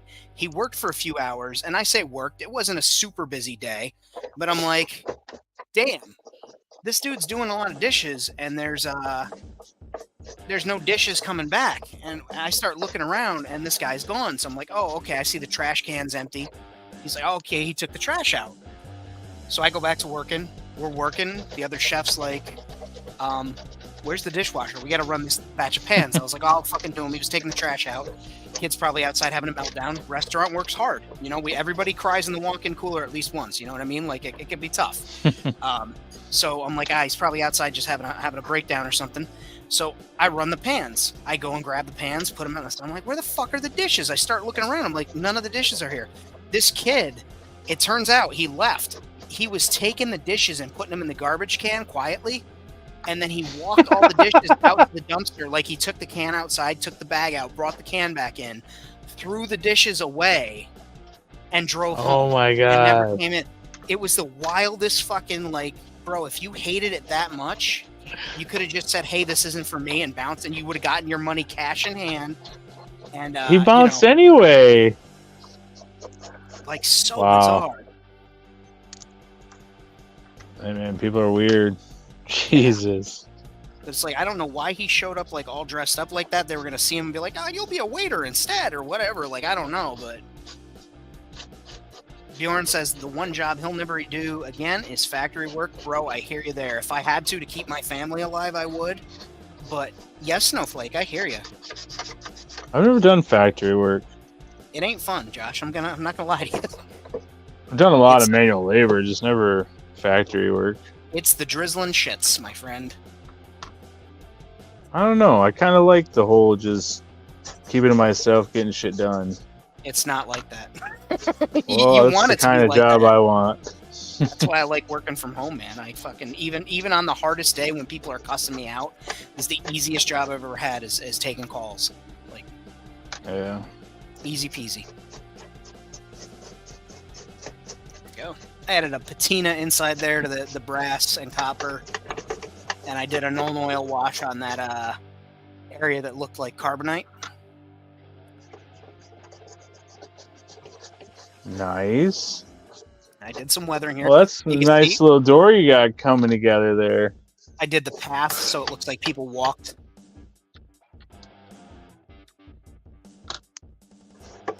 I think I'm just gonna make this part a little bit lighter so light reflects off of it better for. I can't see how many people are watching, but do you have people watching? Oh yeah, there's 15 people. We were up to like 25, 26. We have 14 live right now. Jesus. Yeah. Jesus. No, he wasn't here. Jesus didn't show up. He decided he didn't want to tune in. Oh god. All right, I better go handle my other. I think I'm supposed to do a live All right, Wenzilla. Appreciate because that you was a being weird on number that screen. came through, so it looked like a. Is the toy cops calling you? No one else calls at 10 o'clock from a weird number. It's actually Bjorn. He was like, fuck, or not Bjorn, Jesus Christ, Rad. He was coughing, couldn't reach anything else, fucking dialed you up. No, I got You're him just like, saved, "Yeah, fuck and that." I got you and him saved. So That's right. I thought I had the other two guys saved, but it's weird. Turns out you don't. You got Eddie in there? No. Yeah, Eddie's on my phone. Oh yeah. No. No, I thought you meant is he the one calling? No. He's saved under Big Girl Eddie because he always calls me girl. So he's like, "Hey, girl." So yeah, yours is Famine, all caps. That's right. Rad is Rad Toy Galaxies with like a bunch of Z's or something after it. Something stupid. You can Yeah, tell it's we bad. used to have phones back in the early 2000s. When my dad calls, it's under Daddy, and my mom's under Mommy. It's so funny because my daughter will be like, "Can I call Grandma or whatever?" I'm like, "Yep, just a second." She's like, "Who's Mommy?" And I was like, "That's Grandma." It looks stupid. Fun times. I don't know. I When think the you- Christmas tree thing will be fun tomorrow, though. Sorry. No problem. Yeah, you're going to do the thing for school for your daughter, right? Yeah. So I don't know if you want to know, but they take and Hit us up with it. they raffle off the trees. So it's kind of like a raffle thing. Then on the trees are like lottery tickets, ornaments that they made for her class, and her class was picked to do one of the trees. So Okay, I get you now. We do similar shit, but it's like baskets here, I guess the schools do. Yeah. And they like pick a theme and load it up, and then people, you know, buy tickets and wander around and fucking drop the tickets in, kind of like a nickel social. And, Yeah. then they do the draw, which I had never been to a nickel social, and then I did, and then I won a bunch of stuff, and these old ladies got real mad at me, and I've been terrified to go back. You They're should so aggressive. you should give it to somebody else. You won a lot of things. That's why I spent the money, was to win a lot of things, Grandma. Like, I don't know who you are. I'll hit you with my Your cane. All right, relationship, time for me to go. your relationship with old women is pretty funny, man. I feel like that could be a book. No. A little cartoon relationship with animated old famine, just getting beat up by grannies and being in their paint clubs on Facebook. Oh, that makes me giggle. Bjorn worked in a factory making PVC pipes. Playing with 375, had a desk job since 18. Audi used to set fucking tombstones at cemeteries. That sounds cool. And 375's dad is dad in his phone, and mom is first name, last name. Now, let me ask you this. Is your mom her first name and last name, or does it literally say first name, last name? Because that would be equally as funny. My fiance is first name, last name Jesus Christ. in my phone. That's rough. Have you no shame? It's funny because we used to work this, you know, so I had her in my phone under her work name. Oh, so this was a workplace romance, huh? Yeah. Aw. You want to know what our first? You want to know where our first date was? I swear to God, if you say work, I'm gonna beat you up. No. It was Hobby Lobby. Oh, that's gross. No, I was like, we're both into like crafts and shit, and all I do is this. So I was like, I'm going to Hobby Lobby later. You want to go? And then afterwards get something to eat. And she's like, yeah. And then we went to Barnes and Noble, and I bought her a book.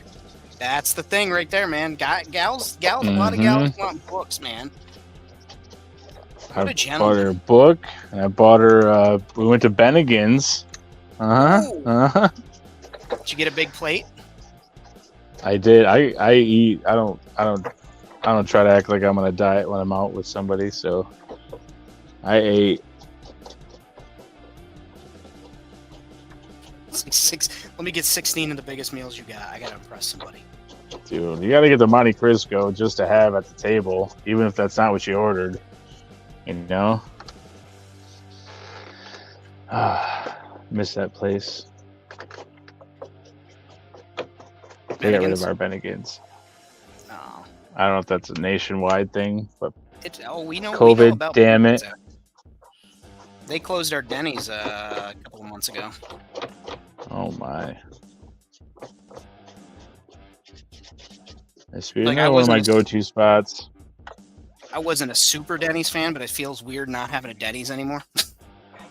I wasn't once they opened up the IHOP, but before that I had a lot of good memories there as far as like after doing like club shows. Yeah. That's the only place that was open. Yeah, that's exactly it too. Like they were the only place open, so you'd go there, and it wasn't your first choice, but it was like the choice to go to, and so you made the best of it there. Now it's gone. It was never great either. I don't remember having one thing from Denny's where I was like, yeah, there's nothing that I remember that was good. If we had a Waffle House, we would have took that, but we didn't even have that. Denny's had those jalapeno rounds, and they were literally like little fried jalapeno discs that you dip in ranch. Yep. Those things were fucking good. Oh, ranch! I'm a ketchup guy on those. See, I can't do the vinegar with the hot stuff unless it's already like sauce, which is vinegar based. I'm weird. You're a prude when it comes to food, aren't you? You're picky. I can see you being picky. I don't think I'm picky. I don't know. Is your girlfriend still in here? No, she got annoyed at what's his face there. I'm picky. Like I won't put ketchup on a hot dog. Like that type of thing. Like that's the New Yorker in me though. We don't put ketchup on our hot dogs here in New York. I don't even know what a hot dog is without ketchup. So I gotta have buffalo or hit buffalo. I gotta have blue cheese with my buffalo wings, like not ranch. Like that's. ugh. Yeah, we call those rattlesnake bites here. Jalapenos filled with cream cheese and wrapped in bacon. Oh, that's something different. That's not what. Yeah, that's not the Denny's way. That's more extravagant. All right, so I did this so far. Nice. Starting to get amracked out. Damn, how dry was that brush? It's still pretty dry.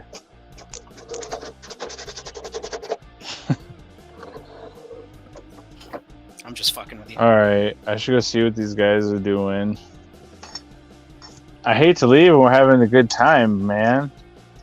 I should do more of these with you. Go be with your toy friend. Yeah, I have a good time. I like. We jive well against each other. We work well off of one another. Because we just talk about the same stuff we talk about when we're in group chats. Yes. It's the same. And it helps that we have a good audience that's interactive with us. Like they ask questions and stuff. I've been in lives where it's like the only thing that the group chat is people just going hi, hey, hi. You know what, too? Like, we're always worried about having a guest and stuff like that. Like, honestly, like, I don't think people are there. Like, I don't watch a show ever because they have good guests. I watch it because I like the people who are doing it. And I feel like the people who are, like, always in our chats and stuff like that, they're part of it. So it's not like... The show wouldn't be... Like, World Makers wouldn't be a thing without, the guys in the chat and the guys that come on all the time. So it's not like we ever have like a crazy super special get. You know what I'm saying? Like it's not like we haven't been able to book John. This week will be yeah, exactly. So the people that are here that are supporting and stuff are usually the guys who are part of it. Like everybody in here, I think I've done a trade with. So it's a community. But on that note, let's go see what the rest of the toy community is doing. I have to go answer I have 5 text messages and like, people calling me. You're like, we know you're not sleeping. We could see you on Famine right now.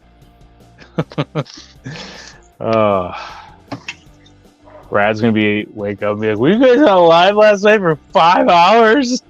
Something crazy. Yeah, I was. Like, no, we weren't. No, we weren't, Rad. He's always blown away at our stamina. Yeah, he is. Your stamina. Sorry. Your stamina. He's like, I wake up and Famine's on a lot. I love doing his voice because it's not what he sounds like at all. Not at all. How about that? Nope, that wasn't any better. It's getting worse. Come on, what's your best Rad impression? Come on. Wait, do you need me to bitch at you? Like, No, Brad, come on, push the damn buttons. Bjorn's got a dip. He's got work in the morning, so he's gonna go back to his tent and get some sleep. What's going on? It's like, see, I don't have a good impression. I'll have to work on that. That's something I'll work on, and I'll come back. We'll come back to it. You're gonna study his opening every week. You'd think I would have it nailed, but like I don't do impressions of my friends. If that makes sense. I know it's tough. I can't do one. Unless I'm like mocking them. I love mocking Skelly. So I'm like, it's your boy, Skelly, because I make it more dramatic than he does. He's like, "What's up, everybody? It's your boy, Skelly." I'm like, "It's your boy." Like, he's like, "That's not how I say it." I'm like, "That's why it's funny, okay?" You're just gonna wake That's up what makes it good. Standing over you with a fucking hammer. Is this funny? It's gonna be like, what's her face from that one movie? Here I go again. What's her face from that one movie? Bates, Kathy Bates. Kathy Misery. Bates. Misery? Misery. What'd I say? Stephen King movie. Yeah, when she has the hammer in the guy's legs. Yep. What did I say? Did I say the wrong name? No, Kathy Bates is the correct name. Okay. Her also best role she's ever done. Waterboy. Best pro Foosball ever. is not for my boy. That's for the devil. So good. Oh my god, that's one of the best movies. I don't care what people say about Adam Sandler. He's a quality. gem. Haha, like what I did there? He's a gentleman. He's an uncut gem. He is. Do I have to post my picture of me and Adam Sandler and tell you that story someday? Oh my gosh. Why don't you tell me more about Hayden, okay? Tell me more about how you met Darth Vader. I can do that if you want. Wait, have you met the guy that does the voice of Darth Vader also in Lion King? That's surprising. Can't believe that. I thought you'd be like, yeah, well, I was doing some animated work and I was on the sound stage of this thing and he was doing voice acting lessons or something crazy. I bumped into him at the mall, actually, down in da-da-da. Nothing, huh? No, I just met Adam Sandler. Not Mufasa. Okay. Nope. Isn't Mufasa James Earl Jones? Yeah. Also Darth Vader. Yeah. Oh, see, when you were saying Darth Vader, I thought you were still talking about Hayden. I was, and then I transitioned over to him. Thank you, Timbo. We appreciate you being here for the live stream. And thank you for everybody that stuck around for such a long stream. I'm having a good time. I'm here if you guys As are I here. work on a big project. He's working on something big. Is that 112 big? Like a diorama? Yeah, I met him in Gloucester because they were filming Grown-Ups at Woodman's of Essex that week. So That guy met him in Starbucks. yeah, He likes coffee. He's a coffee drinker. he is a coffee drinker. He was there with his wife at the St. Peter's Fiesta in Gloucester, and I was drunk and ran into him. Nobody was talking to him. Everybody was like keeping their distance, just looking at him like he was a fucking animal in the zoo. And I was just drunk enough to walk over and start talking to him. And his wife took a picture of me and him together, which was very nice of her. So,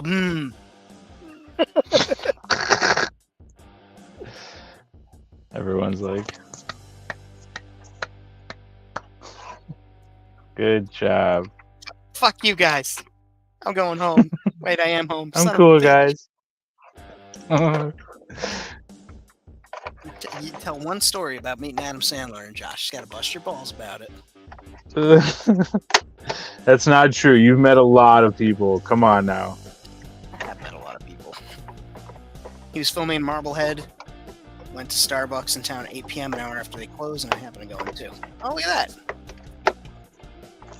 He was probably filming Hubie Halloween if it was recent.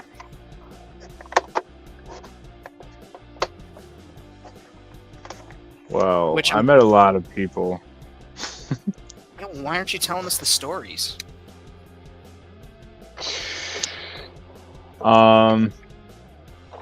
It's be hard to shoot this helicopter when I get it down. Take it outside in the snow. Ugh.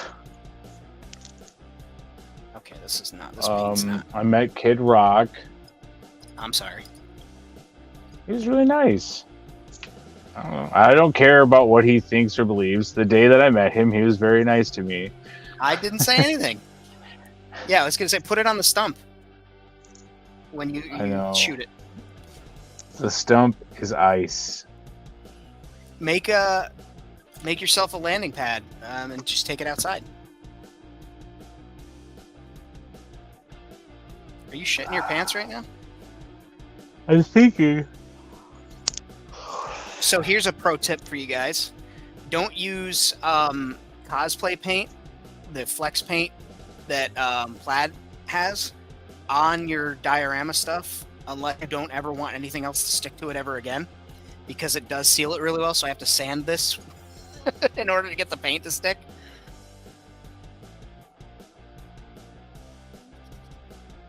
Are you going to Well, if you suit went that? over it with Mod Podge, I don't know. That sounds like a lot of work.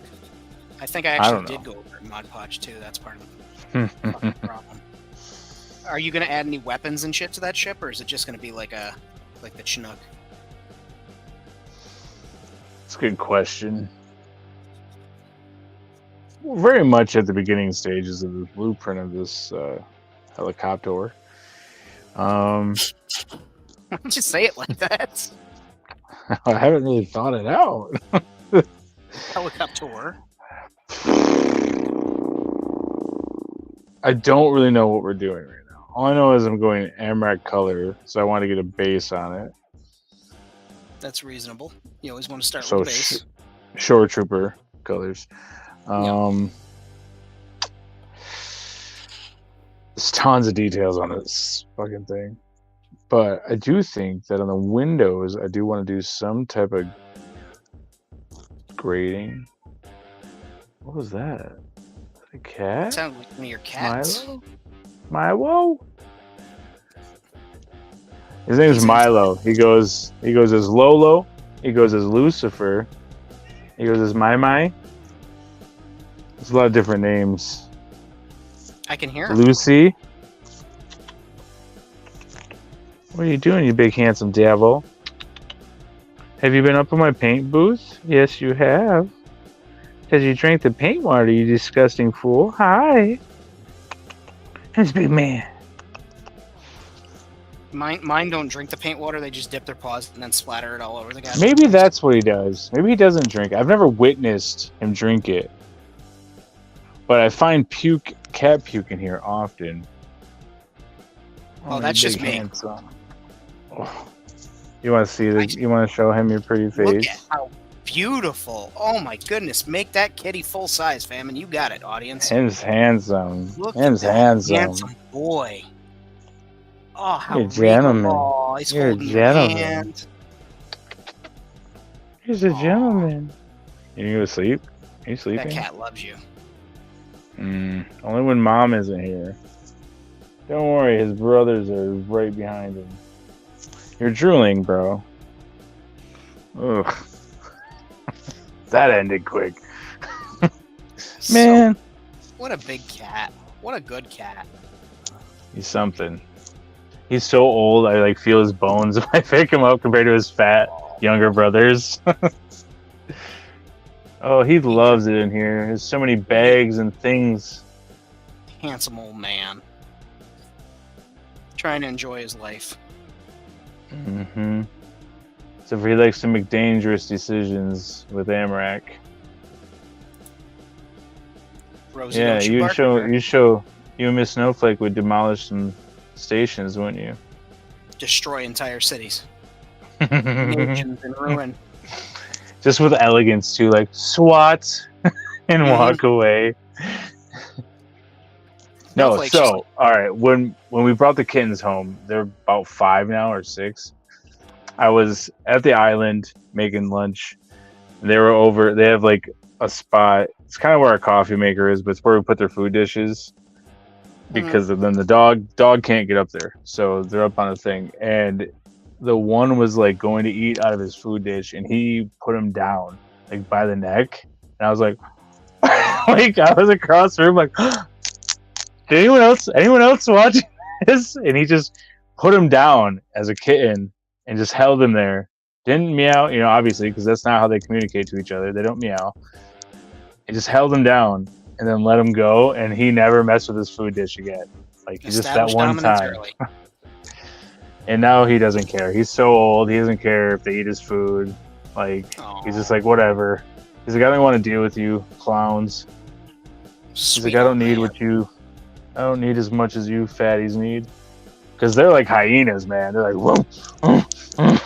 Like, where's the food? Brucey! She's So like, yeah, we got Bruce.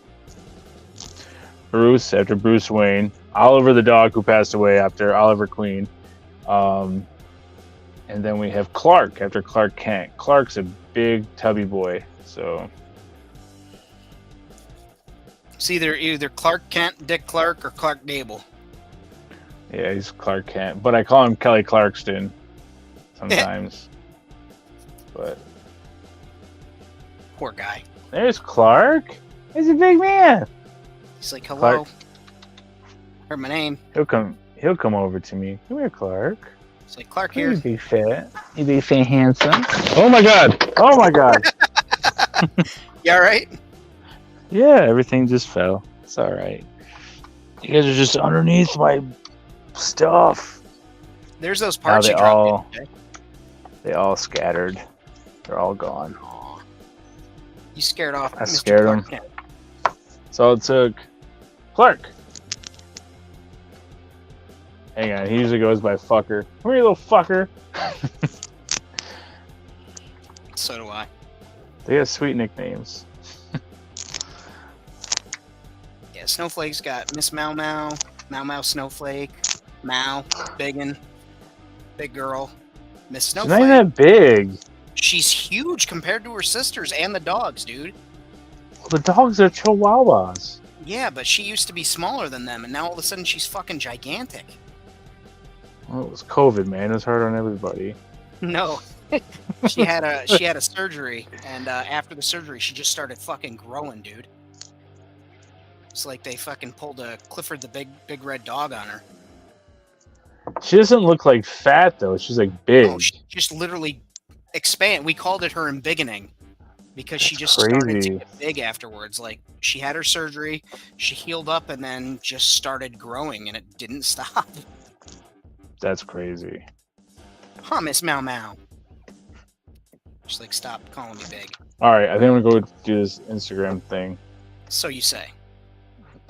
I keep saying, but all right, brother. Thanks for having me on. Hey, thanks for Make being sure on. everyone who's here is watching us on Mondays, where Famine and I will unbox things. He'll probably just be doing what he's doing now, but It's true. it's a hang. And So, also, what else do we have next week? Hopefully, we will be, jumping back in the swing of things with the World Makers Consortium. we will be, yeah. Well, for sure. Rad will be better by then. So maybe not Monday, but we'll definitely be back Friday. I offered to dig a hole for him, so. So yeah. And next Wednesday, I will not be on the tomb because I believe there's gonna be 2 guests. So I'm gonna sit out. Unless there's only 1 guest, then I'll be there. But I think we're gonna do a tomb tonight. So That's to go potty too again. many. so 3 times a week, I'm trying to do lives Nice. when I Very can, exciting. if I can. They're scheduled, but the 2 are for sure. Monday and Friday for sure, and sometimes I'll do the tomb. It's just kind of late to do the tomb because it starts a little bit later, and I have to work the next day. I know I sound old when I say that, but it's a fact. I have to go to work the next day. Well, it's a fact.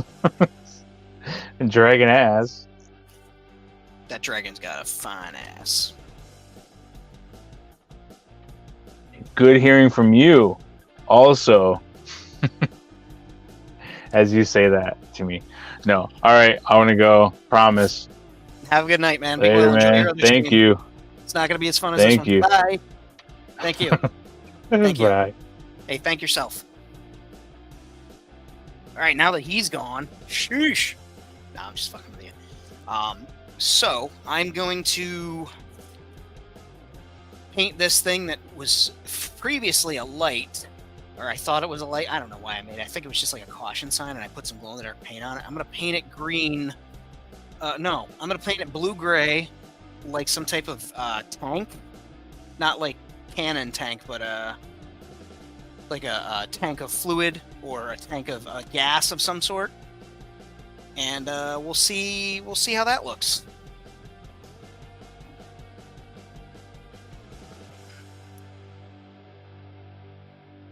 Let's see here. There we go. Change up the tunes a little bit.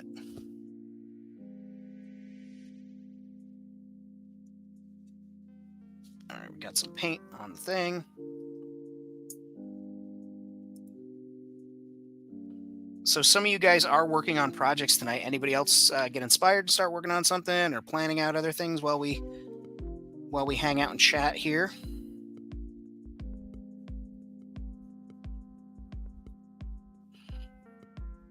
So I always like to hear that when you guys are working on, other projects.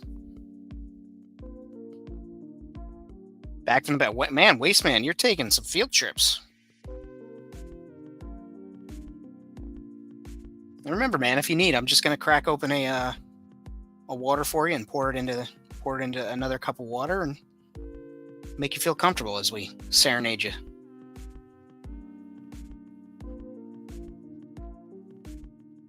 Also, I have to ask, did you wash your hands? Doing popping and swapping. Final faction figures for your scavengers. Nice. I don't know what it is, man, but those Final Faction toys, I don't know if it's just the cost or the accessibility or whatever, man, people fucking go nuts for those. Like, all my best videos are all Final Faction videos. I don't understand it. Oh, he's running back to the bathroom again.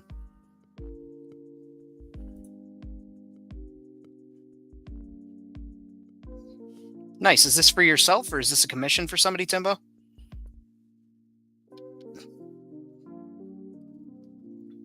Or if you're not allowed to say.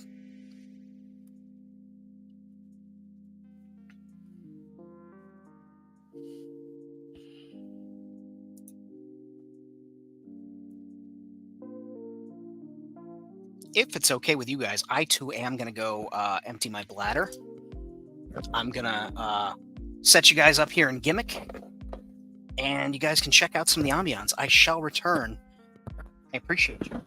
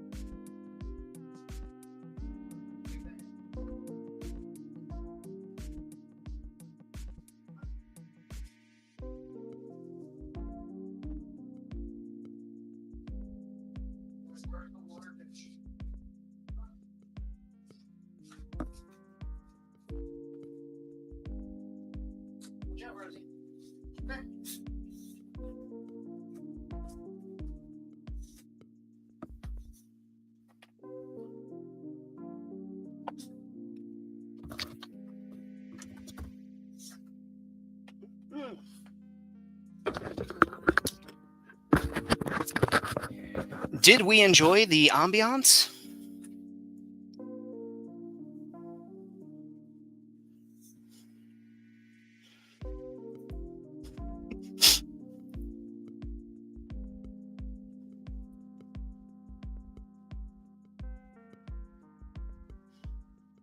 This is true.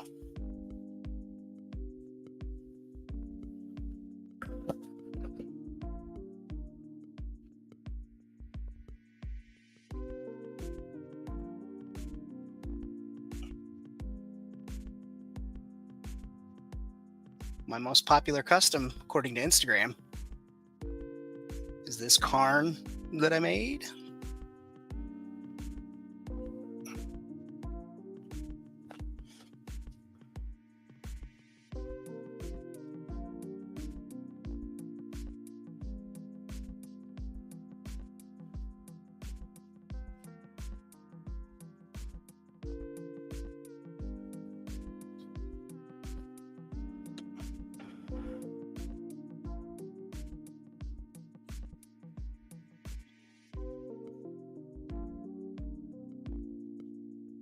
One of the dogs had an accident when I was getting up to let them out to the bathroom while I was going to the bathroom, so I had to take a second to towel that up.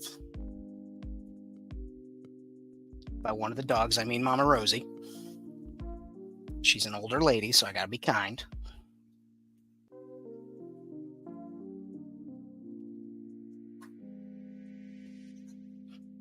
Okay.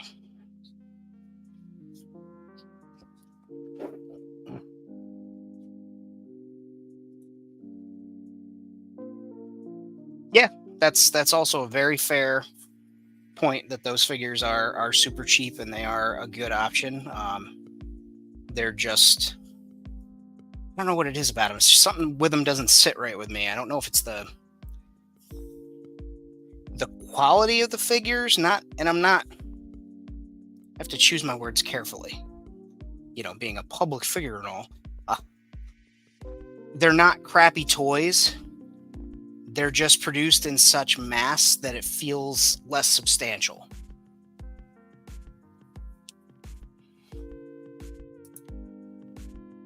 I've got like the giant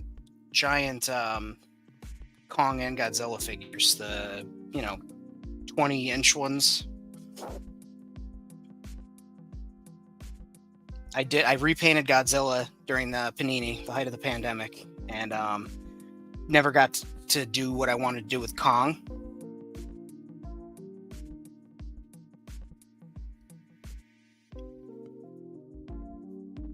Yeah, their hands are large. I like the bugs, the little critters, the sentry drones, the bugs that look like giant fucking stink bugs with extra legs.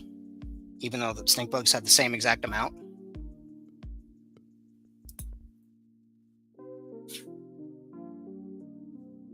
I wish we had a goddamn Ross here.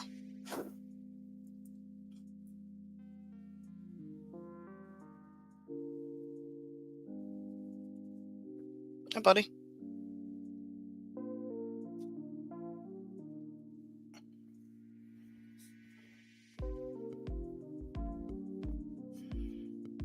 There we go. So that's starting to look like an old fuel tank or something. To get a little paint up there. So let's take care of that with some black. Oh, first I'll do this.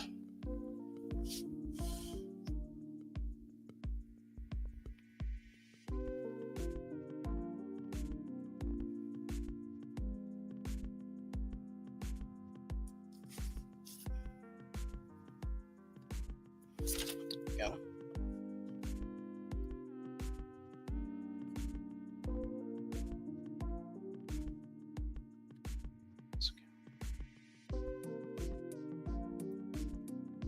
There's no Ross around here. We had one. I do remember one, and I never went in there because I don't know, for whatever reason. And I like to show friends, but like it always made my brain think of like Ross Geller. And so just for whatever reason, I was like, I don't need to go in there. And now I hear about how great they were and all the savings and shit that people used to get there. And of course, ours is gone. So I'm like, thanks, universe.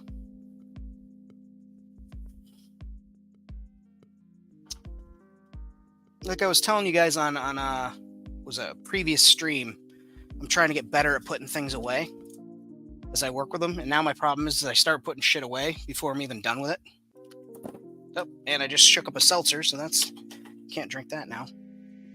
Everything's falling apart at once. No. Not at all. Not at all.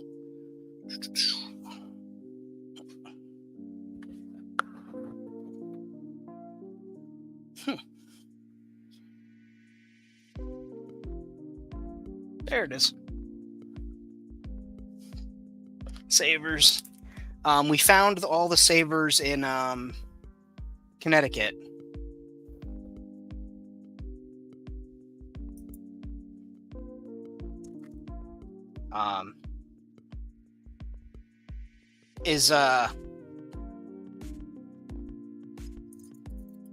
You said they're priced high. I thought they had like a, and I don't know. This shows how little I know. I thought they were not like Salvation Army, where they have like a price guide that they have to go by, which is wild because they ask so fucking much money for garbage.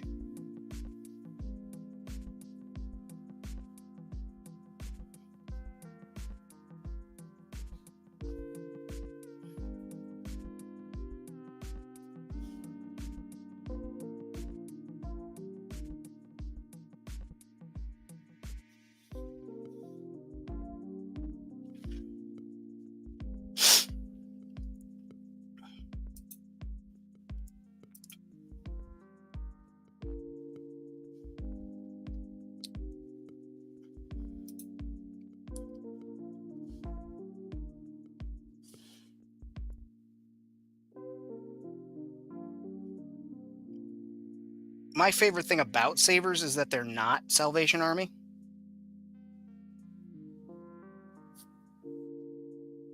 And did I, Valerian, did I hear correctly that there's a Savers in Salem?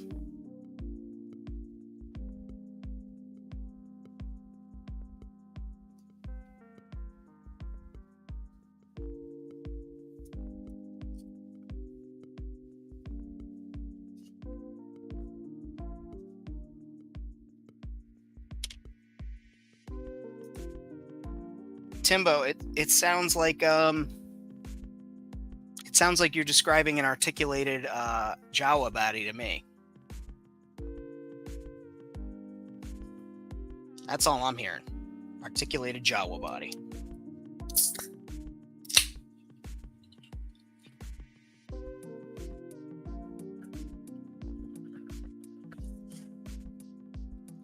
All right. So I'm going to put some copper color on here, or brass color. I've got gold. No. I don't know if copper is going to be the way to go.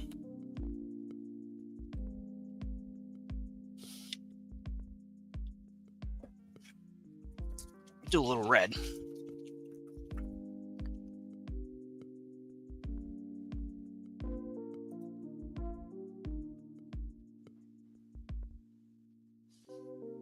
Nice.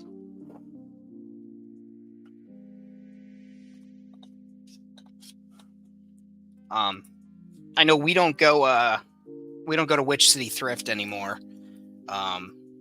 They had a bunch of I say took, that's not the right word because it's allowable at that point, but they gathered a lot of the props that were left over from the Halloween celebrations in Hubie Halloween and were selling them.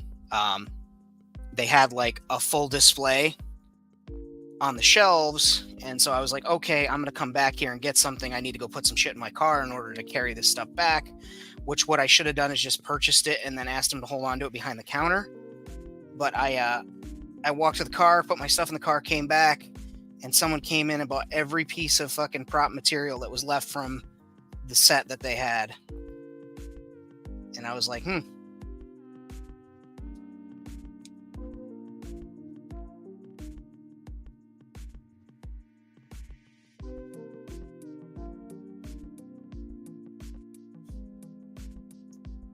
And that's how Halloween was ruined for fam. No, it wasn't ruined for me. I collect film props here and there. I have some smaller ones, and I thought it would be neat to have one. Yeah, I don't go there because I found out about some of their business practices and also their civil rights beliefs and a certain window display. So once that was in the mix, I was like, nah, I don't need to give them any money.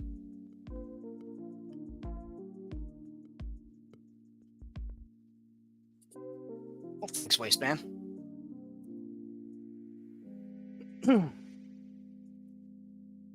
I like lo-fi and chill beats, especially like when I'm working on stuff. I'll throw on like Linkin Park or something when I'm in a certain mood and listen to it, or listen to like Motionless in White, these guys that are on my shirt, things like that.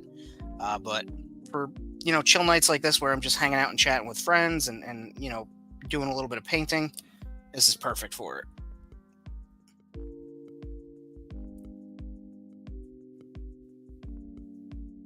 Okay. I'll get really picky too here.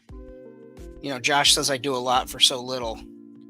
It's like he's not wrong. I'm over here painting an area which will always be away from the camera because the back is just a plain, flat, smooth surface that, is unpainted or anything. It needs to be fastened to a wall. But I just made sure that the paint was applied to an area that no one will ever see, just because I saw that it was bare. So I get what he says when he says that. Guess I should put this down here like this. This is what I'm doing. As you guys can see, I'm just painting this wire red, and I'm using my Vallejo model air and also my Wargamer character detail brush. Excuse me.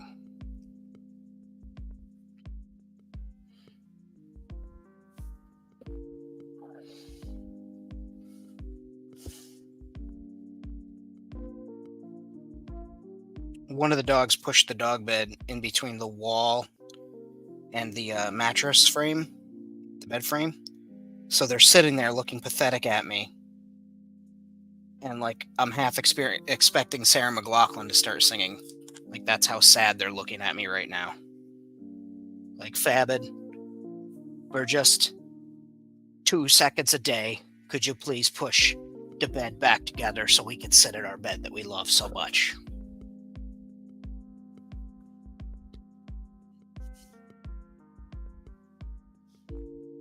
Nice. It's a little something to make that pop.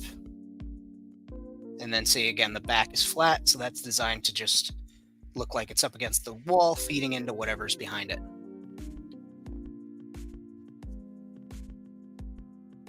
That is really cool. I like that.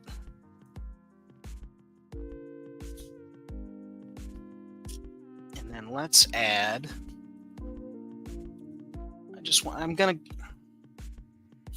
I keep going back to that idea of copper, and I'm not sure why.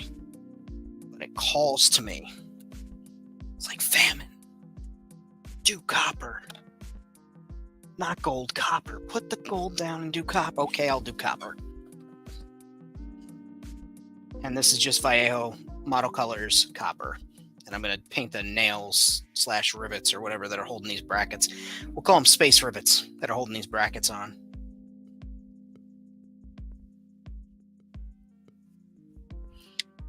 And it's such a small detail.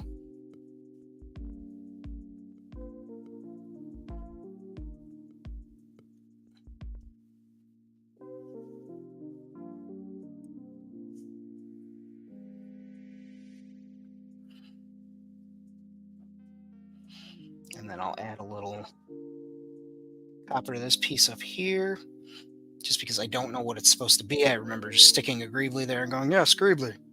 Right. I'm learning to become more particular about my Greeblies when I apply them. I used to spend time and come up with an idea of why it would be there and all this other stuff, and then I just started sticking them on willy-nilly because more detail is better always. And then for whatever reason, I just started sticking shit and not coming up with a reason for it to be there, no explanation. And now I end up with situations like this where I have something. And it's annoying. Timbo, have a great night, my friend. Thank you for stopping by. If you didn't already, hit the like button. I know you told everybody else to. And yeah. So, and also anybody that's interested, I do have more of those vinyl jackalope stickers. They are so wonderful. I like them. I've got a shitload of them to send out in the mail. They're 2 for $5. We appreciate it. And also, if you want to support the channel, ko-fi.com/FaminStudios. You can help contribute there.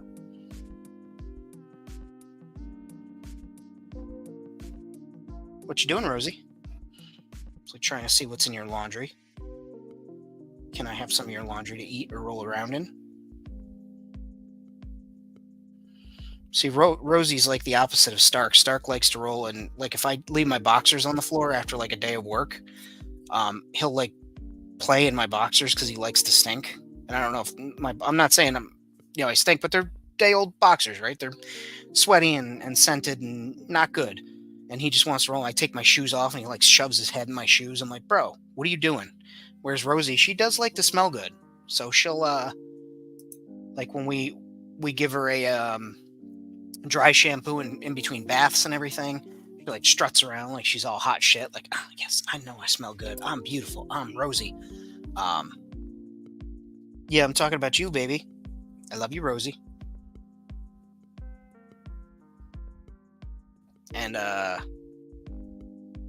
yeah, so she likes to smell good. So like I catch her smelling my laundry, and she'll grab my sweaters and use them to like sit under her arms, which is so funny to me because she looks like a proper person, like a human. I'm like, you don't want to be a human. Humans are terrible, Rosie. She don't care. She's all setting up on my sweater, smelling good. She's like, I like the fabric softener that you use. Damn, I was doing so well, and then I just effed it up a little bit.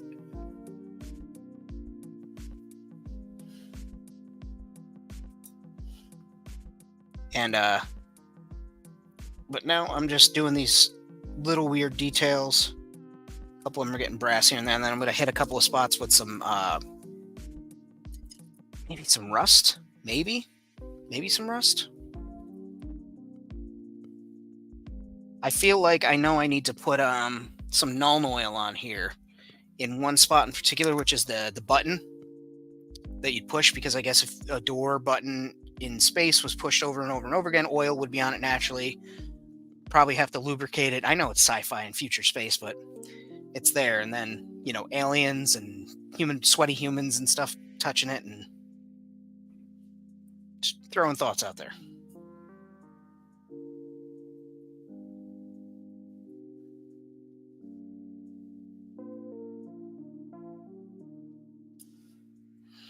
So I just did that button.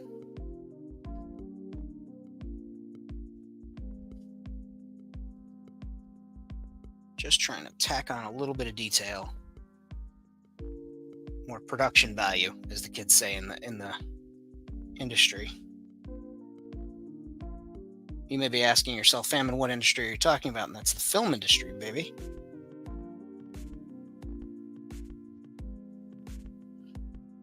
All right. So I'm absolutely going to stop effing with this. I'm going to set this aside. That's out of the way. All right, so what did we accomplish tonight so far, guys? Let's talk about that. After I throw a cold pizza bite.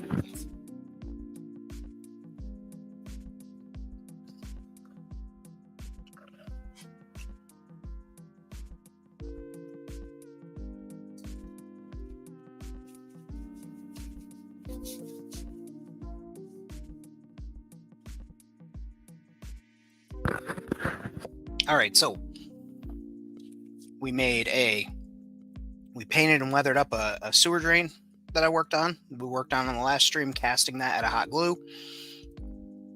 That's going to get attached in a couple of moments here.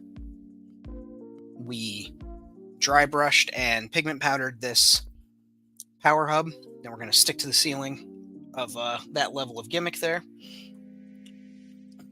We did this little piece of terrain. It's just a pile of bricks that can be mobile for a couple of shots. And then we also finished this. We gave this a complete repaint doorway. And we're going to put that up in there. So, real quick before I get this over there, you guys, when I put you up in Gimmick, were you able to see when I went on, took a quick break? If you could sound off in the chat, that would be stellar. Let me know.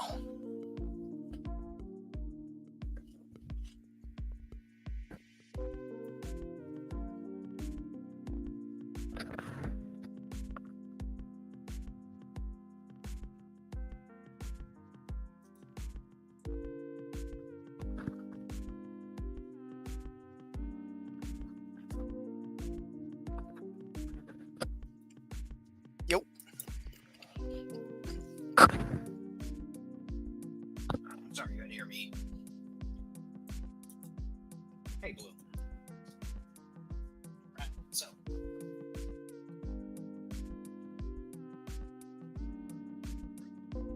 Set in here. I'm actually just going to use my cell phone to see what you guys are seeing.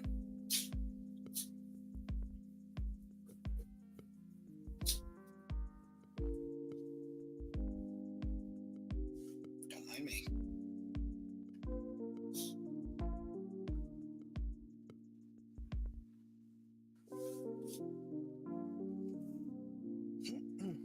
All right. So you guys got a pretty good view.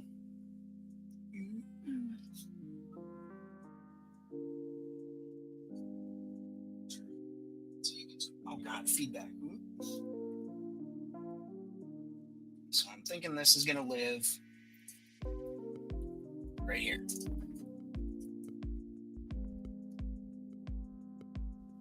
And I think that's a good spot for that.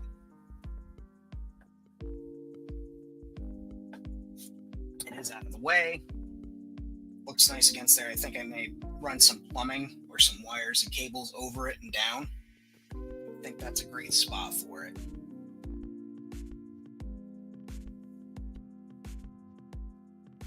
Yeah. And then we'll take our terrain. It's just going to live there. Where's that spot that I wanted to, that I'm concerned about? Oh, here we go. There we go. That's nice. I dig that.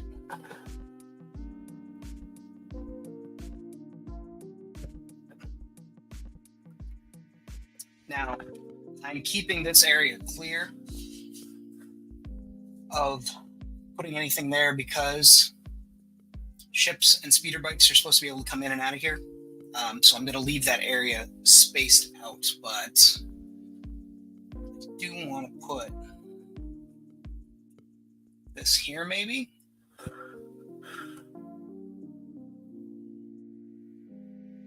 Like, I like it there, but it also feels like it maybe needs a place of importance. Yeah, wires can be run to the wall.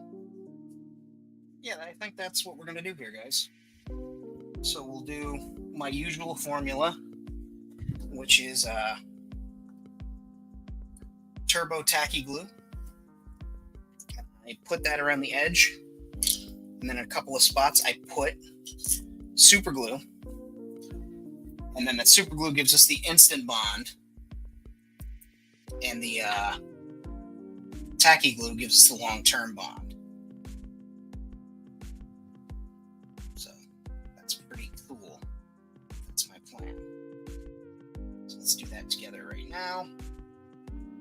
And tacky glue does dry clear, so I don't worry if there's any squeeze out.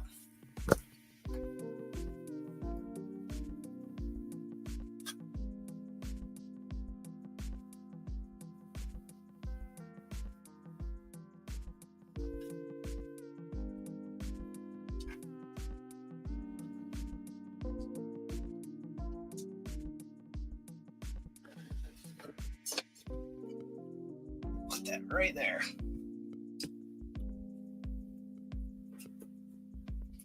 Oh. Super glue stuck to me.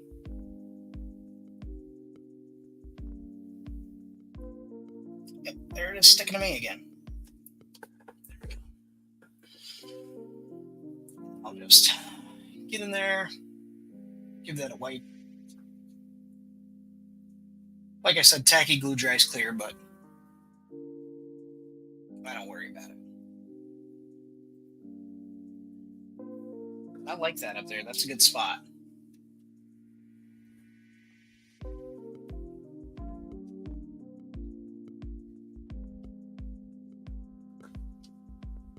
What do you guys think?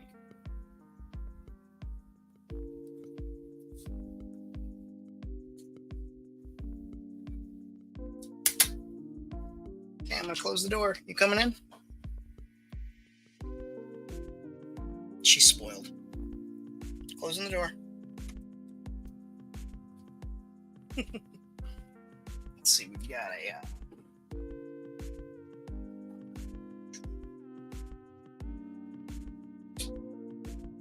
What if I put another vent right here? Because this looks like it's kind of like an industrial thing.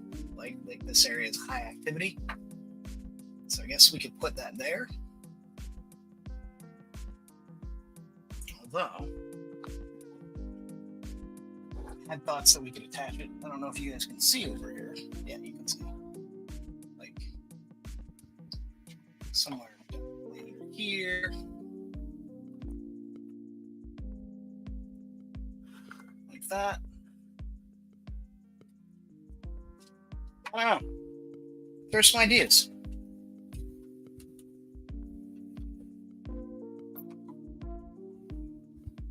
Come on.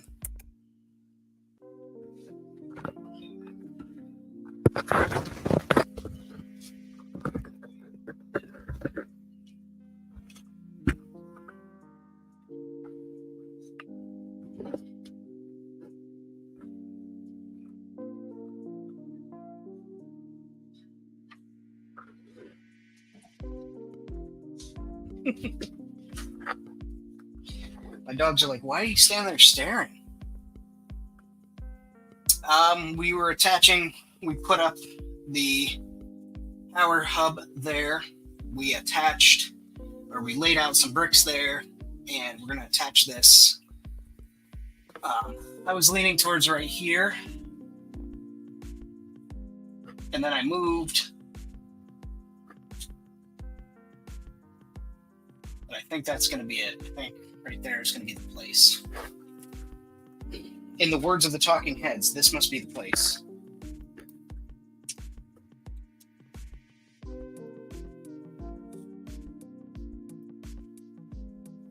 Sure, naive melody. Anybody? No? Not big fans of the talking heads here? Same as it ever was.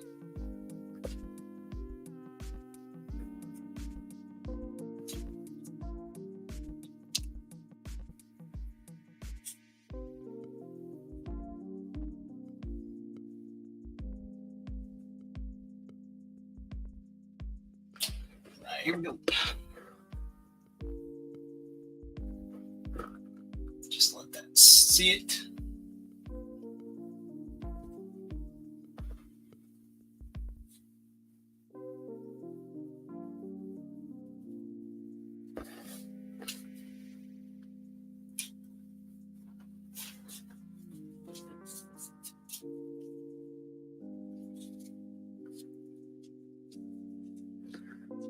All right, that's off of there. Super glue's cleaned up. So we put in some work tonight. Yeah, this has been exciting. There we go. Get a little lighting ambiance for you. Ambiance, not ambiance, whatever.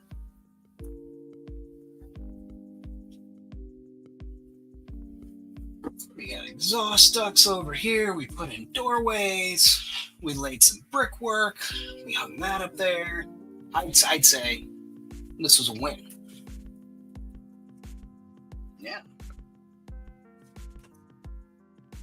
For Devo fan. Not 24 hours. That would just be insanity, right? That would just be crazy. I don't think YouTube allows 24-hour streams anymore.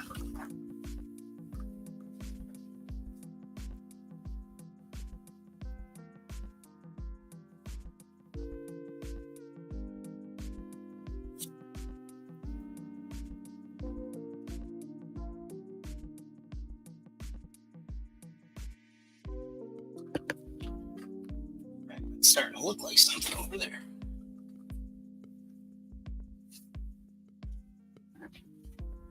Do a little bit of brush cleaning real quick.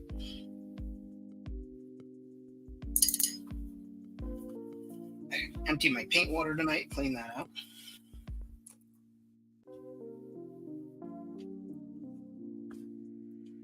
Clean my dry brush, my makeup brush.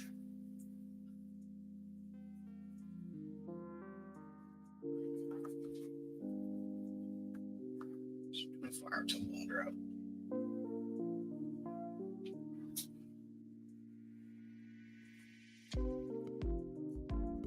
have no idea what the hell I'm doing on New Year's Eve. I know I'd like to spend it with my girlfriend, if possible. But beyond that,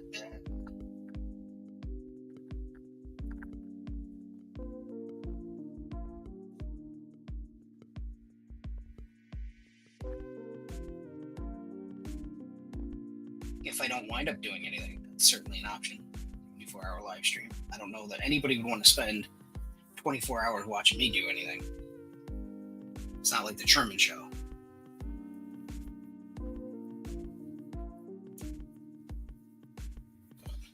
We got a lot of work done today. I appreciate all of you staying. You guys who tuned in, you guys who left, came in. That was super cool. I'm over here talking with my microphone tilted up. Where was Zilla to warn me about that? On some other toy show, talking about other toys, 12-inch toys even. No, but we're hoping he's having a good time over there.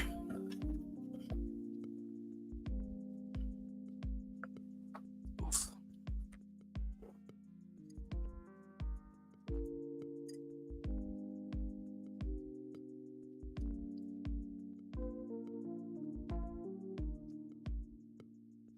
Yeah, this is looking good. I'm liking this a lot. I'm liking what we've done tonight.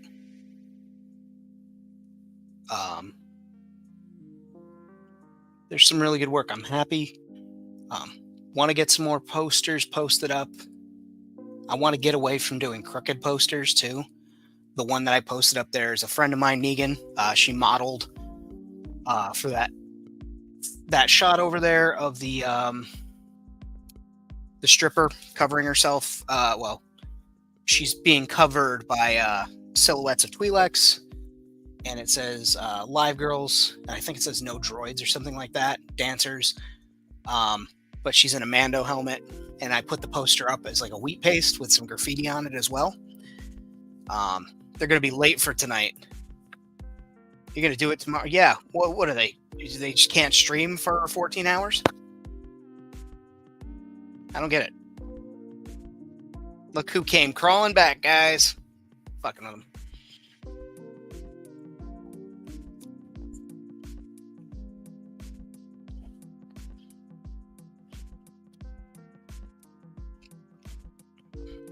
I'm going to paint this up right now because I need a black base. It's already painted, but I need to finish. I was using that to clamp it because I need a black base coat for what I'm going to do next.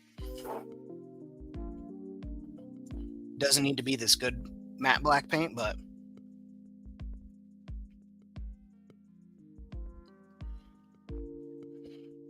it's already here. So is that why they were calling you, or was that somebody? Is everything okay? I guess I should have led that questioning with that. Is everything all right? Because you were getting a lot of phone calls.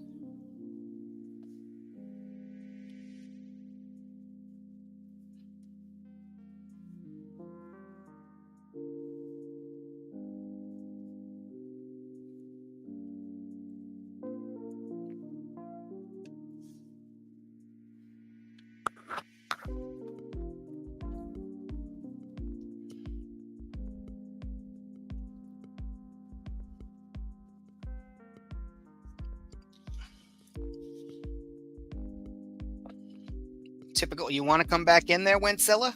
You want to pop back in here?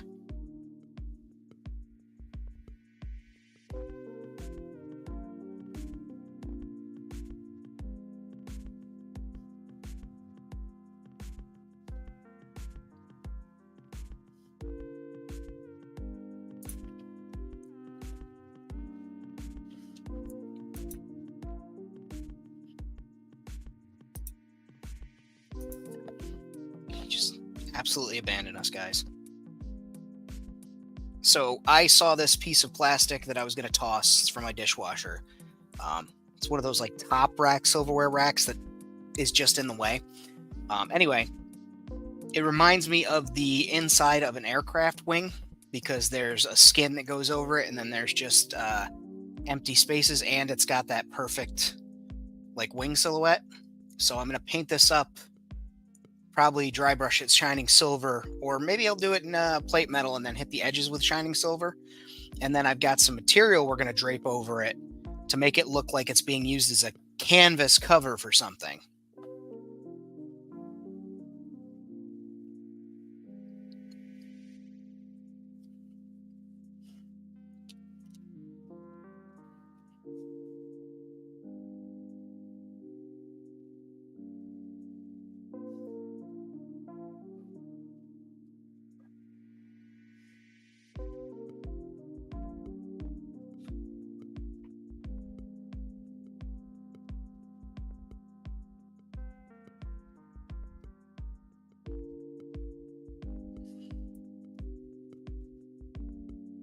Yeah, so let's do that. That metal will be dry by then. So we'll go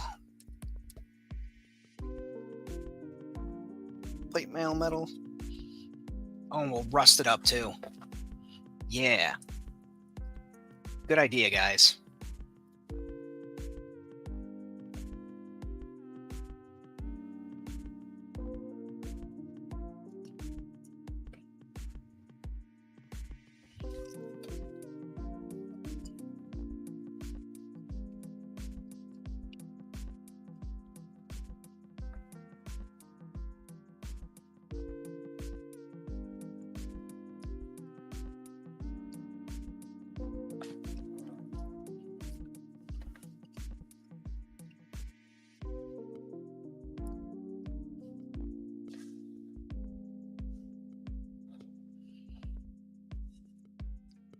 I really got to get a paint palette.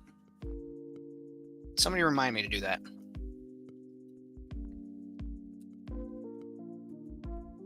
It's included on the Streamyard. It's called Night Driving. What up, Eddie? Boy, you missed the Zilla and Famine Studios Power Hour. The Zilla reboot and Famine Studios tore it up.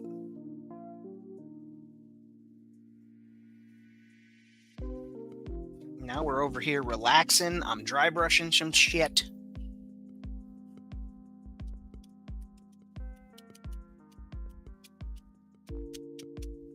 That's not me dry brushing. That's me cleaning the paint off the brush before I dry brush.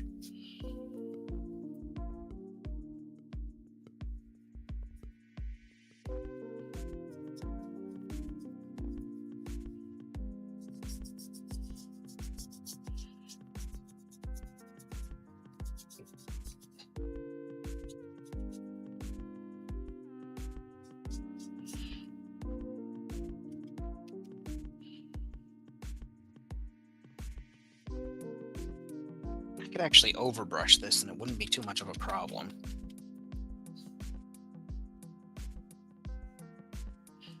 Yeah, I think overbrushing is the way to go on this. And overbrushing is when you're dry brushing, but you just got a little bit more paint on there.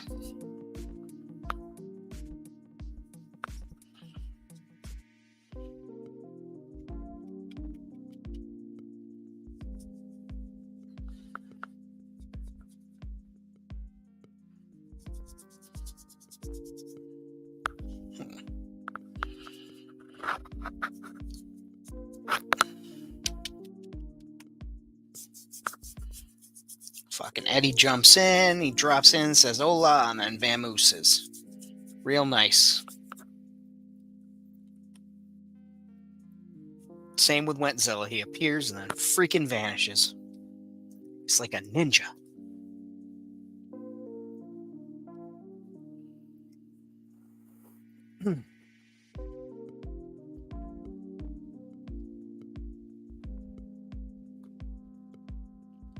He's still here, yeah.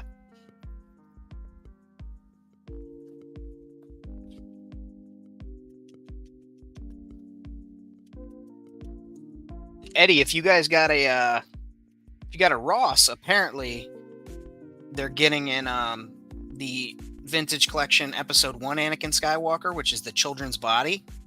So if you wanted some younglings or young kids for Edelham as like squires for your knights and shit, you could pick those up. Or if you when Zilla's trying to do things, Eddie's stoned. If you wanted to make knights, like night squires, like I said, or something with kids, or you could also make articulated Jawas super articulated Jawas for $4. I mean, can you not do that? Can you afford not to?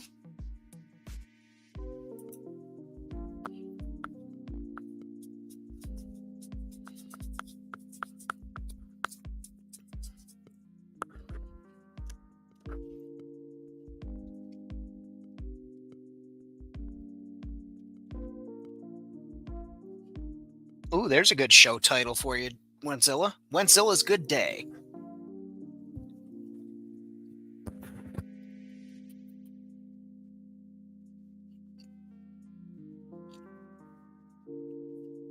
Sponsored by Morphonauts.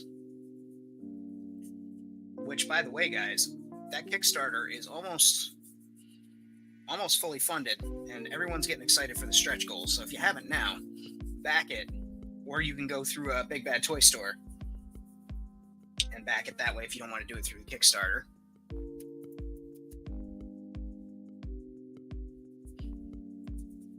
Wentzilla directly contributed to that Kickstarter by providing the production shots and product shots for these guys. And he painted up some prototype masters, so show some love on those.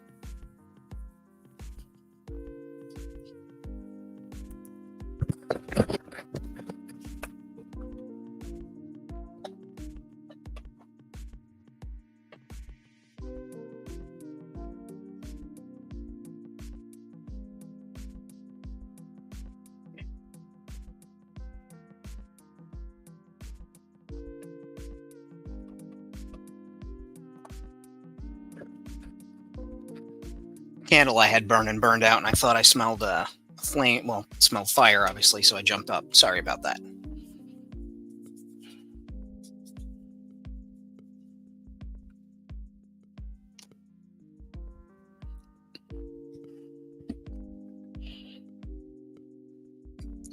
Now we'll go to the Shining Silver.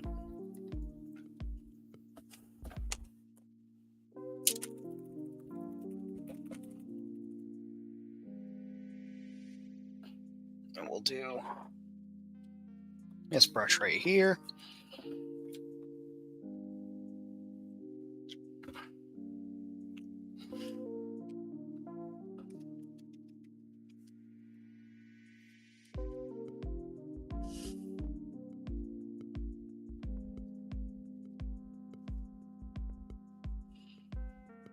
Eddie's got the sleepy eyes because he's stoned. Look at how excited he is to see everybody. So good to see him get excited to see his friends.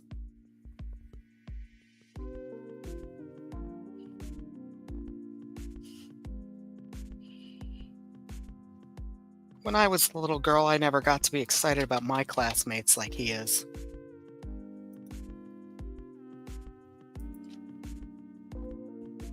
Thank you for everybody tuning in. I know some of you guys stayed through the entire thing, which is incredible to me that anybody wanted to listen to me for 5 goddamn hours.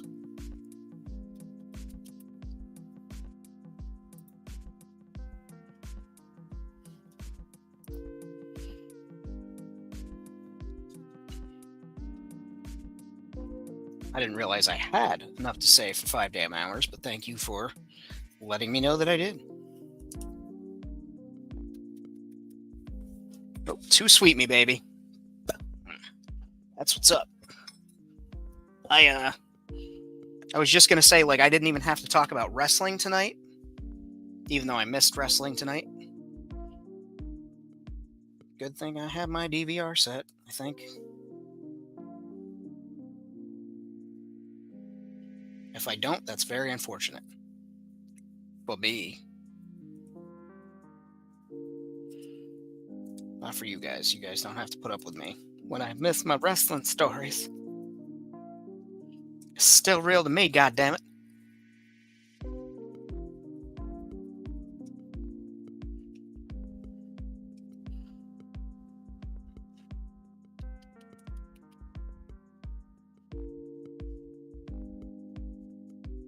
Okay. Nice. It's looking like some shiny metal. Interior of an aircraft wing.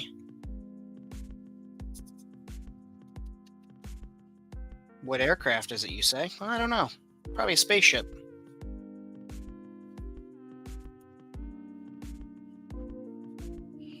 On account of, Gimmick Starport. So a lot of starships to and fro. Let's let them go.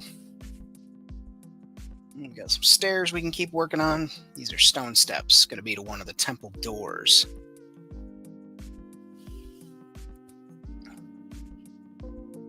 That Zilla thought was so funny. It's like, y'all got a temple? What's next? Gonna have castles in the sky? And then he asked me to sing him Castles in the Sky, which I thought was weird. But I'm always one to perform and help a friend out, so.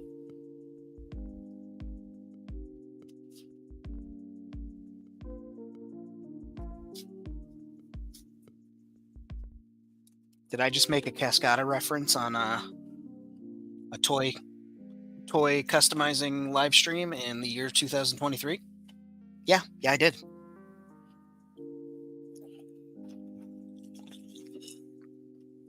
All right. So, yeah, look at that. Leaving super glue up there. So the last thing I need to do is stick my arm in that or something, which I've done before. Not good. Don't recommend it.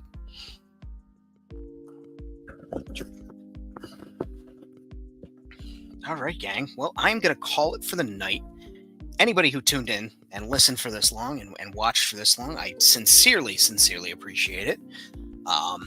You guys help make this channel what it is. Make sure you like the video, subscribe, of course, all those wonderful things that I'm contractually obliged to do thanks to YouTube's algorithm set. That being said, if you guys want to help out the channel even more, https://ko-fi.com/Famine Studios.